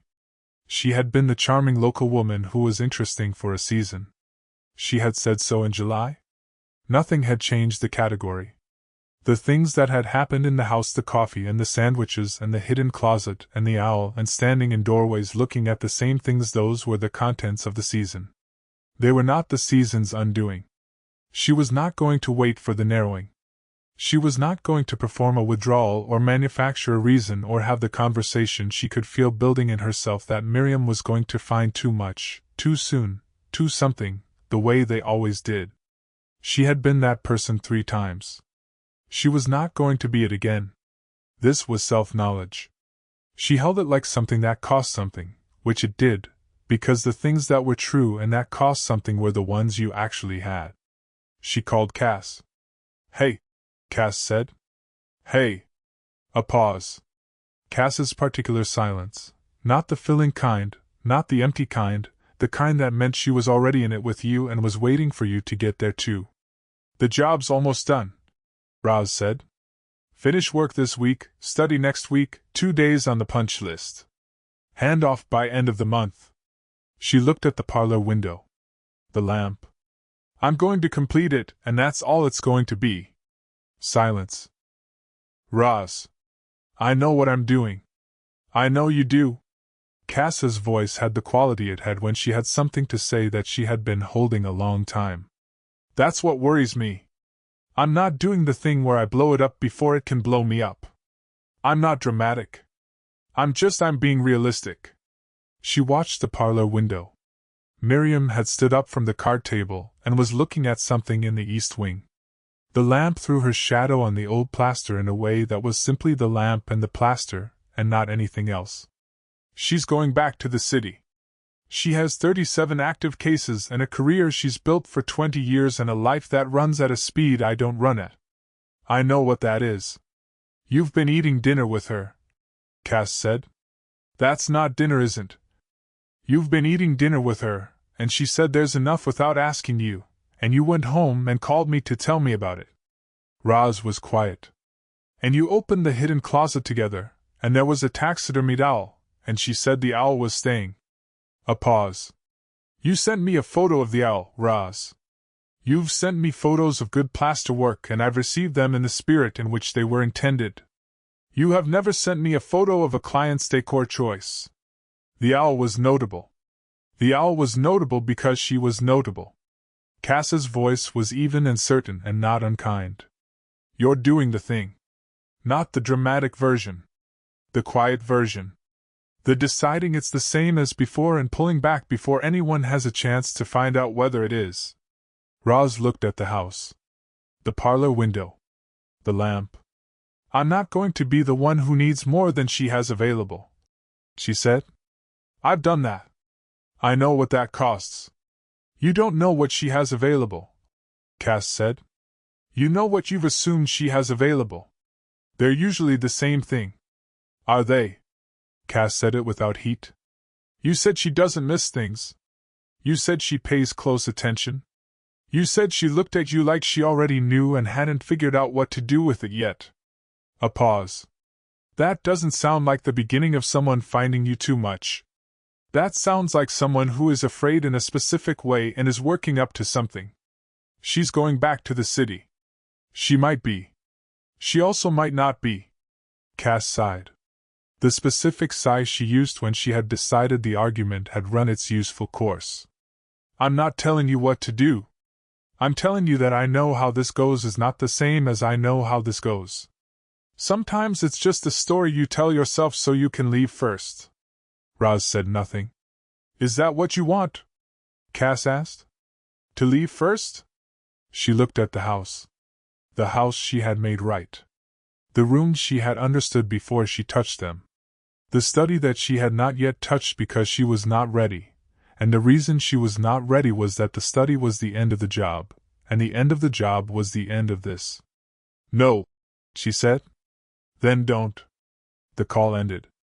Roz sat with her hands on the wheel and looked at the house in the early September dark, the way she had looked at it every evening from this driveway for 3 months and that she was not ready to stop doing. She was going to complete the job. She had decided this. She was also aware, now, that completing the job and leaving were not the same thing. That she had been conflating them because it was simpler to conflate them. The job would be done when it was done. The leaving was her choice. She had 3 divorces and the pattern she had called data. She had also the hidden closet. The owl. The sandwiches, made without announcement. Not ready to leave. On a legal pad that Miriam had thought she couldn't see from the truck but that Roz had read on Tuesday through the parlor window in the light. She sat in the truck for a long time. Then she went back inside and said, I looked at the study. I think I know what it needs. Miriam looked up from the card table. Roz said, I'll start it Monday. Miriam looked at her for a moment. Okay, she said. They looked at each other across the room. I'm not leaving first, Roz said. She had not meant to say this. It was true and she had not meant to say it, and she could not take it back, which was, she supposed, consistent with how true things worked. Miriam was very still. The breath. The suspension. Then, quietly, with the precision of someone who had chosen the exact word. Good. Roz went to look at the study. She stood in it for a long time. She looked at the window and the floor and the walls and she understood what the room needed, and she was going to give it that, and then the job would be done, and she was not going to confuse that with leaving. She drove home in the September dark. She called Cass. I said a thing, she said. What thing? I told her I wasn't leaving first. A pause. Then Cass's laugh, full and honest. How'd she take it? She said good. Another pause. Then warmly, yeah. She would. Roz drove. The valley was dark and familiar and patient. She had told Miriam the valley kept you if you let it. She was thinking tonight about what you kept if you were brave enough to let yourself. She drove home. She did not sleep well. She was not expecting to. In the morning she drove north and the house was there at the end of the drive, as it always was, as it had been since 1847, holding itself up against the odds that had accumulated for about 40 years. And she got out of the truck and looked at it in the morning light the way she always looked at it, and she thought, still standing. She went to start the study. Chapter 17 The courtroom she carries. She felt it on a Tuesday. Not a change in temperature, not a visible thing. The house was the same on Tuesday that it had been on Monday. Roz was present, professional, technically correct in every way that could be measured. She was in the study in the morning doing the floor assessment, in the east wing in the afternoon looking at the final details on the built-out wall casing, in the kitchen for 20 minutes after 5 going through the punch list with Marco. She said good morning. She said the floor in the study is in better condition than I expected. We may be able to get away with a refinish rather than a replacement. She said good night. Everything was in order. Everything was technically unchanged. The air in the room was different. Miriam had spent 20 years developing the skill of reading the air in a room.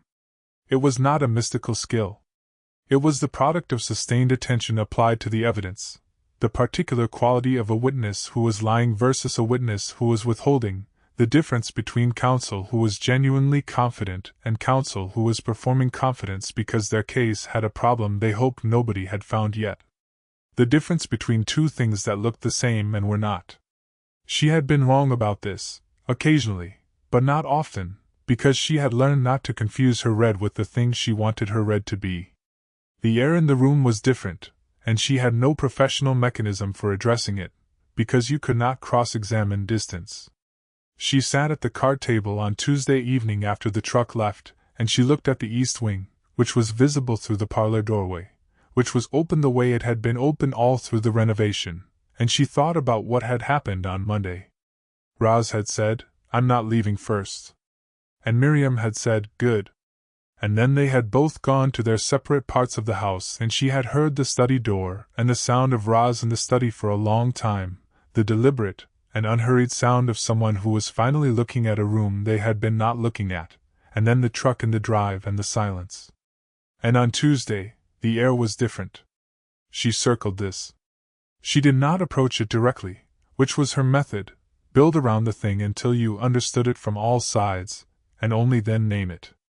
The thing was that Roz had said something honest and unprecedented, and then had become, by some fine increment, less present. Not absent. Not different in any way that could be documented. Just pulled back the precise distance from which you could call yourself still there. She had done this. In the courthouse corridor, in her apartment, in the car on the way up to the estate the first Tuesday in July. She had done it in every professional situation where something exceeded the scope she had assigned it, and she had needed to re-establish the scope. She knew the motion. She was watching Roz do it, and she could not say with certainty that she was wrong to do it because the thing Roz was pulling back from was the same thing Miriam had not named, and she had not named it, and that was her part of this. She went to work.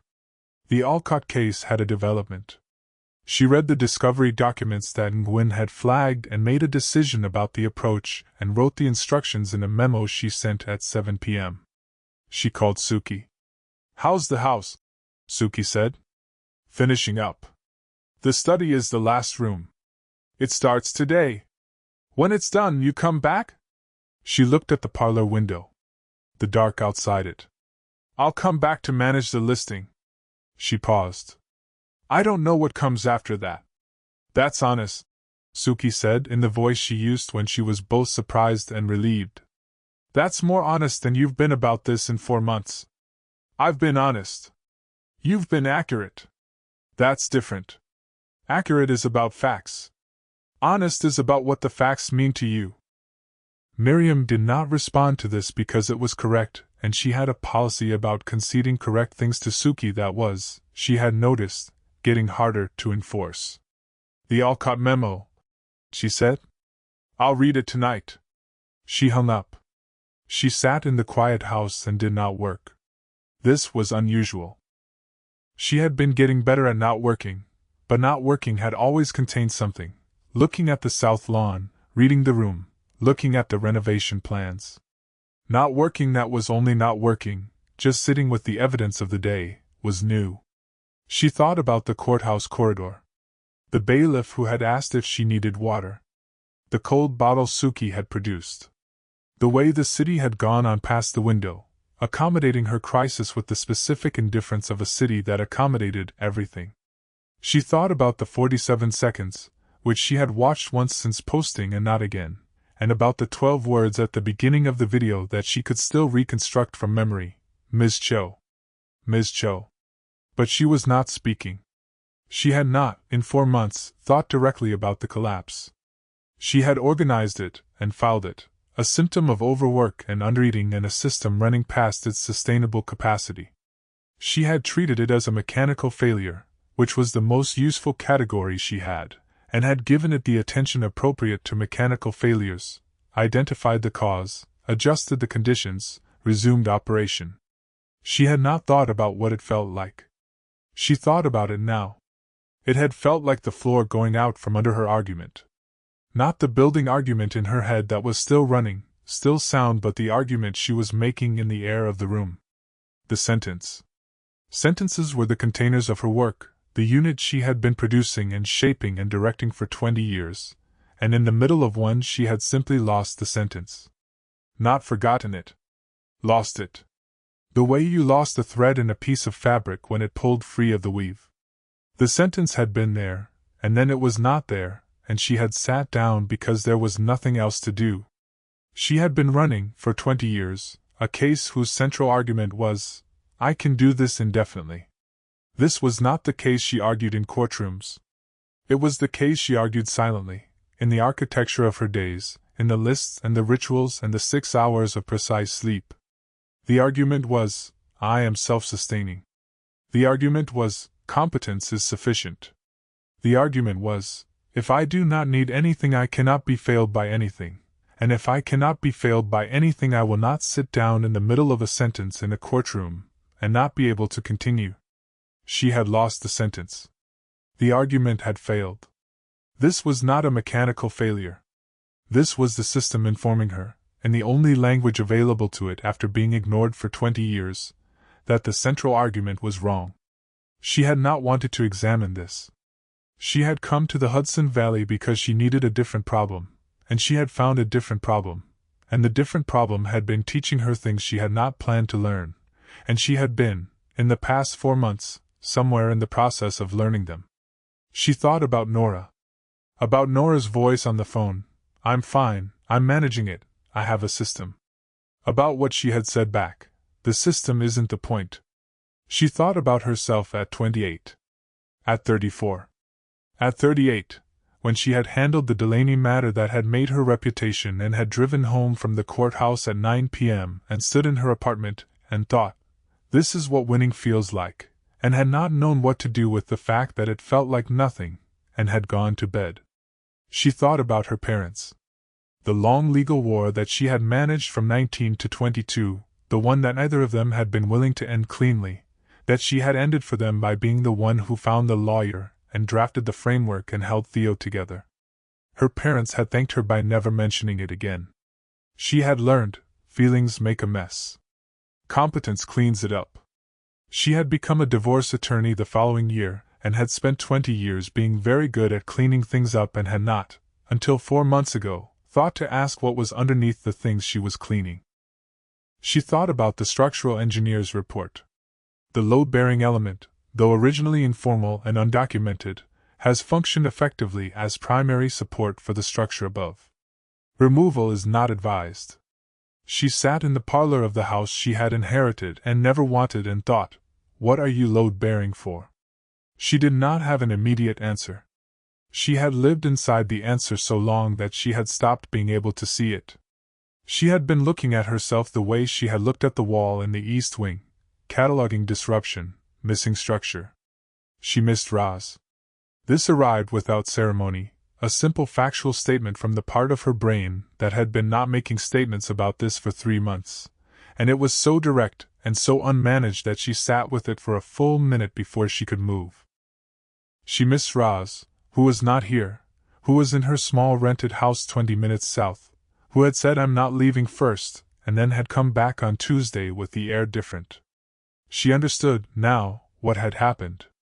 Roz had said something true and unprecedented and had then become afraid of what she'd said, and had pulled back in the specific way of someone whose protection was practicality, and Miriam had not done anything about it because she had not known what to do, and this was her part of this. She had sat at the card table with the legal pad and the con column, and she had not said the true thing. The true thing was not difficult to identify. She had been identifying true things her whole career. The difficulty was that she had spent 42 years practicing the identification without the expression. She could find the load-bearing element. She could write the structural report. She had not yet learned how to hand it to someone and say, "Here, this is what I found." She was going to need to learn this. She was going to need to learn it specifically, urgently, and without the benefit of 20 years of practice. She got up. She stood in the parlor in the late evening of a September Tuesday, and she looked at the room, the restored plaster ceiling, the floors that had been stripped and refinished in July and that now showed the grain of the original pine the way old floors showed it, with the depth that came from 170 years of being walked on. The lamp on the card table. The folders in their organized system. The east wing doorway open, showing the shadow of the load-bearing wall in its casing. She walked through the house. The dining room, the ceiling restored, the hole that had been exposing lath in July now plaster again, the original molding intact at the cornice. The kitchen, The window she had not known was there, the island in the position she had not planned for, but that was right, the light off the south lawn in daytime, the dark of it at night. She stood in the kitchen for a long time. She thought about, there's enough. She thought about making dinner and setting 2 plates without being asked, and Roz sitting down, and not making anything of it. She thought about the coffee she had made for 2 before she was aware she was doing it. She was doing things for an outcome. She had been doing them for months. She had been doing them without admitting they were for an outcome, because admitting they were for an outcome required admitting what the outcome was. She stood in the east wing. The load-bearing wall in its casing, lit by the lamp from the hall.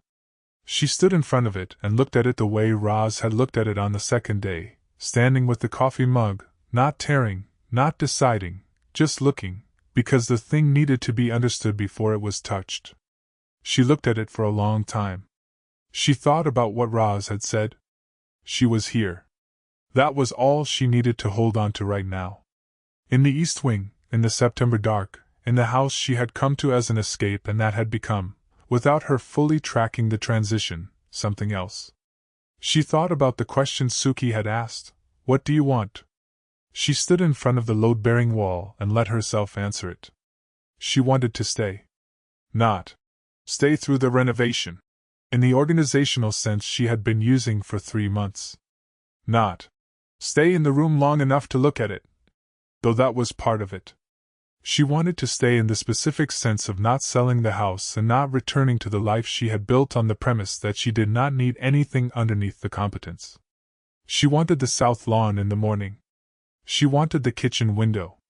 She wanted the particular quality of September dark in the Hudson Valley, which she had never known before July and that she was now, she understood, not going to be able to not know.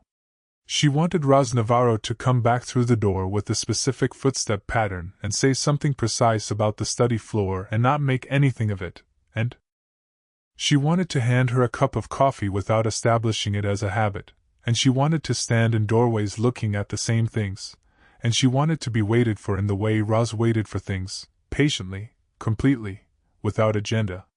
She had never, at 42 years old, allowed herself to want something she could not achieve by working harder.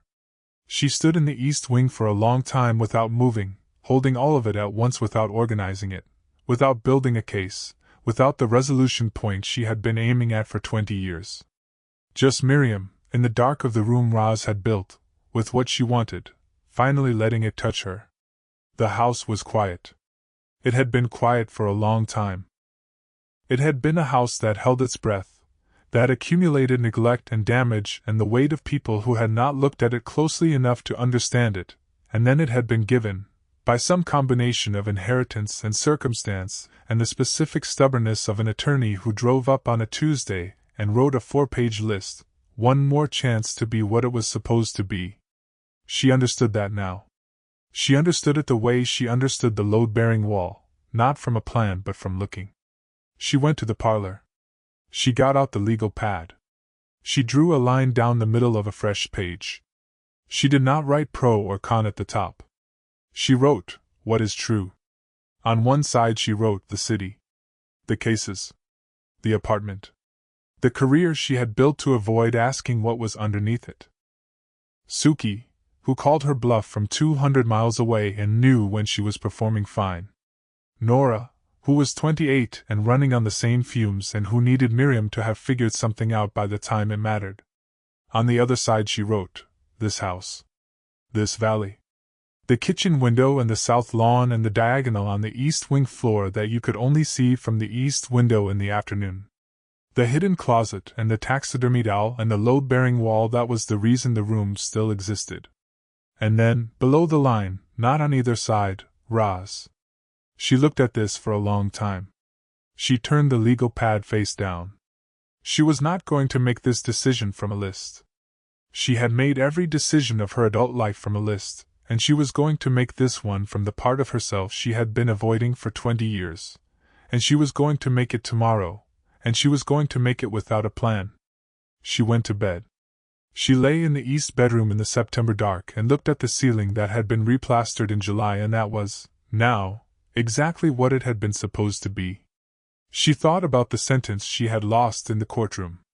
She thought about it without the diagnostic frame, just as something that had happened. She had been holding too much, for too long, in a container that had never been designed for the weight, and eventually something had to set it down. She had been setting things down for 4 months. She was not done. She went to sleep. In the morning she made the coffee. The same ritual, the same order. She made 2 cups. She looked at them for a long moment. Then she picked up both of them and walked out to the east wing and looked at the study door, which was closed, and she stood in the hall with 2 cups of coffee and the specific, structured courage of someone who had finally decided what she was going to say. She did not have the words yet. That was fine. She had always been better at finding the words when she was speaking them than when she was rehearsing them, which was a thing she had known about herself in depositions for 20 years and had not applied to anything else until now. She was going to need the words tomorrow. The truck would be here at 7. She looked at the study door. She looked at the load-bearing wall in its casing, which she could see from where she was standing, the plaster smooth and right, the casing clean, the room around it exactly what it was supposed to be. Some things look like damage, she thought, and did not know yet that she was about to say this out loud to someone who had already understood it. She went to find a pen. She had something to write down. Not a list. Not a case. Just the true thing, in the plainest language she had, in the unedited and structurally imperfect sentences of someone who had been choosing armor for 42 years and was, today, choosing something else.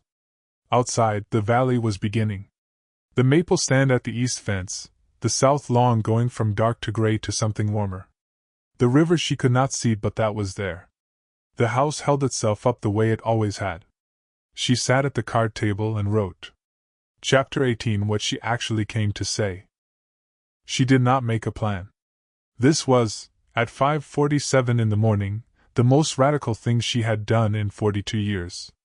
She lay in the east bedroom and looked at the ceiling and understood that she was not going to make a plan, and then she got up before the understanding could reconsider itself. The coffee ritual, the grounds from the bag on the counter, the ceramic dripper she had brought from the city in July and that now lived here as naturally as if it had always been here, the kettle at the correct temperature, the specific order she never varied. She performed it in the early dark of the kitchen with the south window showing nothing but the suggestion of the lawn, the faintest gray at the edge of the tree line. She performed it completely, the same way she always performed it, and then she did something she had never done before the renovation. Something she had started doing in early August without deciding to, and that had by September become the truest part of the ritual. She prepared the second cup. She looked at the 2 cups. She was going to bring one to Roz when the truck came up the drive. She had been doing this for 6 weeks. She was going to keep doing it, and today she was going to do it knowing what she was doing, which was different from before. Before, she had been doing it with the willful imprecision of someone who found a habit more comfortable to maintain than to examine. Now she had examined it. Now she knew. The knowing did not make her hands shake. She noticed this. Her hands, around the mug, were steady in the specific way they were steady in depositions and courtrooms and the moments before something significant, which was the steadiness not of someone who was not afraid but of someone who had decided the fear was not the point. She did not rehearse what she was going to say. She had never done her best work from rehearsal. She had done her best work from preparation, knowing the facts, understanding the structure, trusting herself to find the language when she needed it. She trusted herself now. She had spent 20 years building that trust, and it was, this morning, the most useful thing she owned. She stood at the south window with her coffee, and watched the light come into the valley. It came the way it always came, gradually, and then completely, the gray becoming color, and the color becoming specific, the green of the lawn going from gray-green to the particular gold-green of September mornings in the Hudson Valley, the maple stand at the east fence lit from below in the way she had been watching all month, and that still did something to her she had no clean word for. The river was not visible from here. It was there. She thought about the legal pad. The page she had written on last night, the true thing rather than the list. She had written 3 pages. She had not read them back. She had set the pen down, and gone to bed, and she was not going to read them back this morning either, because they were the transcript of a process that was complete, and the process was complete, and reading them back would be the wrong speed for this morning. She heard the truck at 6:42. She picked up both mugs. Roz was already coming up the porch steps when Miriam pushed the front door open, and for a moment they both stopped, Roz with her hand on the porch railing and Miriam in the doorway with 2 mugs, and looked at each other in the early morning light. Miriam held out the mug. Roz took it without comment. They stood on the porch for a moment. The valley was doing its morning thing. The air was cool in the way September air was cool, with the edge of something coming, the first real suggestion of fall underneath the warmth. "The study," Miriam said. "Today." Roz drank. "The floor is refinishable. I'll start this morning." "Good." That was all. They went inside. Miriam went to the card table. She looked at the laptop and the Alcott file and the Hernandez memo and everything that constituted her work, and she opened none of it. She picked up her phone instead. Suki answered on the second ring. "You're up early." "I'm always up early." "You're calling me early." "That's different." The sound of Suki's apartment, something in motion, the particular morning energy of a person who ran at a different rhythm than Miriam but ran at it consistently. "What's happening?" "I'm not coming back yet." She said it plainly, without the architecture of explanation she would normally build around a statement like this. Just the sentence. "I'm staying through the completion of the renovation and then I'm going to reassess." "I don't know what reassess means yet." Silence on Suki's end. "The good kind." "I want you to know that this is not a crisis," Miriam said. "It's the opposite of a crisis. I am making a choice rather than being moved by circumstances, and I want you to know that's what it is." "I know," Suki said. "I've been waiting for you to know it too. I've known for a while. You've suspected for a while. That's not the same." A pause. "What changed?" Miriam looked at the east wing. At the doorway. At the load-bearing wall in its casing, visible from here in the morning light. "I stopped arguing for the wrong thing," she said. A longer silence. Then, "Franklin will need a conversation. I'll call him this week. He's going to manage his expectations at you. He can manage them at me from this address as easily as any other." She turned away from the east wing.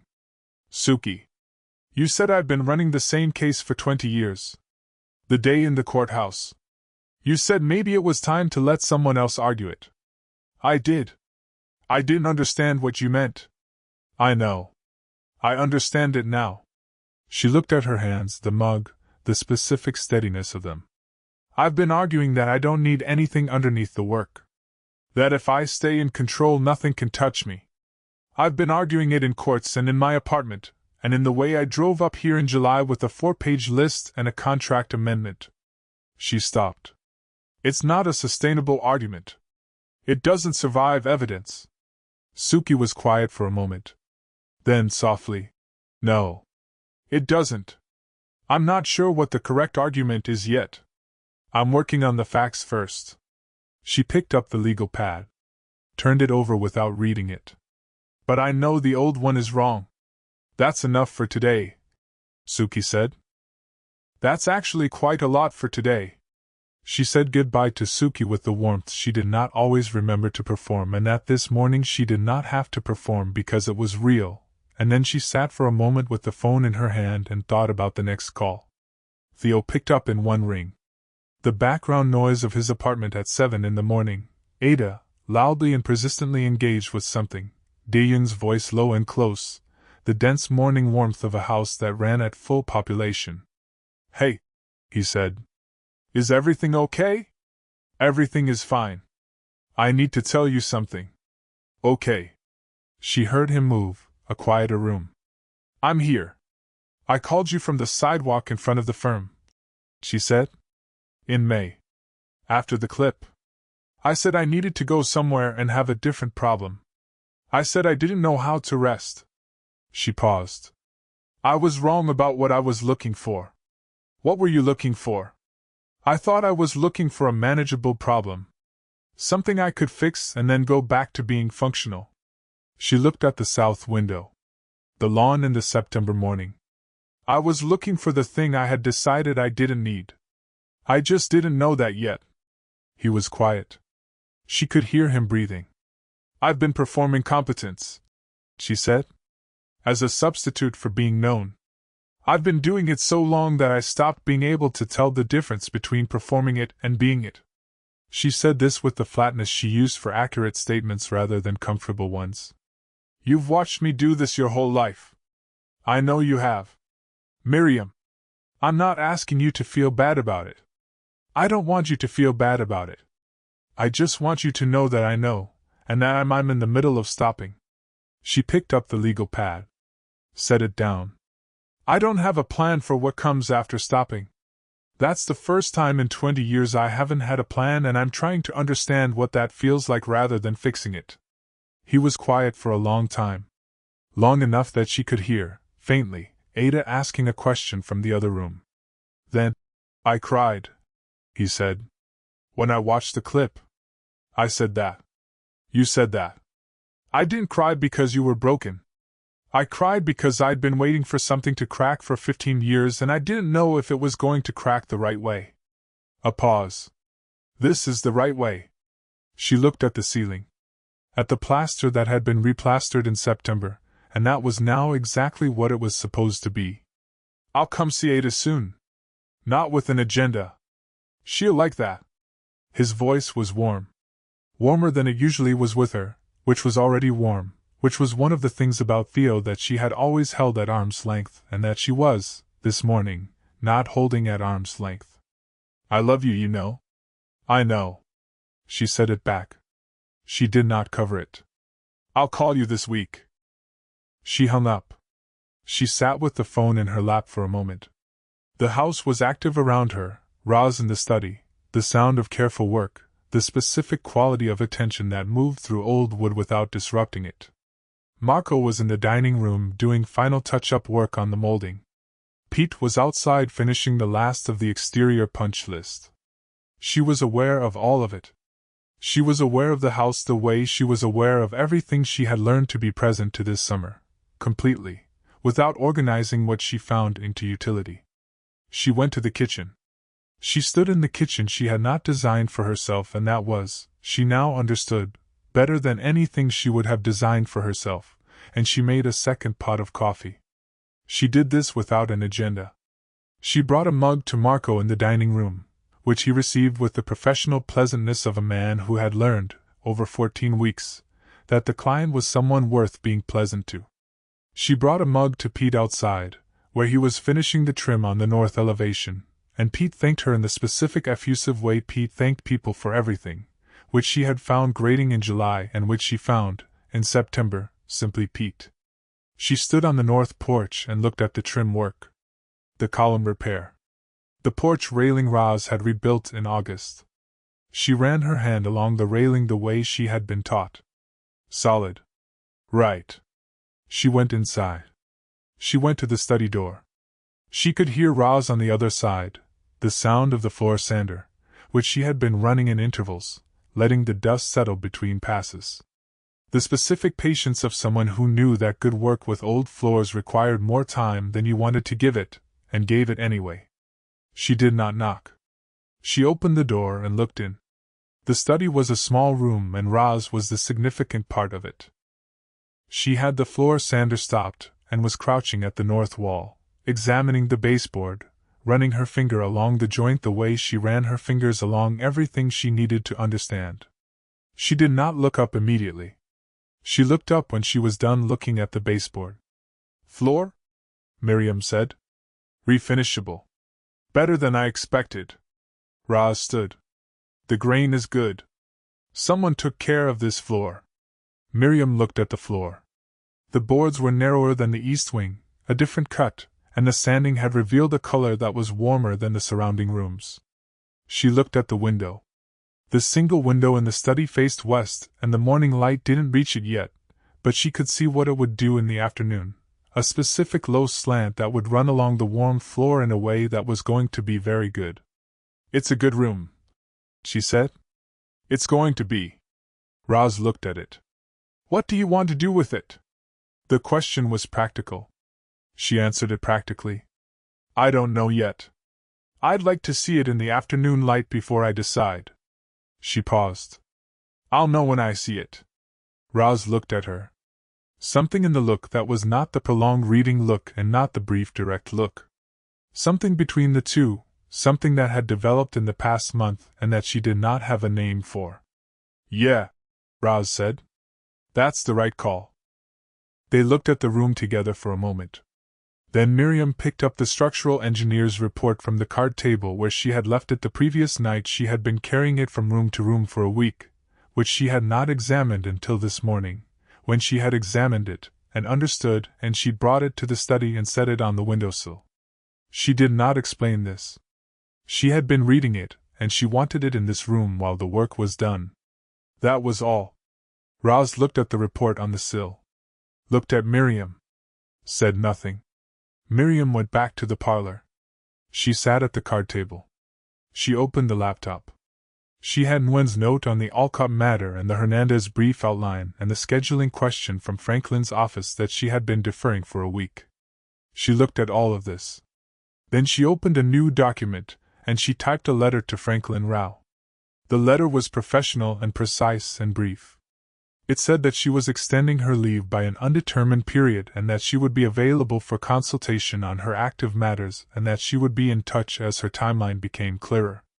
She wrote it in 3 sentences, deleted 2 of them, rewrote them, deleted one of the rewrites, and sent what remained. She looked at what she had sent. It was honest.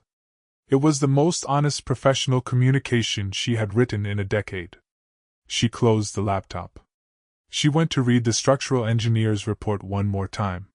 She had read it 6 times.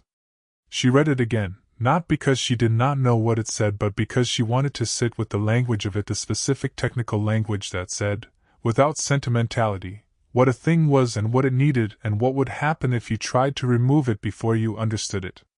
The load-bearing element, though originally informal and undocumented, has functioned effectively as primary support for the structure above. Removal is not advised. She sat with this for a long time. Then she set it down, on the windowsill of the study where she had put it, and she did not annotate it. She let it be what it was. From the study came the sound of the floor sander again, starting and stopping in the patient intervals of someone doing the work correctly. Outside, Pete's hammer on the north elevation. The house, in its final days of renovation, was alive with the sounds of itself being finished, and she sat in the middle of it, and let the sounds be what they were. She was not managing the exit. This was the thing. This was the whole thing, the only thing she had needed to decide, and she had decided it, and she had done it without a plan, and the not having a plan felt it did not feel like falling.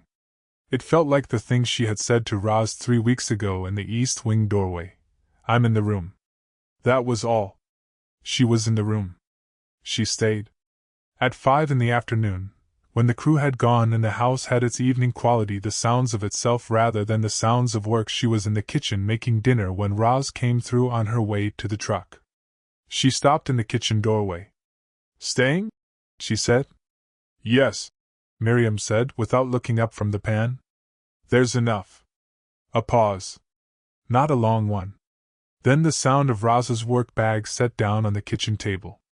The specific sound of it, the weight of tools and notebook and the particular gravity of someone who had decided, without announcing the decision, to stay. They cooked. Or Miriam cooked and Roz handed her things from the refrigerator and made remarks about the correct way to handle the garlic, which Miriam did not accept and did not discard but considered, and ultimately made her own decision about the garlic, and Roz said, "That's going to be too much," and then ate 2 servings. They ate at the kitchen table.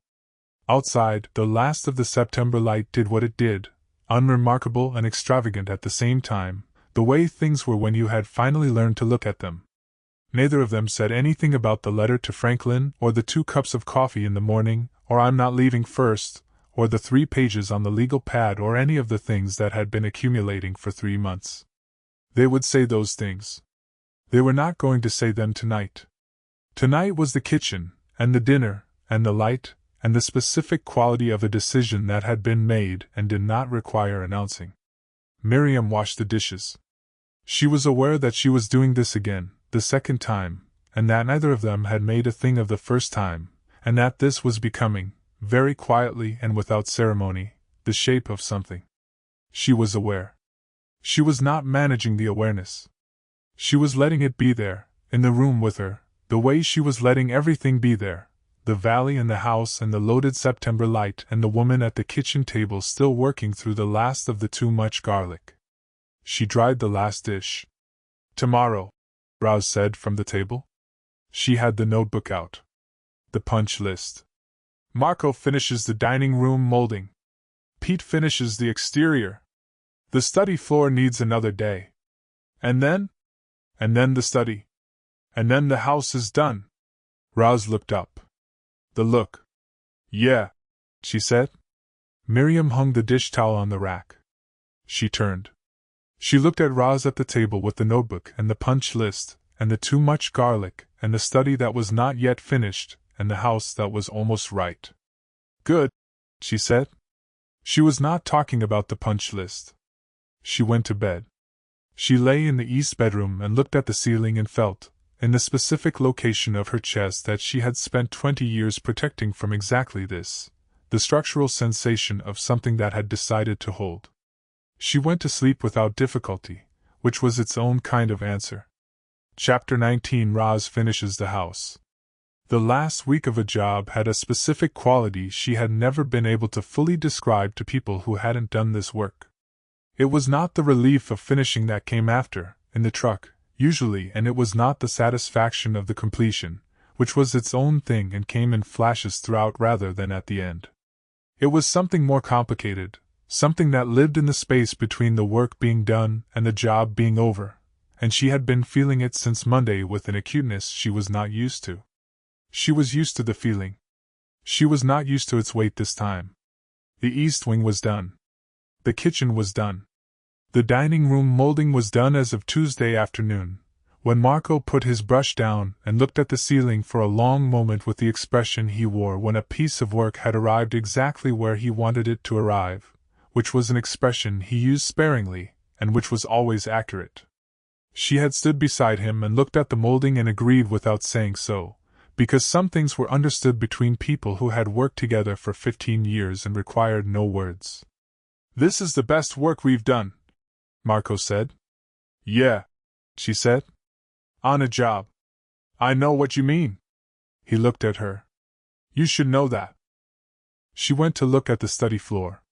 The floor had taken 2.5 days, which was a day more than she had originally estimated, because the floor was better than she had expected and better floors required more care. The grain was extraordinary under the layers of old finish. She had revealed it in increments, as she always revealed old floors, not all at once but one pass at a time, letting each reveal tell her what the next pass needed. By the end of the second day the floor was showing what it was, a warm, close-grained pine that had been laid by someone who understood wood, in a room that had been built by someone who understood light, and the combination of the two things in the west-facing afternoon. She had sat in the study at 4 o'clock on the second day, and watched the light come in, and had not moved for 20 minutes. She had not moved because the room was right. It had always been right. It had just needed someone to look at it long enough to find out. Miriam came in at 4:15. She stood in the doorway and looked at the floor and the light and the way the two things were doing what they were doing together. She did not say anything for a long moment. Then she looked at Roz. "You knew," she said. "I thought so." She stood. Brushed her knees. "Needed to see the light to be sure." Miriam looked at the room. The room looked back at her in the specific way of a room that was right. It did not demand anything, it did not require commentary, it simply was what it was and let you be in it. "What does it need?" she said. "To finish it. 1 coat of finish on the floor. The window trim needs a 2nd coat of paint. That's all." She paused. "What are you going to put in it?" Miriam looked at the room for a moment. Then, "A desk. Something good." She looked at the window. "Bookshelves on the north wall." She stopped. I'll figure it out when the finish is dry. Roz said nothing. The room was warm in the afternoon, and the light was doing its thing, and she was aware, standing in it, of all the rooms she had finished in 15 years of this work and of the specific quality of this one. It was the right size for what it was going to be used for. She could see it. It's a good room for working, she said. Yes. Miriam looked at her. It is.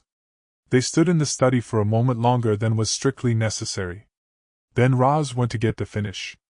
Dale came on Wednesday.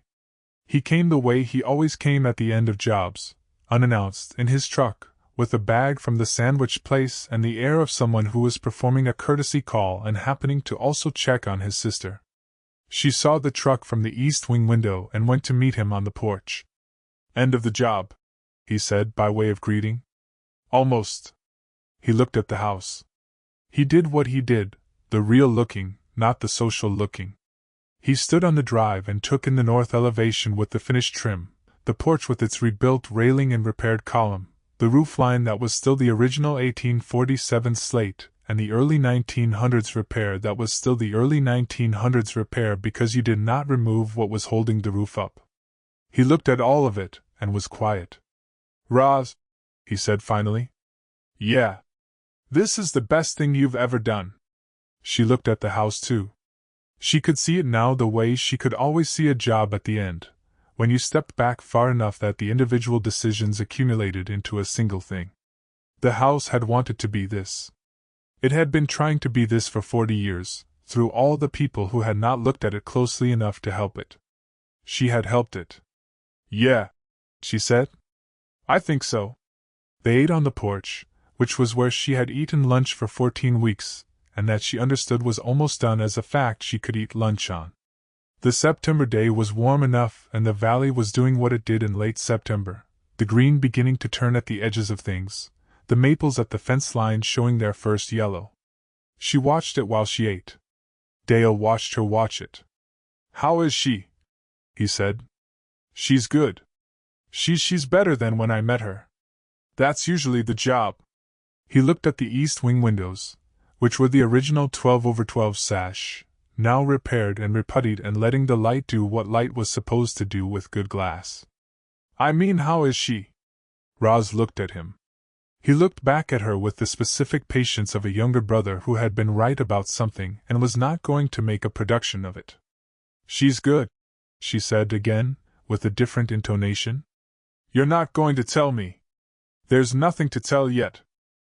Yet, he said the same way she said yet, with the same precision about what the word was carrying. She handed him the last of the oat cookies from the bag and did not say anything else on the subject. After lunch he asked to see the study, because he had heard about the study the way he heard about everything through the accumulation of details she gave him without meaning to, the way you gave people details when you talked about something more than you knew you were talking about it.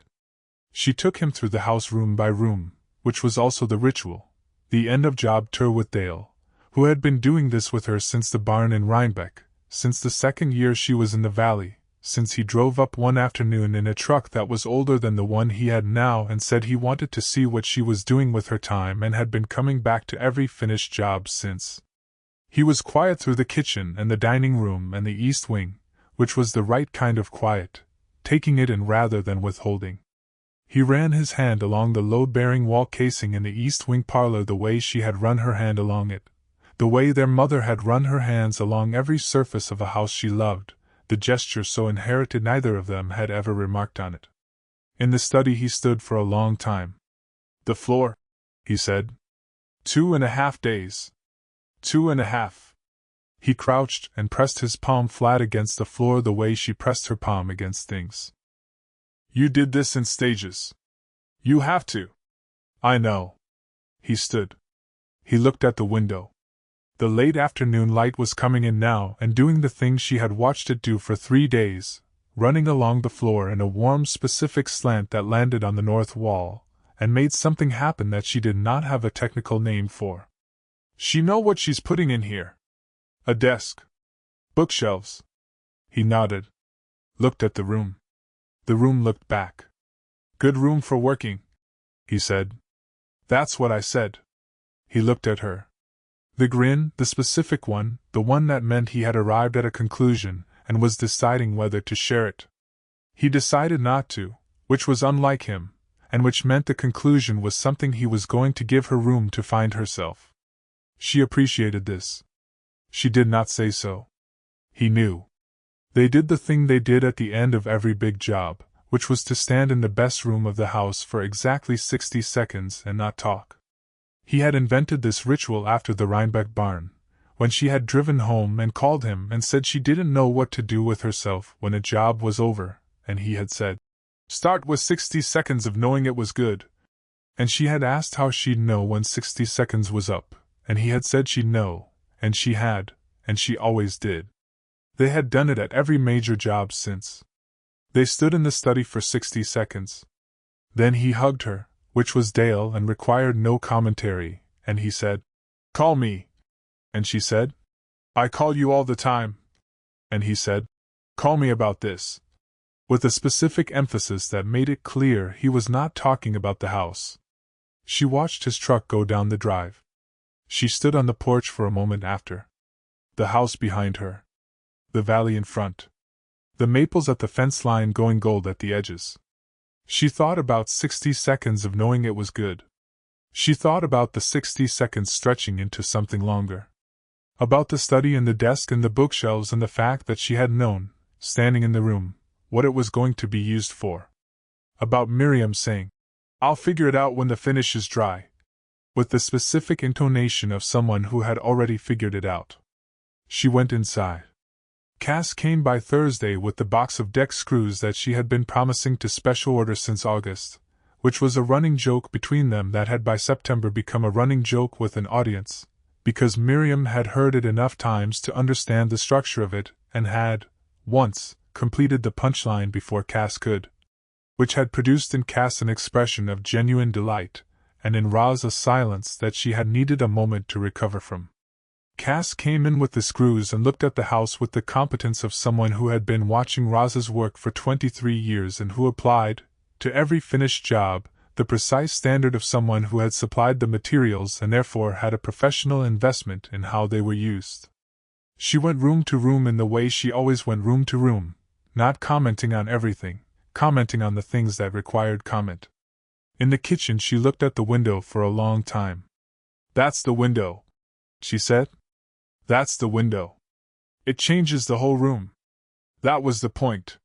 She looked at the island position. She looked at the specific angle of the afternoon light on the counter.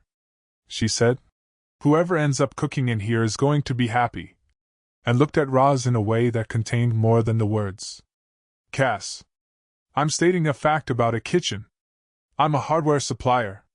Kitchens are my business." She went to the east wing. She stood in front of the load-bearing wall and its casing for a long time. She did not touch it. She looked at the ceiling joist above it, and the plaster below it, and the room around it, and then she looked at Roz. "This is the one," she said. "Yeah." The wall she wanted to tear out. "Yeah. And now it's the best thing in the room." Roz looked at the wall. It was the best thing in the room. It was the best thing she had done in this house. Not technically, the floor work was more technically demanding, the kitchen more comprehensive, but in terms of the thing she valued most in restoration work, which was understanding before touching. She had understood this wall, and then she had made it what it was supposed to be, and now you could not imagine the room without it. She understood it, Roz said. Once she could see it. She understood it immediately. Cass looked at her. "I know," she said. "You told me. I told you she understood the structural report. You told me a lot of things." Cass put her hands in her pockets. "I've been keeping a list." She said this without inflection, in the voice she used for statements that were also invitations. "You want to know what's on it?" "Not particularly." "The owl," Cass said. "The kitchen window.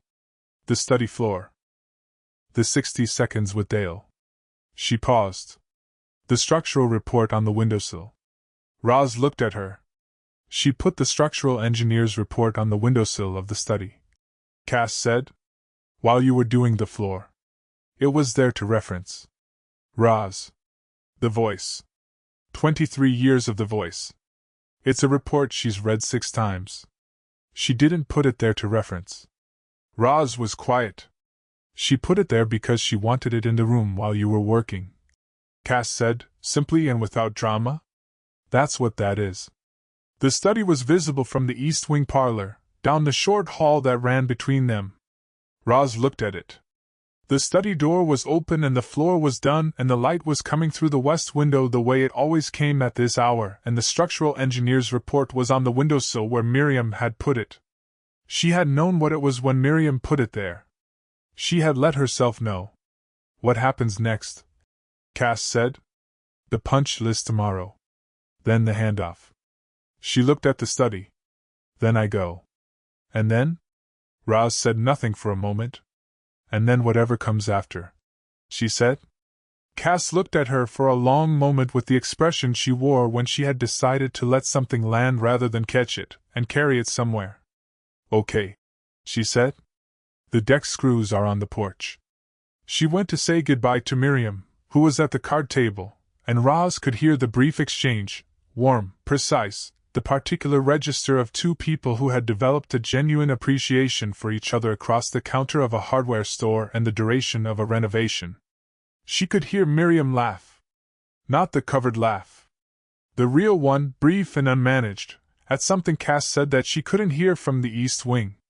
She heard it and felt it in the specific location of her chest the way she had been feeling things in that location for 3 months. She went to look at the study floor one more time. The finish was dry. The floor was right. The room was what it was supposed to be. She ran her hand along the replastered wall adjacent to the study, the wall above the load-bearing section, and felt the plaster set and solid under her palm, holding everything up the way it had been holding everything up since someone she would never know had built it in the particular dark of a year nobody had recorded, for a reason nobody had written down. She let herself feel the weight of what she had built here. She went home. That night she looked at the walls of her small rented house and she thought about the study and the desk and the bookshelves. She thought about the window and the afternoon light. She thought about Cass's list, which she had not asked to hear and which she had been reviewing in her head anyway since the East Wing parlor. She called Dale. Hey, he said. The study's done. Yeah? The floor's extraordinary. I did it right. I know you did. She could hear him smiling. Is that why you're calling? She looked at the wall of her rental. 8 years of not doing to it what she did to other people's walls, of living inside something she had made functional but not right, because it wasn't hers and making it right would have meant something she wasn't ready for. I think I want my own house, she said. A pause. Yeah? Not. She stopped. I mean, I want a house I'm going to stay in. I've been doing other people's houses for 15 years. I've been renting this place for 8 years. She looked at the rental wall. I've been treating my own life as a temporary situation. You have been doing that, Dale said. I know. You've done it for a while. Dale. I'm agreeing with you. This is a new experience. Let me have it. She almost laughed. She let it be almost. I don't know what comes next, she said. After the handoff. I don't know where I land. No, he said. But you know what you want it to look like. She thought about the study. The floor. The desk. The bookshelves. The specific quality of a room that knew what it was for. Yeah, she said. I do. Then start there, he said. That's what you always say. Start with what you can see. She said goodnight. She sat in her rental for a while longer. She started there. She looked at the walls of her rental, and she started, slowly and with the patience she applied to everything she needed to understand, figuring out what she could see. She went to sleep later than usual. She was not thinking about the house. She was thinking about what she had built in it, and why, and what she was going to do with that information now that the job was done, and the only question remaining was what she was going to do about it. In the morning she drove north for the last time as the contractor of record.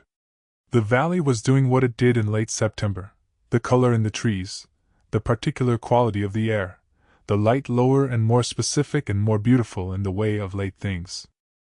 She drove through it with the window down and let it be on her face and thought about 15 years of driving this road and how it had kept her, and what that meant, and what she was going to let it mean. The house was at the end of the drive, as it always was. She got out of the truck. She looked at it in the morning light for a long time, the way she had looked at it on the first morning, in early July, when it had been a wreck and magnificent at the same time, and she had not been surprised because she had always expected it with houses like this. It was still magnificent. It was no longer a wreck. She went inside to finish the job. Chapter 20: The report she didn't write. She had always intended to do a final walkthrough. This was not unusual. She did final walkthroughs on everything: properties she was buying for clients, depositions before trial, cases before she filed the opening brief. She walked through things and made her assessment, and documented it, and knew where she stood. It was the method that had served her for 20 years, and she had applied it here from the beginning, and applying it now, at the end, was simply consistency. She made the document. She titled it, Final Renovation Assessment Quarry Hill Road Estate. She dated it September 26th. She gave it the same section structure she had given the original 4-page list from day one: exterior, structural, mechanical, interior, by room. She opened the front door. The entry hall. She had stood in this hall on a Tuesday in early July and smelled the closed air of a house that had been breathing its own breath for 2 years, and she had written, floors, wide plank pine, sound but requiring refinish. Walls, plaster, cracking in corners, water staining in 4+ locations. Ceiling, intact. She had written it with the efficiency of someone who was here to assess. She stood in the entry hall now and looked at the floors, which had been stripped and refinished in July, and that showed, in the late September morning light, the grain of 170-year-old pine in the particular depth that came from wood that had been walked on that long. She looked at the plaster walls, replastered at the corners, the water staining gone. She looked at the ceiling. She stood there for a moment. She wrote, Entry hall complete. She went to the dining room. The dining room ceiling had been the first significant project, the first thing she had put on the urgent list the day she arrived, the exposed lath and the hole that had looked like the house making an argument against itself. Now the plaster was restored, the molding at the cornice intact and finished, the ceiling flat and specific and right. She looked at it from the doorway and then from the center of the room and then from the corner where the light came in from the east window in the morning and showed the texture of the plaster in the particular way she had learned to look for. Marco had done good work. She had thought about saying this to Marco in the past 2 weeks and had not said it, and had then, yesterday afternoon, said it directly. Marco, the dining room ceiling is the best plaster work I've seen on a restoration this scale. Marco had said, thank you, and gone back to what he was doing, which was the correct response. She wrote, dining room complete. She went to the kitchen. She stopped in the doorway. The kitchen had been first on her list from day one, first in urgency and first in ambition, and she had come to it with the specific idea that a functional space with modern appliances and adequate counter space was what was required. She had not come to it with the idea that the kitchen would become the room that changed what she understood about the house, about what she was doing here, about the difference between a room that worked and a room that was right. The window. She looked at the window that had been blocked for decades behind an upper cabinet, and that Roz had known about from the exterior elevation, and that was now simply there, doing what it had always been trying to do, bringing the south light into the room at the angle that made the room breathe. The light came in now and landed on the east wall in the specific way it had been landing every afternoon since August when she had started watching it, and she had watched it without deciding to, the way she had started doing a lot of things. The island was in the position Roz had indicated with one finger on the plan and said nothing else about. Miriam had said market appeal. Roz had said okay. The island was in the position it needed to be for someone who wanted to be in the kitchen while other people were also in the kitchen, which was not the kitchen she had designed for, which was she stood in the doorway of the kitchen that was not the kitchen she had designed for exactly what she wanted. She wrote, Kitchen complete. She looked at what she had written and then she looked at the kitchen and she thought about all the things she could write down about what the kitchen was and what she could document about the window and the island and the light, and she understood, standing in the doorway, that she was not going to write any of them. That the report was not the point.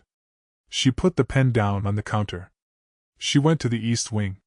The East Wing was the house's best argument for what it had always been trying to be: the restored plaster, the refinished floors, the windows Roz had reputtied and cleaned so that the light came through them the way original glass let light through, with the slight imperfection of old glass that made it more rather than less beautiful. She had not known, in July, that imperfection in old glass was a quality rather than a flaw. She knew now.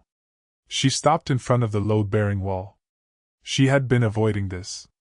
Not consciously, but she had done the entry hall and the dining room and the kitchen first, in the order of the original list, and the wall was the last thing in the East Wing, and she had known, walking toward it, that this was where the walkthrough was going to stop being a walkthrough.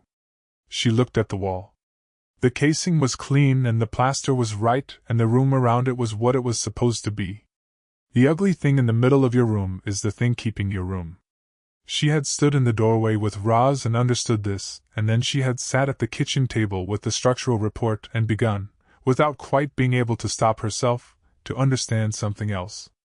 She had been looking at Roz the way she had looked at this wall. She had come in with a category: the mixed reviews, the 3 divorces, the reputation for being unmanageable, and she had treated the category as the thing, the way she had treated wall to be removed, as the thing, without asking what the wall was there for. She had been doing it for months, the specific efficiency of someone who had gotten very good at reading patterns and had forgotten that patterns were a shortcut, not the destination. The wall was load-bearing. Roz was not too much. Those were the same realization delivered by the same method: stop deciding, start looking. She stood in front of the wall for a long time. She went to the parlor. She sat at the card table. She looked at the legal pad and the assessment document on her laptop and the folders in their organized system, and she called Suki. Suki answered on the first ring. "How's the walkthrough going?" "I've stopped." "Already?" "I stopped at the kitchen." She looked at the legal pad. "I can't write it. I know what I'd write and I can't write it." "What would you write?" "The kitchen is complete. The East Wing is complete. The structural issues have been resolved and the cosmetic finish work is right and the house is ready for listing." She paused. "I can't write that." A silence. "Miriam," Suki said. The precise, warm, patient voice. "What do you want?" The question she had been unable to hear when it was asked, and then unable to stop hearing. "What do you want?" Not what should she do, not what was the correct decision, not what did the evidence support. What did she want? She looked at the parlor. The restored ceiling molding. The floors. The East Wing doorway open, showing the load-bearing wall in its casing.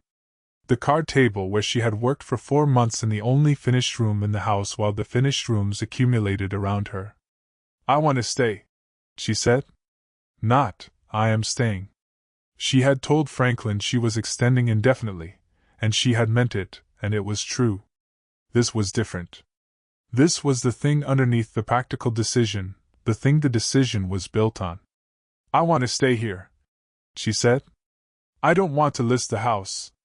I don't want to sell it." She looked at the wall. "I want the east parlor and the kitchen window and the south lawn and the study with the bookshelves on the north wall." She stopped.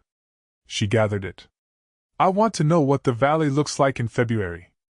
I want to understand what it costs to keep a house like this through a winter." She paused again. "I want to do more of the work I've been doing here, which is not the same as the work I've been doing in the city, and I don't have language yet for what the difference is, but I can feel the difference." Suki was quiet.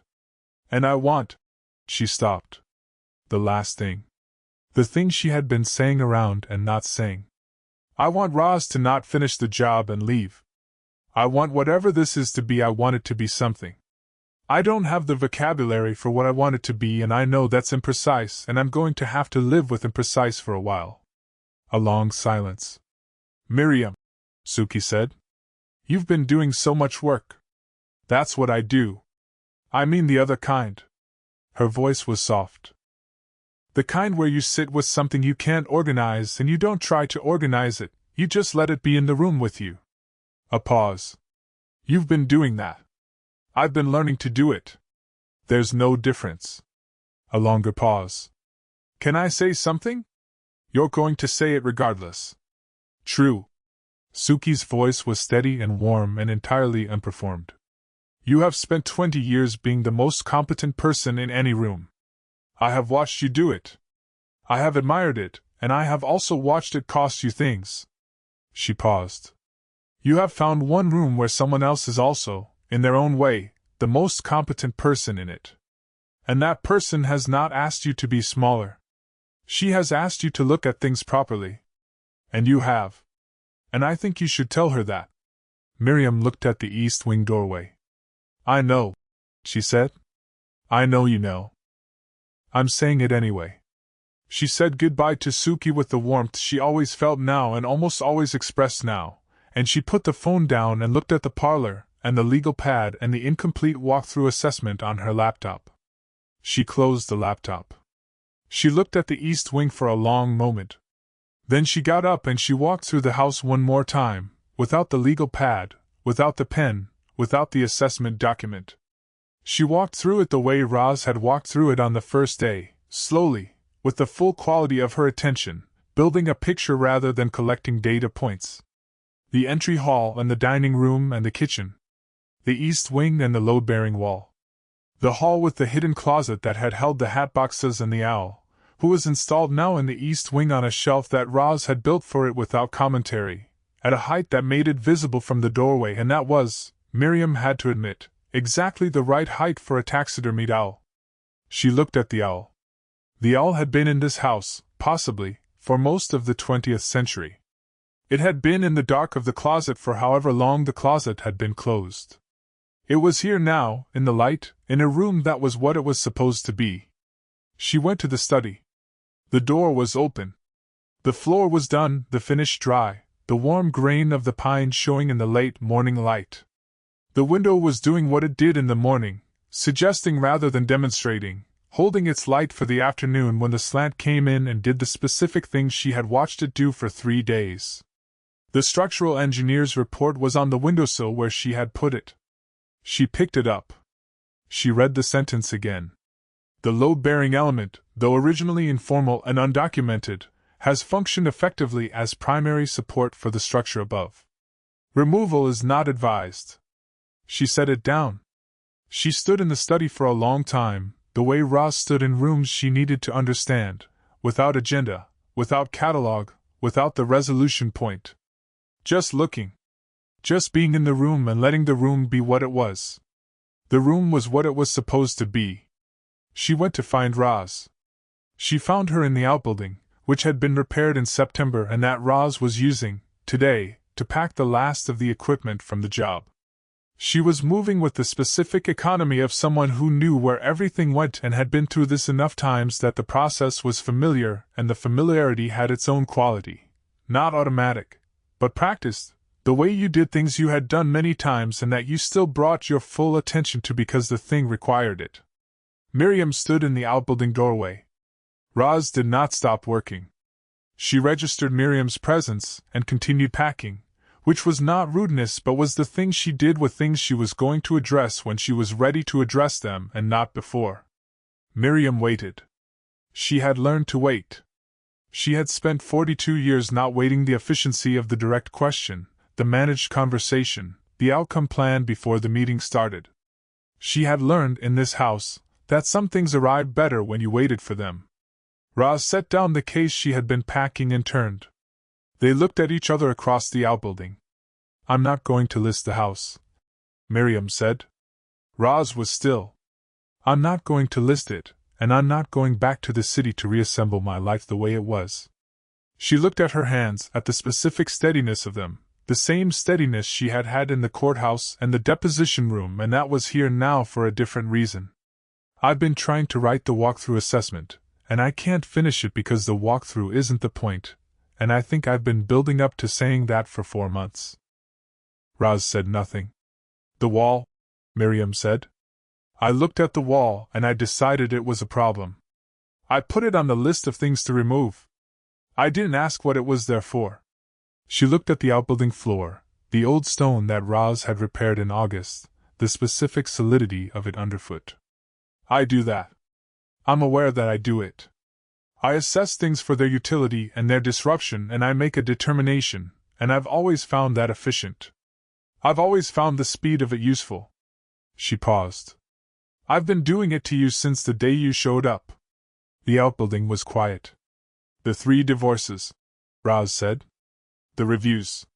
The reputation. Unmanageable. She said the word plainly. Let it be what it was.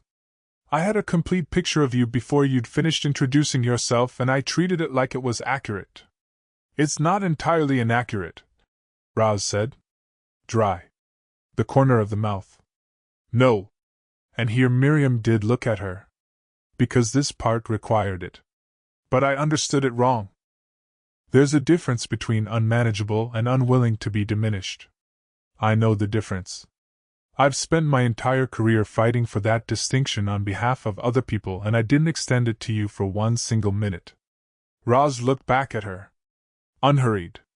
The particular quality of attention she gave things she needed to understand before she touched them. It had unnerved Miriam for months. It did not unnerve her now. You know what the worst part is? Miriam said. Tell me the worst part. I've been here 4 months. You have fixed. She stopped, gathered it. Almost everything. You have fixed almost everything, and I have spent the majority of that time focused on the things that weren't finished yet. The ghost of something that wasn't quite a smile. I'm apparently only good at what's broken.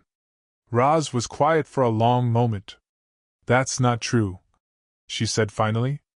You're also good at this. At what? At this. She gestured simply at the space between them. Miriam looked at that space. At the fact of it. 4 months of coffee and arguments and blueprints, and the 12-page amendment, and the hidden closet and the owl and standing in doorways. The way Roz had said come here in the East Wing parlor and Miriam had come. The way she had made 2 cups of coffee before she understood what she was doing and had kept making them after she understood. The way she had stood on the porch in the September dark and felt the thing she had always managed to avoid feeling and had not managed to avoid this time. I don't want to sell the house, she said. It was not what she had intended to say next. It was the truest thing she had said all year. Roz exhaled slowly. Not surprise. Something that had been held with care for a long time, releasing. Okay, she said. I don't know what that means yet. Logistically. The attorney in her, still there, still useful. My whole life is in the city. I have. She gestured at that life, its structure, its weight. I have 37 active cases. I'm not asking you to figure it all out today. I'm aware you're not asking me anything. You never do. It's one of the more destabilizing things about you. I know. Still the mouth. You hate it. I hate it. Miriam agreed. And then, because 4 months and a load-bearing wall and the specific weight of a September afternoon in the Hudson Valley. It's also one of the things She stopped. She let the sentence be what it was. Roz waited. Miriam let herself be waited for. I'm going to need more time, she said. Yeah. Something in Roz's face that was careful and warm and not performed. The house isn't done either. Miriam looked at her. The study? The study. Roz agreed. They looked at each other in the outbuilding in the September afternoon, 2 women who had spent 4 months being the most competent person in any room and who had found, in this particular room, someone they could not manage and could not dismiss and were not going to be able to stop thinking about, and who were both, right now, standing in the specific and unfamiliar country of something beginning. Okay, Miriam said. It was not a resolution. It was not a plan. It was the word she had been learning to use when she meant, I am in the room, I am choosing to be here, I am not going to organize my way out of this one. Roz picked up the case she had been packing. She looked at it for a moment, then set it back down. The study window trim, she said. I want to check it in the afternoon light. It's almost afternoon. I know. They went back to the house. She did not call Suki again. She had already said the true thing. She stood in the study with Roz and looked at the window trim in the afternoon light, and Roz said, "It's right." And Miriam said, "I know." And neither of them was talking only about the trim. At 5, the truck sat in the drive and did not leave. At 6, there was dinner in the kitchen. At 7, there was the south window and the darkening lawn and the 2 cups on the table and all the things that had not been said yet and were not going to be said tonight, because tonight was not for saying. Tonight was for the kitchen, and the window, and the specific quality of a September evening in the Hudson Valley when you have finally stopped managing your way out of where you are. Tomorrow there would be more to say. There would be the logistics and the city and the 37 cases and the conversation that was coming that neither of them had language for yet, and that they were going to have anyway, imprecisely and honestly, which was the only way she knew how to have it now. Tonight there was this. She let it be this. Chapter 21: 3 divorces and 1 porch. She did not know what she had expected. This was the thought she kept returning to on the morning after, standing in the study with the floor finished, and the window doing its thing in the early light, and the structural engineer's report still on the sill where Miriam had put it. She had known, for 3 months, what she was afraid of: the category, the season, the charming local woman. She had not known, until yesterday afternoon in the outbuilding, what she had been hoping for underneath the knowing. This, apparently. She had been hoping for this. Miriam had come to find her. Not in the house at a scheduled time. Not with a printed agenda or a 12-page amendment, or the legal pad. She had come to the outbuilding where Roz was packing equipment, which was not a room she had any professional reason to be in, and she had stood in the doorway and waited, and when Roz had turned she had said, "I'm not going to list the house." And then she had said the other things. The things that were true and had the specific weight of things that had been held for a long time before being said. Roz had listened to all of them. She had not interrupted. She had not offered reassurance before the sentence was finished, which was the thing she always wanted to do and that she had learned, from years of listening to structures tell her what they were, not to do. You waited until the thing was done speaking before you responded to it. Miriam had been done speaking and Roz had said, "Okay." And then, "The house isn't done either." She had not planned either of those responses. They had arrived because they were true, which was the only standard she had left for what she said. She ran her hand along the study windowsill. The wood was old and good, and she had refinished it in September with the same attention she had given the floor, because the room deserved it, and she had known that, and had given it what it deserved. She looked at the report. The load-bearing element, though originally informal and undocumented, has functioned effectively as primary support for the structure above. She had read this report once, when Miriam had first left it here. She had not asked why it was here. She had read it, and understood why it was here and had put it back on the sill exactly as she had found it, and had not said anything about it, which was the same thing Miriam had been doing with the second cup of coffee for 6 weeks, knowing without saying, doing without announcing. They were, she thought, 2 people who had developed very good methods for not saying the true thing and who had, in the past 48 hours, said several of them. She was going to need to do something about the rest of them. She picked up her notebook. She looked at the punch list. The exterior was done. The dining room was done. The kitchen was done. The east wing was done. The study floor was done, and the window trim was done, and the walls were done. What remained? The study shelving, which she had not yet built, and the final punch list items, which she could finish in a single day. And then the job would be done. She had told Miriam, "The house isn't done either." This was true. She had meant, "I'm not going anywhere." She had meant, "You said you needed more time and I'm giving it to you." She had also meant, "I am, for the first time in 3 marriages and 5 years since the last one, not going to predecide how this goes." She went downstairs. Miriam was at the card table. She had the laptop open but she was not looking at it. She was looking at the south window in the particular way she looked at things she had learned to look at properly, before the catalog, before the utility assessment, before the organizing. Just looking at what was there. She looked up when Roz came through. "Coffee's on," she said. "I know. I can smell it." It was the same sentence they had said, in one form or another, on a Saturday in July that had not been planned, and that had been the first morning Roz had let herself understand something she had been not understanding. She said it now with the same meaning she had had then, and with the additional meaning of everything that had happened since. She poured the coffee. She brought a mug to the table. She did not sit down. She stood at the counter and drank her own and looked at the south window and thought about the study shelving, which she was going to build today, and the specific which she had ordered in September thinking she might need it, and that had been sitting in her truck for 2 weeks. She had known she would need it. She had been waiting until she was ready to need it. "The shelving," she said. Miriam looked up. "North wall. You said bookshelves."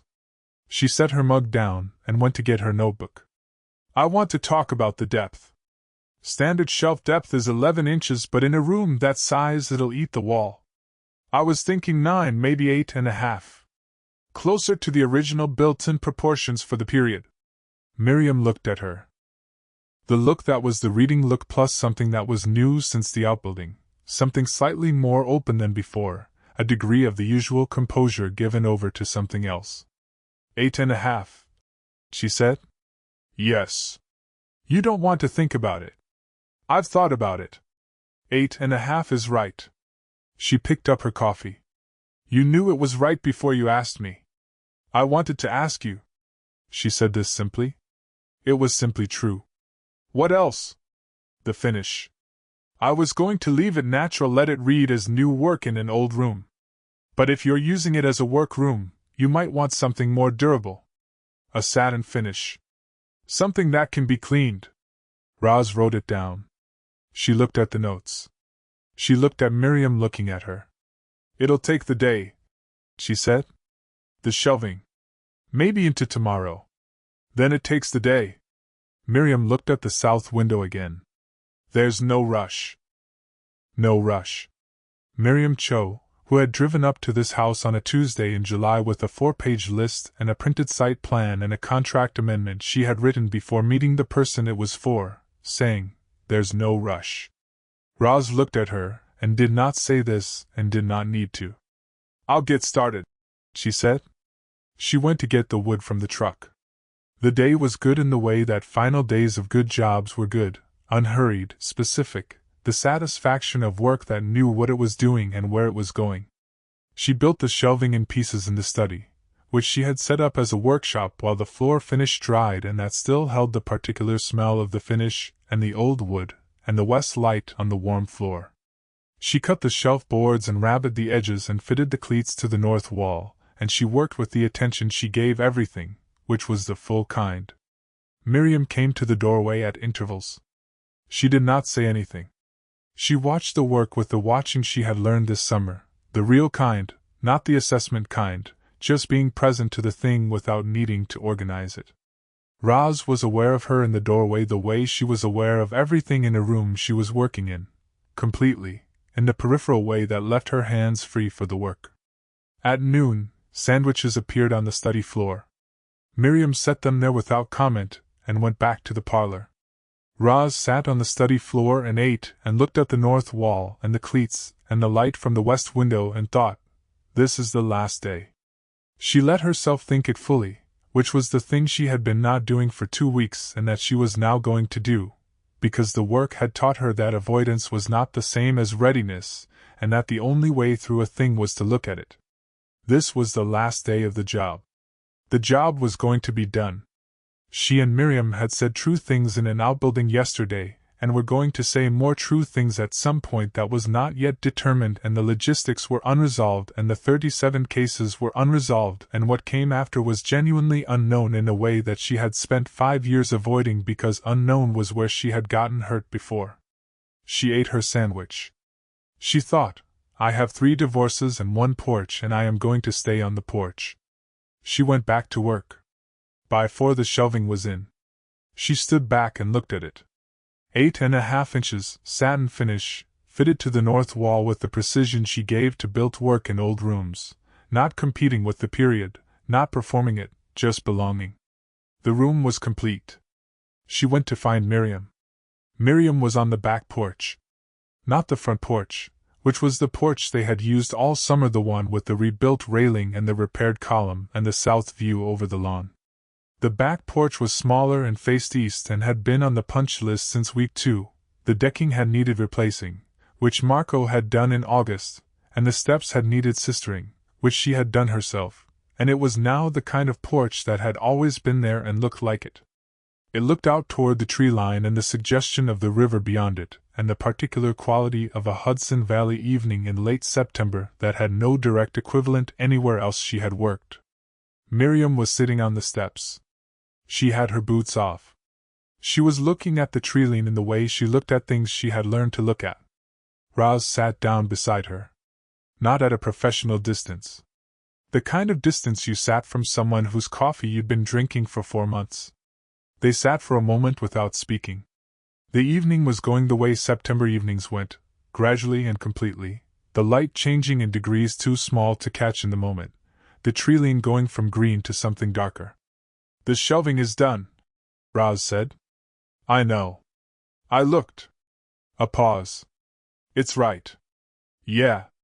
The treeline. The river they couldn't see. A bird somewhere in the maple stand, and then not.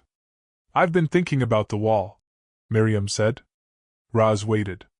"I've been thinking about how I looked at it." She was looking at the trees. This was easier this way. Some things were said better without eye contact, and she had always known when not to look at someone. She had spent a career knowing when to look at someone, and when not to. "I saw it, and I decided it was a problem. I put it on the list of things to remove. I didn't ask what it was there for." Roz said nothing. "I do that," Miriam said. "I'm aware that I do it. I assess things for their utility and their disruption, and I make a determination, and I've always found that efficient. I've always found the speed of it useful." She paused. "I've been doing it to you since the day you showed up." "You said this," Roz said. "Yesterday." "I know.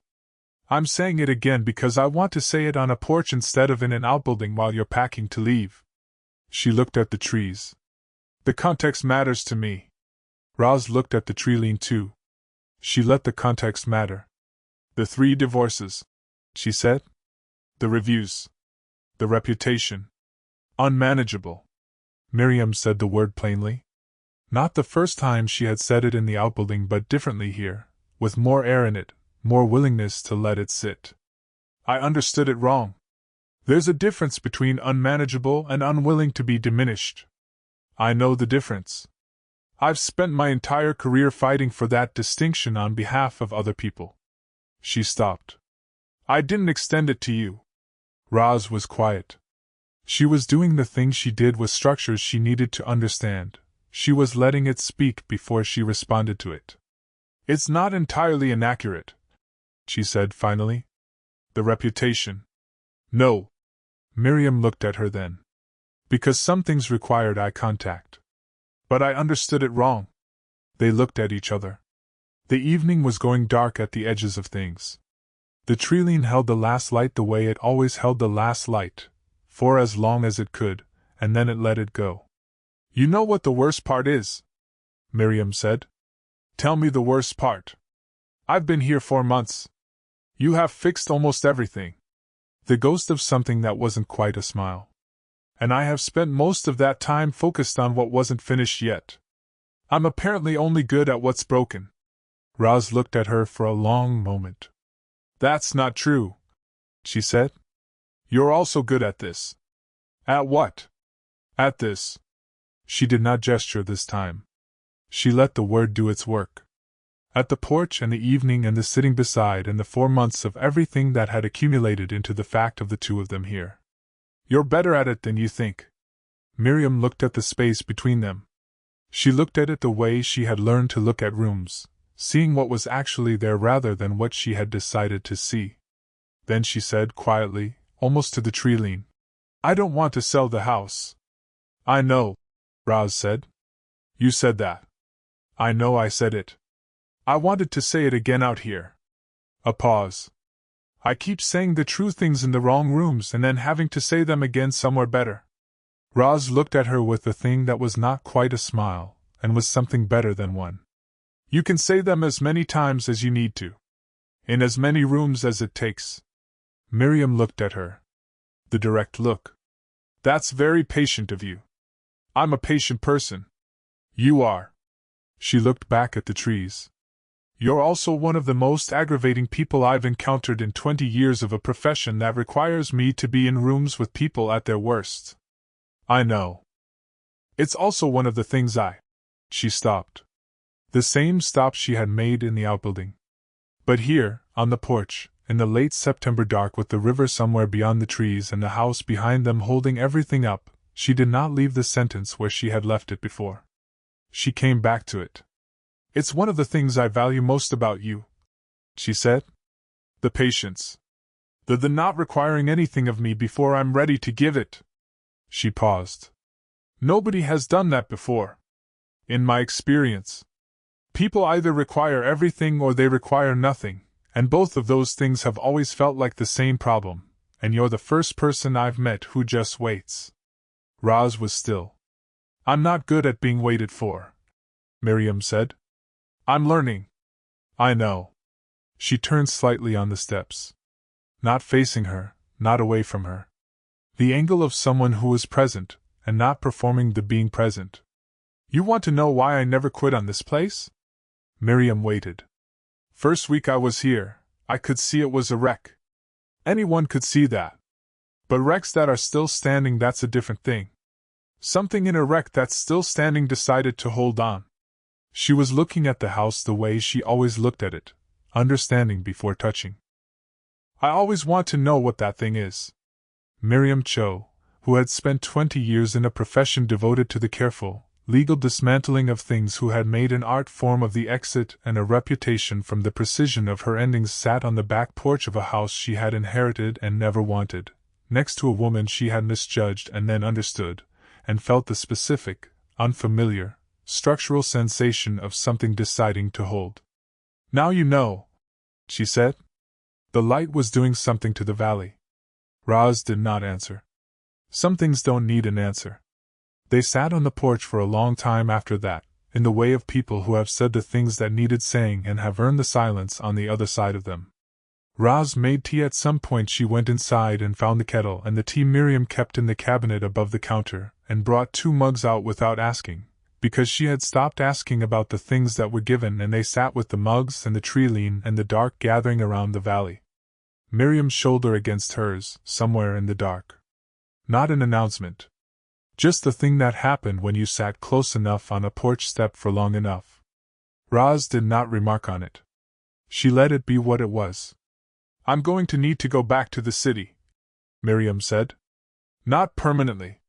To deal with things that require dealing with in person. I know. The cases. The firm. The apartment. A pause. I'll come back. I know, Roz said, and meant it, and did not examine whether she would have meant it 3 months ago, because 3 months ago was not the information she was working from. I'm going to withdraw the listing. Yeah. She drank her tea. What are you going to do with 37 active cases? Manage them at a distance for what I can manage at a distance. Negotiate the rest. She looked at the mug in her hands. Suki will tell me it's impossible and then help me figure it out. That's the arrangement we have. She sounds like a good person to have. She's the best person I have. A pause. She'll like you. Roz looked at the tree lean. The river was there whether they could see it or not. The valley was dark and specific and patient, and she had been driving through it for 15 years, and it had kept her, and tonight she understood more fully than she had before what that meant, what you gave the valley and what it gave back. I'm going to need to find a house, she said. Miriam looked at her. I've been renting the same place for 8 years, she said. I've been treating my life like a temporary situation. She held the mug with both hands. I'm going to stop doing that. A long pause on Miriam's side. There are 11 acres, Miriam said. The outbuilding is already repaired. Roz looked at her. Miriam was looking at the trees with the careful expression of someone who had just said the true thing and was giving it room to land. That's, Roz said. I know. Miriam kept looking at the trees. I'm just noting the square footage. Professionally. Roz looked at her for a long moment. The specific quality of her profile in the late evening, the jaw and the blunt-cut hair and the particular set of her shoulders, which Roz had been learning for 4 months and which she was going to keep learning for what she hoped was a much longer time. I'll look at the outbuilding, she said. It's been assessed, Miriam said. The bones are good. There were no declarations that night. No promises designed to survive the light. There was the porch and 2 mugs of tea and the tree line they couldn't see past and the river they couldn't see at all and they both knew was there. There was Miriam leaning her head back at some point, looking at the September stars, and not building the next move. There was the shoulder contact, solid and warm and not going anywhere, for as long as the evening lasted. There was Roz's voice, after a while quiet. You want to know why I never quit on this place? You said that already? I know. I want to say it again. Then say it. Wrecks that are still standing decided to hold on. She looked at the house behind them. I always want to know what that thing is. You said that too. Yeah. She looked at the stars. Now I know what it is for this one. A pause. The tree line. The dark. So do I, Miriam said. They sat until the cold came into the air the way it came in late September, not suddenly but insistently, the valley asserting its opinion about October, and Miriam said she was going in because she was not a person who sat in the cold for sentiment, which was the most Miriam thing she had said all evening, and Roz followed her because the porch was cold and the house was warm and going inside was not the same as the evening ending. Inside the house was the kitchen and the lamp and the last of the tea and all the rooms they had made right together, and the study with the new shelving and the finished floor and one window that faced west and caught the afternoon light that neither of them had seen yet from inside a finished room. There would be time for that. There was, now, time. Chapter 22 The Unfinished Room. She did not sleep. This was not the bad kind of not sleeping, the kind that had a name and a source and that she had occasionally experienced in the weeks before a major trial when her brain refused to stop building arguments in the dark. This was a different kind. The kind where you were not sleeping because the thing keeping you awake was not a problem but its opposite, and you lay in the dark aware of that distinction and found that you did not, particularly, want to be asleep. She lay in the east bedroom and looked at the ceiling replastered in July, exactly right, the molding at the cornice intact and clean, and she thought about the porch. About the shoulder contact, which had been she did not have the correct word for it. It had been the word before the word, the thing that said what could not yet be said out loud, and she had let it be that, and it had been enough for tonight. She thought about, now I know what it is for this one. She had said it and meant it. She meant it in both directions. She got up at 6. She made the coffee. She went through the ritual in the early kitchen dark, the same order, the same method, and at the end of it she made 2 cups and looked at them and then took both of them to the table and sat down. She looked at the 2 cups. She picked up her phone and opened the listing details for the Quarry Hill Road estate, which she had been keeping updated on the agent's website for 2 months. She looked at it for a moment. The photographs the agent had taken in August, before the east wing was finished, the house looking like what it was, a property in excellent condition with good bones and significant potential, the language of a listing that had never quite been the right language for this particular house. She closed the listing. She opened her email and wrote to the agent, I'm withdrawing the listing. I'll be in touch. She read it once. She sent it. She picked up the second cup of coffee and looked at it. Then she heard the truck. It was 6:38. She had not been certain Roz would come back, not with any real doubt, she had not had real doubt since the outbuilding, but with the residual wariness of someone who had spent 20 years being very careful about certainty. She heard the truck come up the drive and stop, and she heard the door, and she heard the footstep pattern on the porch, unhurried and specific, and then the front door. She waited. Roz came through the entry hall and stopped in the kitchen doorway. She looked at the 2 cups on the table. "You made 2," she said. "The ritual requires it," Miriam said. "It's been established." Something happened at the corner of Roz's mouth. She came to the table and picked up the 2nd cup and drank, and Miriam watched her do this with the specific attention she had been giving things she did not want to miss, and Roz said, "The study?" "Yes." "The afternoon light? You said you wanted to see it. It won't be afternoon for several hours." "I know." She set the mug down. "We could look at it in the morning first. It'll tell us something different." Miriam looked at her. "Lead the way." The study in the morning was a room holding its breath. That was the thing about the west window, which she had not fully understood until she was standing in the room at 7 in the morning, and could see what the morning did with it. The light did not come in, not yet, not from the west. The morning was on the other side of the house, filling the east wing and the parlor and the kitchen, and the study got the reflected light, the secondary light, the kind that arrived already used by the rest of the house and arrived here last and softest. It was very good light. She stood in the study and looked at the north wall with the new shelving and the room around it, and the floor that was right and the light that was soft and specific, and she understood, standing in it, what this room was for. She had known before. She knew more fully now. "I was going to say I need a desk," she said. "I have a desk in the city. In the apartment." She looked at the north wall. "A good one. My mother gave it to me when I passed the bar. It came from my grandparents' house in Seoul." She paused. "I've been using it for 17 years and I have never once thought about whether it was in the right room." Roz was looking at the south wall. Running her hand along it, the gesture she made with surfaces she was reading. She had been doing this all summer and Miriam still watched it with the attention she gave things that were worth watching. "Where would it go?" she said. Miriam looked at the room. At the window. At the floor and the light and the shelving on the north wall. "Here," she said. She stood in the spot. "Facing the room, not the wall.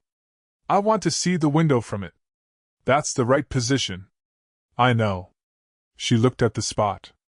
"I'll bring it when I come back." The word landed in the room between them. When. Not if. Not something that required qualification or management. Just when. Roz looked at her. "When," Miriam said again, because the word was worth saying twice. They stood in the unfinished room in the morning light and Miriam felt, in the specific location that had been protected for 20 years, the warm structural sensation of something she did not have a technical term for, and did not need one. "Show me something," she said. "What?" "In here. The way you showed me things all summer." She looked at the room. "I want to look at this room the way you taught me to look at rooms." Roz was quiet for a moment. Then she came to stand beside her. They both looked at the study, which had been the last room and was now the first, in a sense the first room of the thing that came after. "The floor first," Roz said. "From the center of the room." They both looked at the floor from the center of the room. The grain was extraordinary up close, the warm close-grained pine that 2.5 days of careful work had brought back. Miriam could see, from this angle, the way the boards ran and the specific intelligence of whoever had laid them, not perfectly parallel, not machine-laid, the slight variations that told you a human being had been here with a plain and a careful eye. "Someone cared about this floor," she said. "Yeah." Roz crouched and pressed her palm flat against it, the listening gesture. "It's been waiting a long time to be right again." Miriam looked at the floor and then at the window and then at the light, and then she said, "I know how that feels." She said it to the floor, not to Roz, but the room was small enough that there was no distinction. Roz stood. She was close. Not performing the closeness, just present in the room the way she was present in rooms, occupying exactly the space she needed. Miriam was aware of this in the way she had been aware of it for 4 months, which was completely and without the management of the awareness that she had been applying before and had stopped applying somewhere in August. "The morning light is going to be like this every day," Roz said. "The reflected kind. Secondary. I like it. I know. It's good light for working." She looked at the window. "The afternoon is going to be different. You'll want to see both." "I have time," Miriam said. "You do." They stood in the study for a while. Not looking for anything specific. Looking the way Roz had taught her to look, before the catalog and the utility and the resolution point, just looking. What she saw was a room that was right. A floor that had been cared for and then abandoned and then found again. A window that had been waiting for someone to understand what it was for. A north wall with shelving built to the correct depth by someone who had known the correct depth before asking. She thought about what she had said on the porch. "I don't want to sell the house." And then, "There are 11 acres. The outbuilding is already repaired." She had not planned to say the second thing. She had not planned it, either. It had been the true thing, and she had been saying the true things lately with a frequency she had not previously managed, and so, she had said it. Roz had said, "I'll look at the outbuilding." They had not talked about it since. It was too large and too new and too full of logistics to talk about yet. But it was in the room with them, the way the river was in the valley, not visible, not absent. "The punch list?" Miriam said. "Done.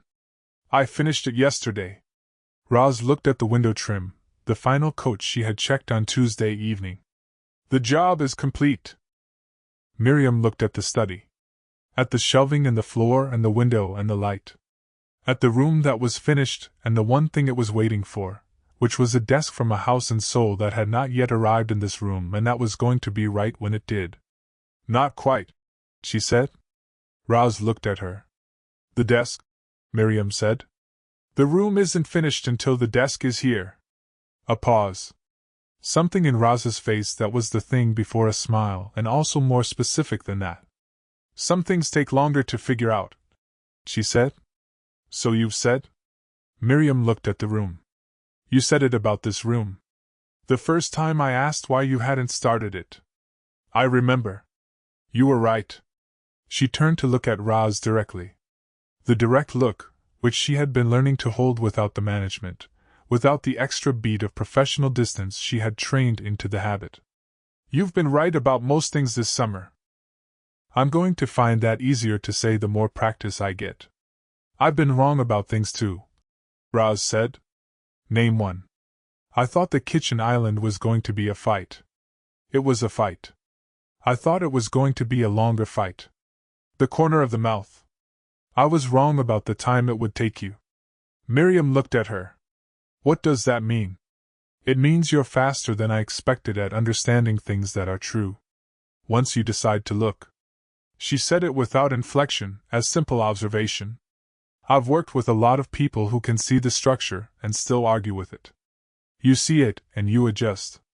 I spent 20 years arguing with the structure. I know. You adjusted." She looked at the study.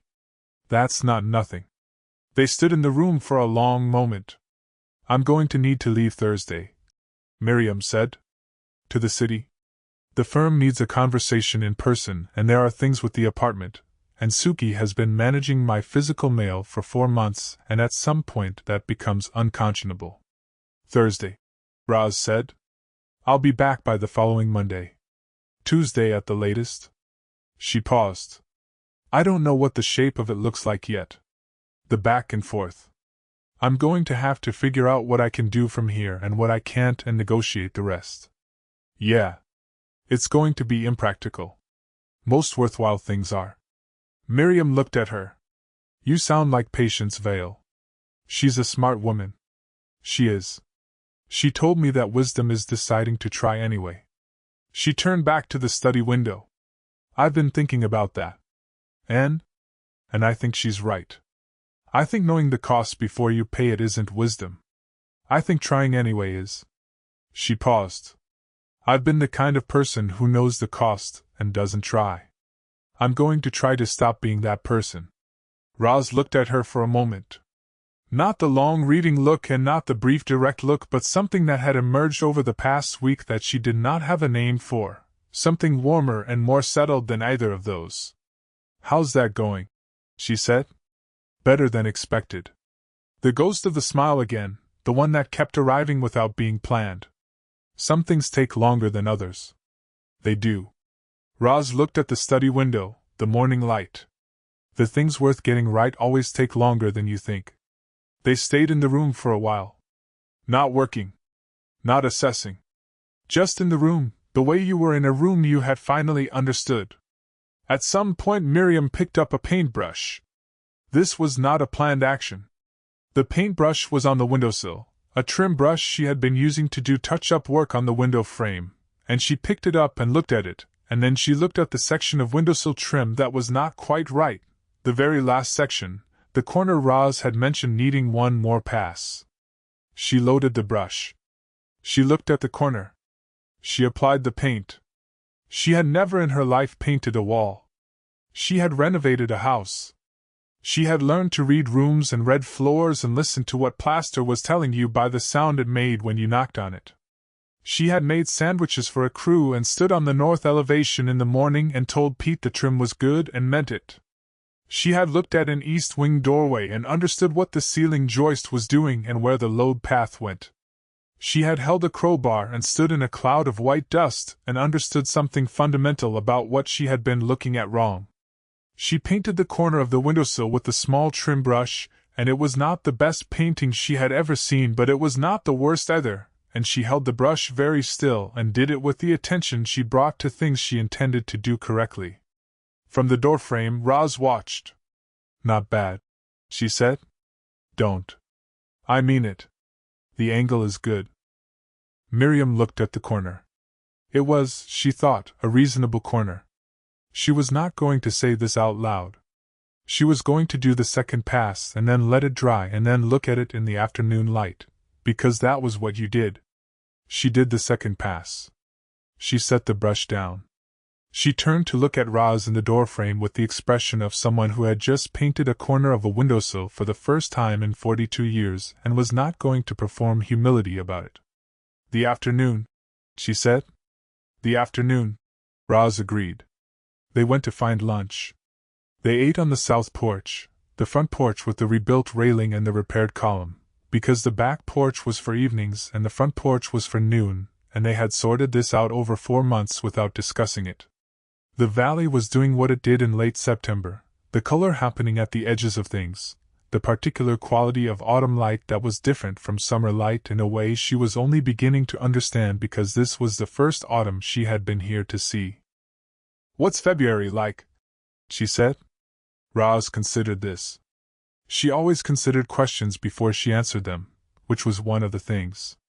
"Cold," she said. "The river ice is different. The light is lower and more particular." She looked at the south lawn. "The house will be louder. Louder. Old houses in winter. The wood contracts. You hear everything the structure does." She took a bite of her sandwich. "It's good, actually. If you know how to listen to it." "I'm learning," Miriam said. "You are." She said it the same way she said things she had observed and decided were accurate, simply, without additional weight. "You'll know the February sounds by March." Miriam looked at the south lawn and tried to imagine it in February, the grass going from the September gold green to whatever it went to in winter, the maples stand bare, the river probably visible where she couldn't currently see it because the leaves were still there. She tried to imagine the light lower and more particular. She thought she could almost see it. "I want to see it," she said. "You will." They finished lunch. In the afternoon, the study light did what it did. They were both in the room at 4 o'clock, which Miriam had timed with the precision she applied to things she was looking forward to but would not admit she was looking forward to, and the light came in through the west window at the low September angle and ran along the warm floor in the way she had been watching it do from the east wing, where she had not been in the room to see it from the inside. She stood in the room and looked at the light on the floor and felt the truth of it. This was a working room.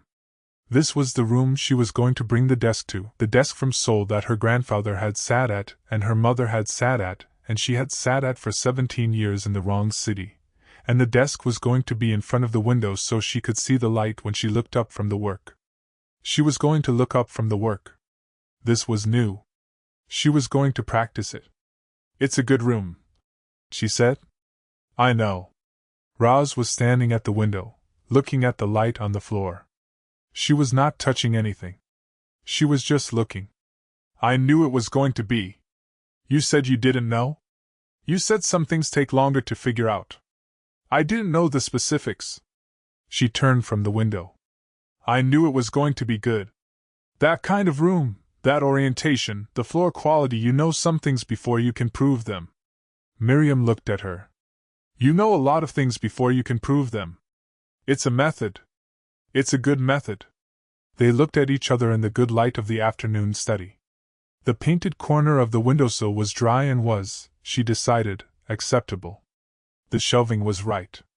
The floor was right. The light was right. "The desk will go here," Miriam said. She stood in the spot she had identified in the morning. "Facing the room." "Yeah. When I come back." "When you come back," Roz said. It was not a question. They stayed in the study until the light changed, which it did gradually and then completely, the specific slant becoming general dark, the floor going from warm to cool in the way of all floors when the sun left them. Roz went to make tea. Miriam heard the kettle and the familiar sounds of the kitchen. That was right, the particular sound of the tap and the cabinet that had replaced the cabinet that had hidden the window. She stood in the study by herself for a moment. She looked at the room that was almost finished. The desk was coming. The room knew what it was waiting for.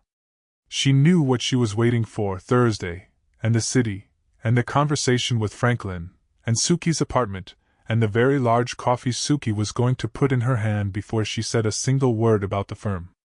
She was waiting for all of that so she could come back. She went to get the tea. In the kitchen, the window was doing what it did at this hour, nothing dramatic, just the ordinary darkening of a September evening, the south lawn going from visible to suggested, the maple stand becoming a silhouette. She stood beside Roz at the counter and watched it, and thought about February, and March, and the river ice and the lower light and the house making sounds she didn't know yet. She was going to learn them. Roz handed her the tea. She took it with both hands the way she always took hot things, and she stood at the counter in the kitchen of the house she was not selling, in the valley she was not leaving, beside the woman she had misjudged and then understood and that she was going to keep understanding for what she hoped was a long time. "Thursday," she said. "Thursday," Roz said. Neither of them said anything else about it.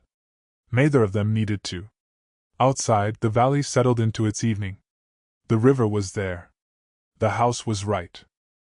The study was almost finished, and the desk was coming, and the November light was somewhere ahead of them, waiting for someone to see it. They had time. Chapter 23. The wreck she left standing. She left on a Thursday, as planned. The car was packed with what she had brought, and what she had accumulated in 4 months, which was more than she had arrived with by a precise and unexamined quantity. The coffee dripper, which had always been coming with her. The ceramic mug, which she had decided was staying. The legal pads, all of them, their pages covered in the handwriting she recognized as her own and that seemed, looking at it, to have changed something since July. Not the letters, which were the same small and precise letters, but something about the pressure of them. Something about what they were carrying. She stood on the porch at 7 in the morning with the car in the drive and looked at the house. The house looked back at her the way the house had been looking at her since July, steadily, without apology, offering what it was. She had spent 4 months being offered what it was and learning, slowly and then all at once, to receive it. She had the specific feeling she had not expected, not the relief of leaving, or the grief of leaving, or the complicated mixture of both that she had anticipated from a distance. Just the knowledge, solid and warm in the particular location she had been protecting for 20 years, that she was coming back. She was coming back. This was the first time in her professional life that she had left a place while knowing she was returning to it rather than while knowing she was not. She was going back to the city not to reassemble her life exactly as it was. That life was gone, which she had understood gradually over 4 months and abruptly in an outbuilding on a Tuesday afternoon, but to negotiate with it. To take what was true and useful and bring it forward and leave what had been armor. She had armor she could use. She had also, now, things underneath it. She got in the car.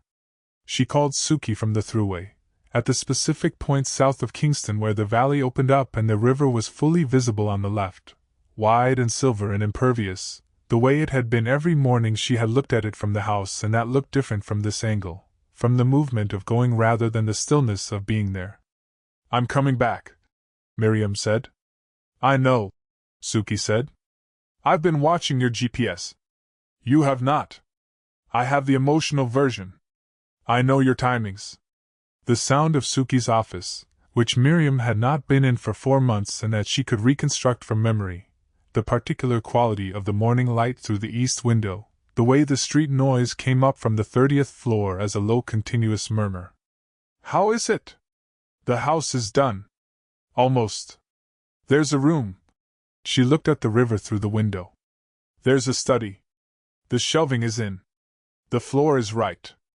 I'm bringing the desk." A pause. "The desk from Seoul," Suki said. "Yes." Another pause.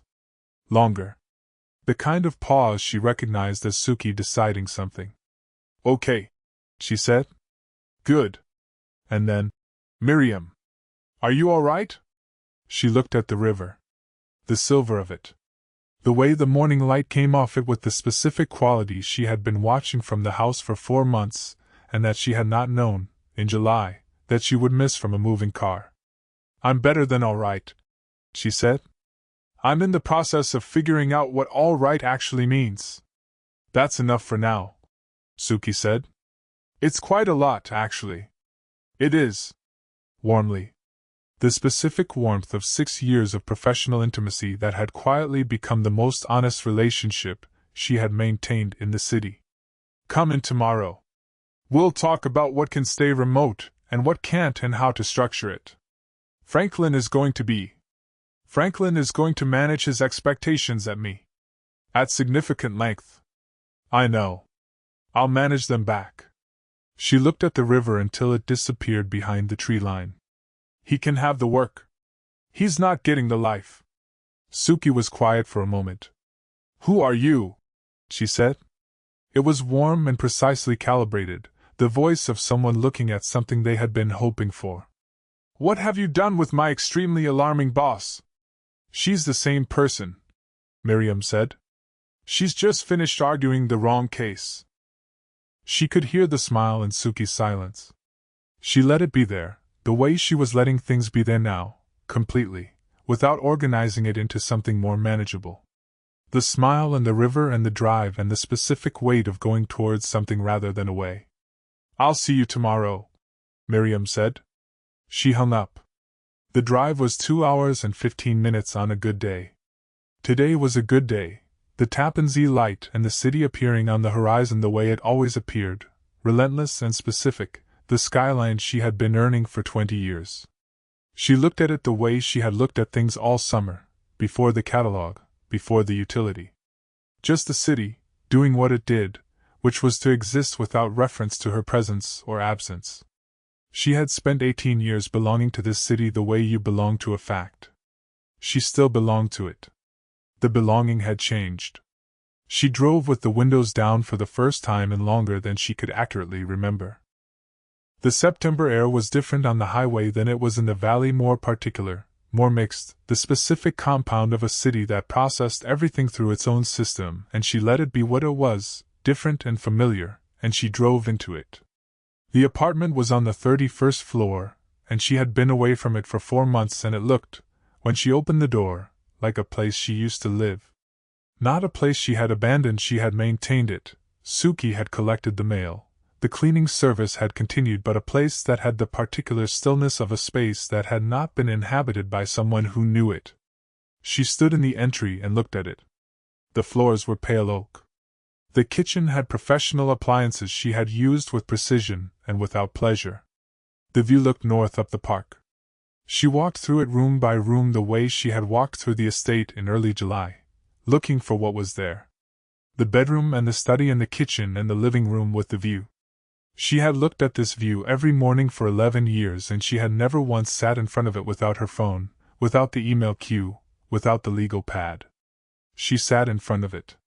She sat in the chair by the north window and looked at the park, which was green in the way of city parks in September, maintained, deliberate, beautiful in the way of things that required significant effort to be what they appeared to be, and she let herself look at it without deciding what it meant or what she was going to do about it.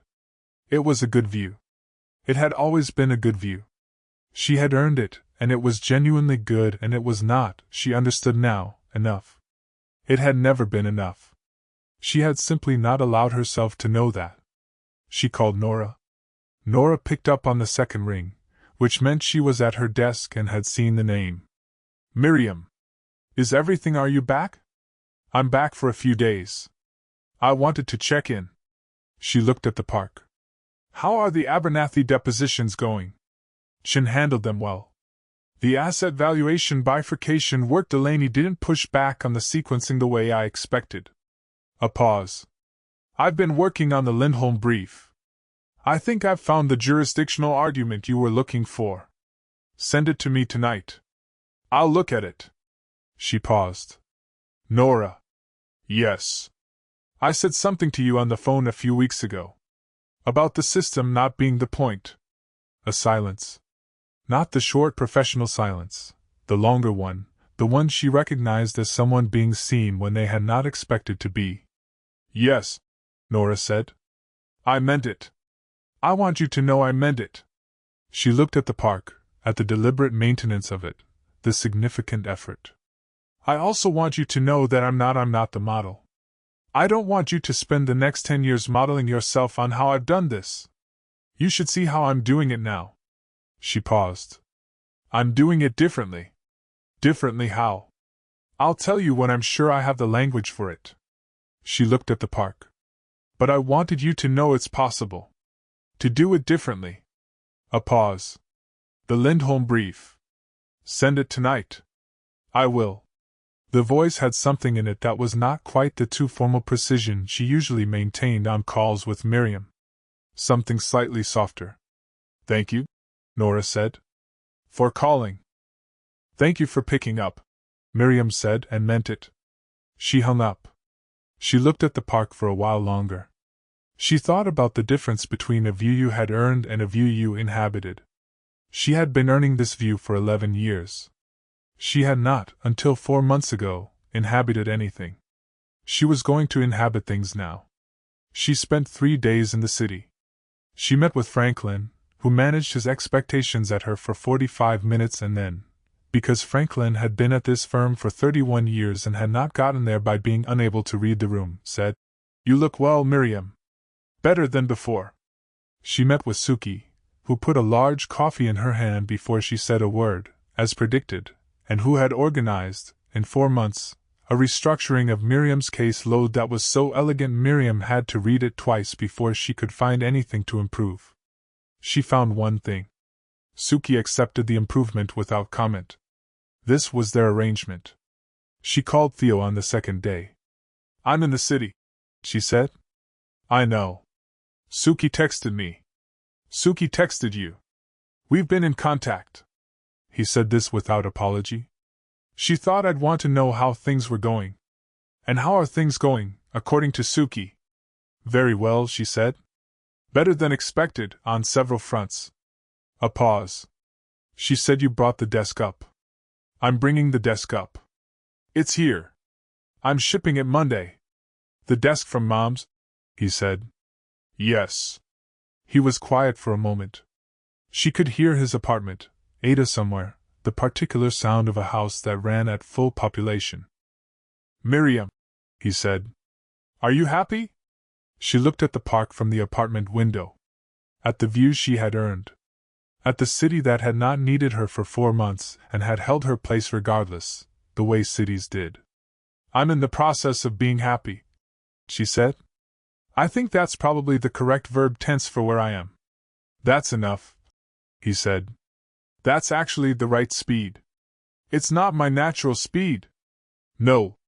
Warmly. "But you're learning." She said goodbye to Theo.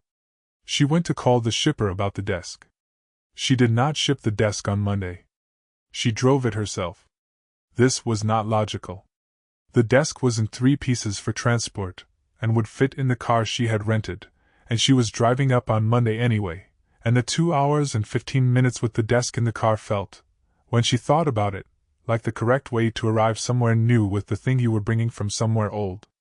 She could not have explained this to anyone she knew in the city in terms that would have satisfied them professionally. She did not try. She loaded the desk pieces into the car in the apartment building's garage at 8:15 on Monday morning, which was later than she had planned and exactly on time. She drove through the city in the Monday morning light, which was the specific quality of a city asserting its Mondayness, and she came up on the thruway with the windows down and the desk in the back and the drive ahead of her. The river appeared on the right past Yonkers, wide and improbably silver in the October morning. She looked at it every time it was visible and was aware of looking at it. At some point, past Beacon, the valley opened up. She had read about this in July, before she came up the first time, descriptions of the way the valley opened. She had noted it as something other people seemed to feel. She had not expected to feel it herself. She had felt it anyway, the first time, and had categorized it and moved on. She was not moving on now. She let the valley open and she felt it open and she drove into it with the windows down and the October air on her face, specific and good. The drive was 2 hours and 18 minutes. 3 minutes over the standard because she had taken the scenic route past the farm stand that was seasonal and that she had not, in July, understood was worth taking the extra 7 minutes for, and that she now understood completely. The driveway was in good repair. This was new since July, though not recent. Roz had addressed the drainage issue and the gravel in August, and she had not made a thing of it, and Miriam had not made a thing of it, and the driveway was simply in good repair. She parked in front of the house. She got out. She stood in the drive and looked at the house. She had done this in early July for the first time, standing in the drive with the 4-page list beginning to compile in her head, and she had looked at it and seen, crumbling, effortful, extraordinary. Simultaneously true, mutually unresolvable, requiring decisions that accounted for both. She looked at it now. The house was what she had known it could be, from the first morning she had stood here, the bones realized. The federal proportions clean and right, the porch column repaired and the railing rebuilt, and the roofline still the original 1847 slate with the early 1900s repair that was not going anywhere because it was holding everything up. The east wing windows opened to the October light. The north elevation trim finished and clean. It was not perfect. It was a house that had been through 170 years of being stood in and added to and neglected and cared for and neglected again and cared for again, and it showed all of that, and it was beautiful in the way that only things that have survived something are beautiful, not despite the evidence of what they had been through, but because of it. She stood in the drive for a long time. She had left this house a wreck. She had left it standing. These were not contradictions. The front door opened. Roz came out onto the porch. She was in the dark plaid flannel, one of the 3 in the rotation, and she had her coffee and she looked at Miriam in the drive and at the car with the desk pieces visible through the back window and at the valley behind her, and she said nothing, because she was a person who understood that some arrivals did not need commentary. Miriam looked at her. There was the whole of the summer between them, the 12-page amendment, and the site plan and the basement ceiling. Joists, and the hidden closet and the owl and the shared travel mug and the sandwiches and the east wing in the morning light and the diagonal on the floor and the wall that was supposed to be torn out, and the structural engineer's report, and the back porch, and the tea and the shoulder contact in the September dark. There was all of it, and it was not behind them, it was in the room with them, the way the load-bearing wall was in the room, unglamorous, unremarkable, and entirely responsible for the fact that everything else was still standing. The desk needs help, Miriam said. I see that, Roz said. She came down the porch steps. They carried the desk inside together, which required some negotiation at the front door and some further negotiation in the hallway and a brief disagreement about the angle at the study door that Miriam won on technical grounds and Roz conceded with the particular economy of someone who was conceding a point they had already known was the other person's. They set it down in the spot Miriam had identified, facing the room, the window visible from the chair. They stood back and looked at it. "It's right," Roz said. "I know." She looked at the desk, at the grain of the wood that was different from the study floor but not competing with it, older, darker, carrying another country's history into this room and making it something the room had not been before and was now. "My grandfather sat at this desk. My mother sat at this desk." She looked at it. "I sat at it for 17 years and I never once let myself think about what I was sitting at." Roz looked at her. "It belongs here," Miriam said. "It's been trying to be here." "Yeah," Roz said. "Some things know where they belong before you do." Miriam looked at the study. The desk and the shelving and the floor and the west window with the morning light doing the reflected, secondary thing it did, saving the direct light for the afternoon. The structural engineer's report still on the sill where she had put it, which she was going to frame, she had decided in the car, and hang in this room, because it was the best description she had of the things she had learned here and she was going to need to be reminded of it. The room was finished. She turned to Roz. They looked at each other in the finished room, two women who had been the most competent people in any room for the whole of their adult lives and who had found, in this particular room, someone they could not manage and could not dismiss and were not, at this point, even trying to. She had not kissed her yet. She had come close, on the porch in the September dark, the shoulder contact and the tea and the tree lean, and she had let the evening be what it was and had gone to bed and had not kissed her. She had come back from the city with the desk and stood in the finished study and she understood, standing in it, that she had been doing what she always did with the true things, saying them in the right rooms, waiting until the conditions were exactly correct, approaching the thing with the full preparation it deserved. She was prepared now. She stepped toward Roz. Roz was still in the way she was still when something was landing she had not planned for. The held quality. The breath. The specific quality of attention that she gave everything she needed to understand before she touched it. Miriam understood. She had been understood, in this room, all summer. She let herself be understood now. She kissed her. It was not dramatic and not announced, and not the culmination of a scene designed for it. It was simply the thing that happened when two people had been in the same rooms for 4 months and had finally arrived in the same room at the same time with nothing left to manage. It lasted for exactly as long as it needed to. When she pulled back, Roz looked at her with the look she gave things she had been right about. "The room needed that," Miriam said. "Yeah," Roz said. "It did." Outside the study window, the valley was doing what it did in October. The maples at the east fence going gold in particular, the light lower than September and more careful, the river visible now where the summer leaves had hidden it. A new season doing what new seasons did, which was to arrive without asking and be exactly what they were. The house held. It had been holding since 1847, through every person who had looked at it, and not fully understood what they were looking at. It was going to keep holding. It had, at some point in the last 4 months, been given back the purpose that the accumulation of years and neglect and other people's insufficient attention had obscured, and it had been given it by two women who had spent the better part of their lives being very good at the wrong things and who had, by the specific accident of an inheritance and a referral and a voicemail with a low unhurried voice on it, found in each other the thing they had not known they were looking for. The east parlor in the morning light. The window the load-bearing wall had been blocking for decades, now open to the south, now letting in the light that had been trying to get in. The study, finished at last, with the desk that had traveled from Seoul and the structural engineer's report in a frame on the wall, and the west window doing its afternoon thing with the warm floor.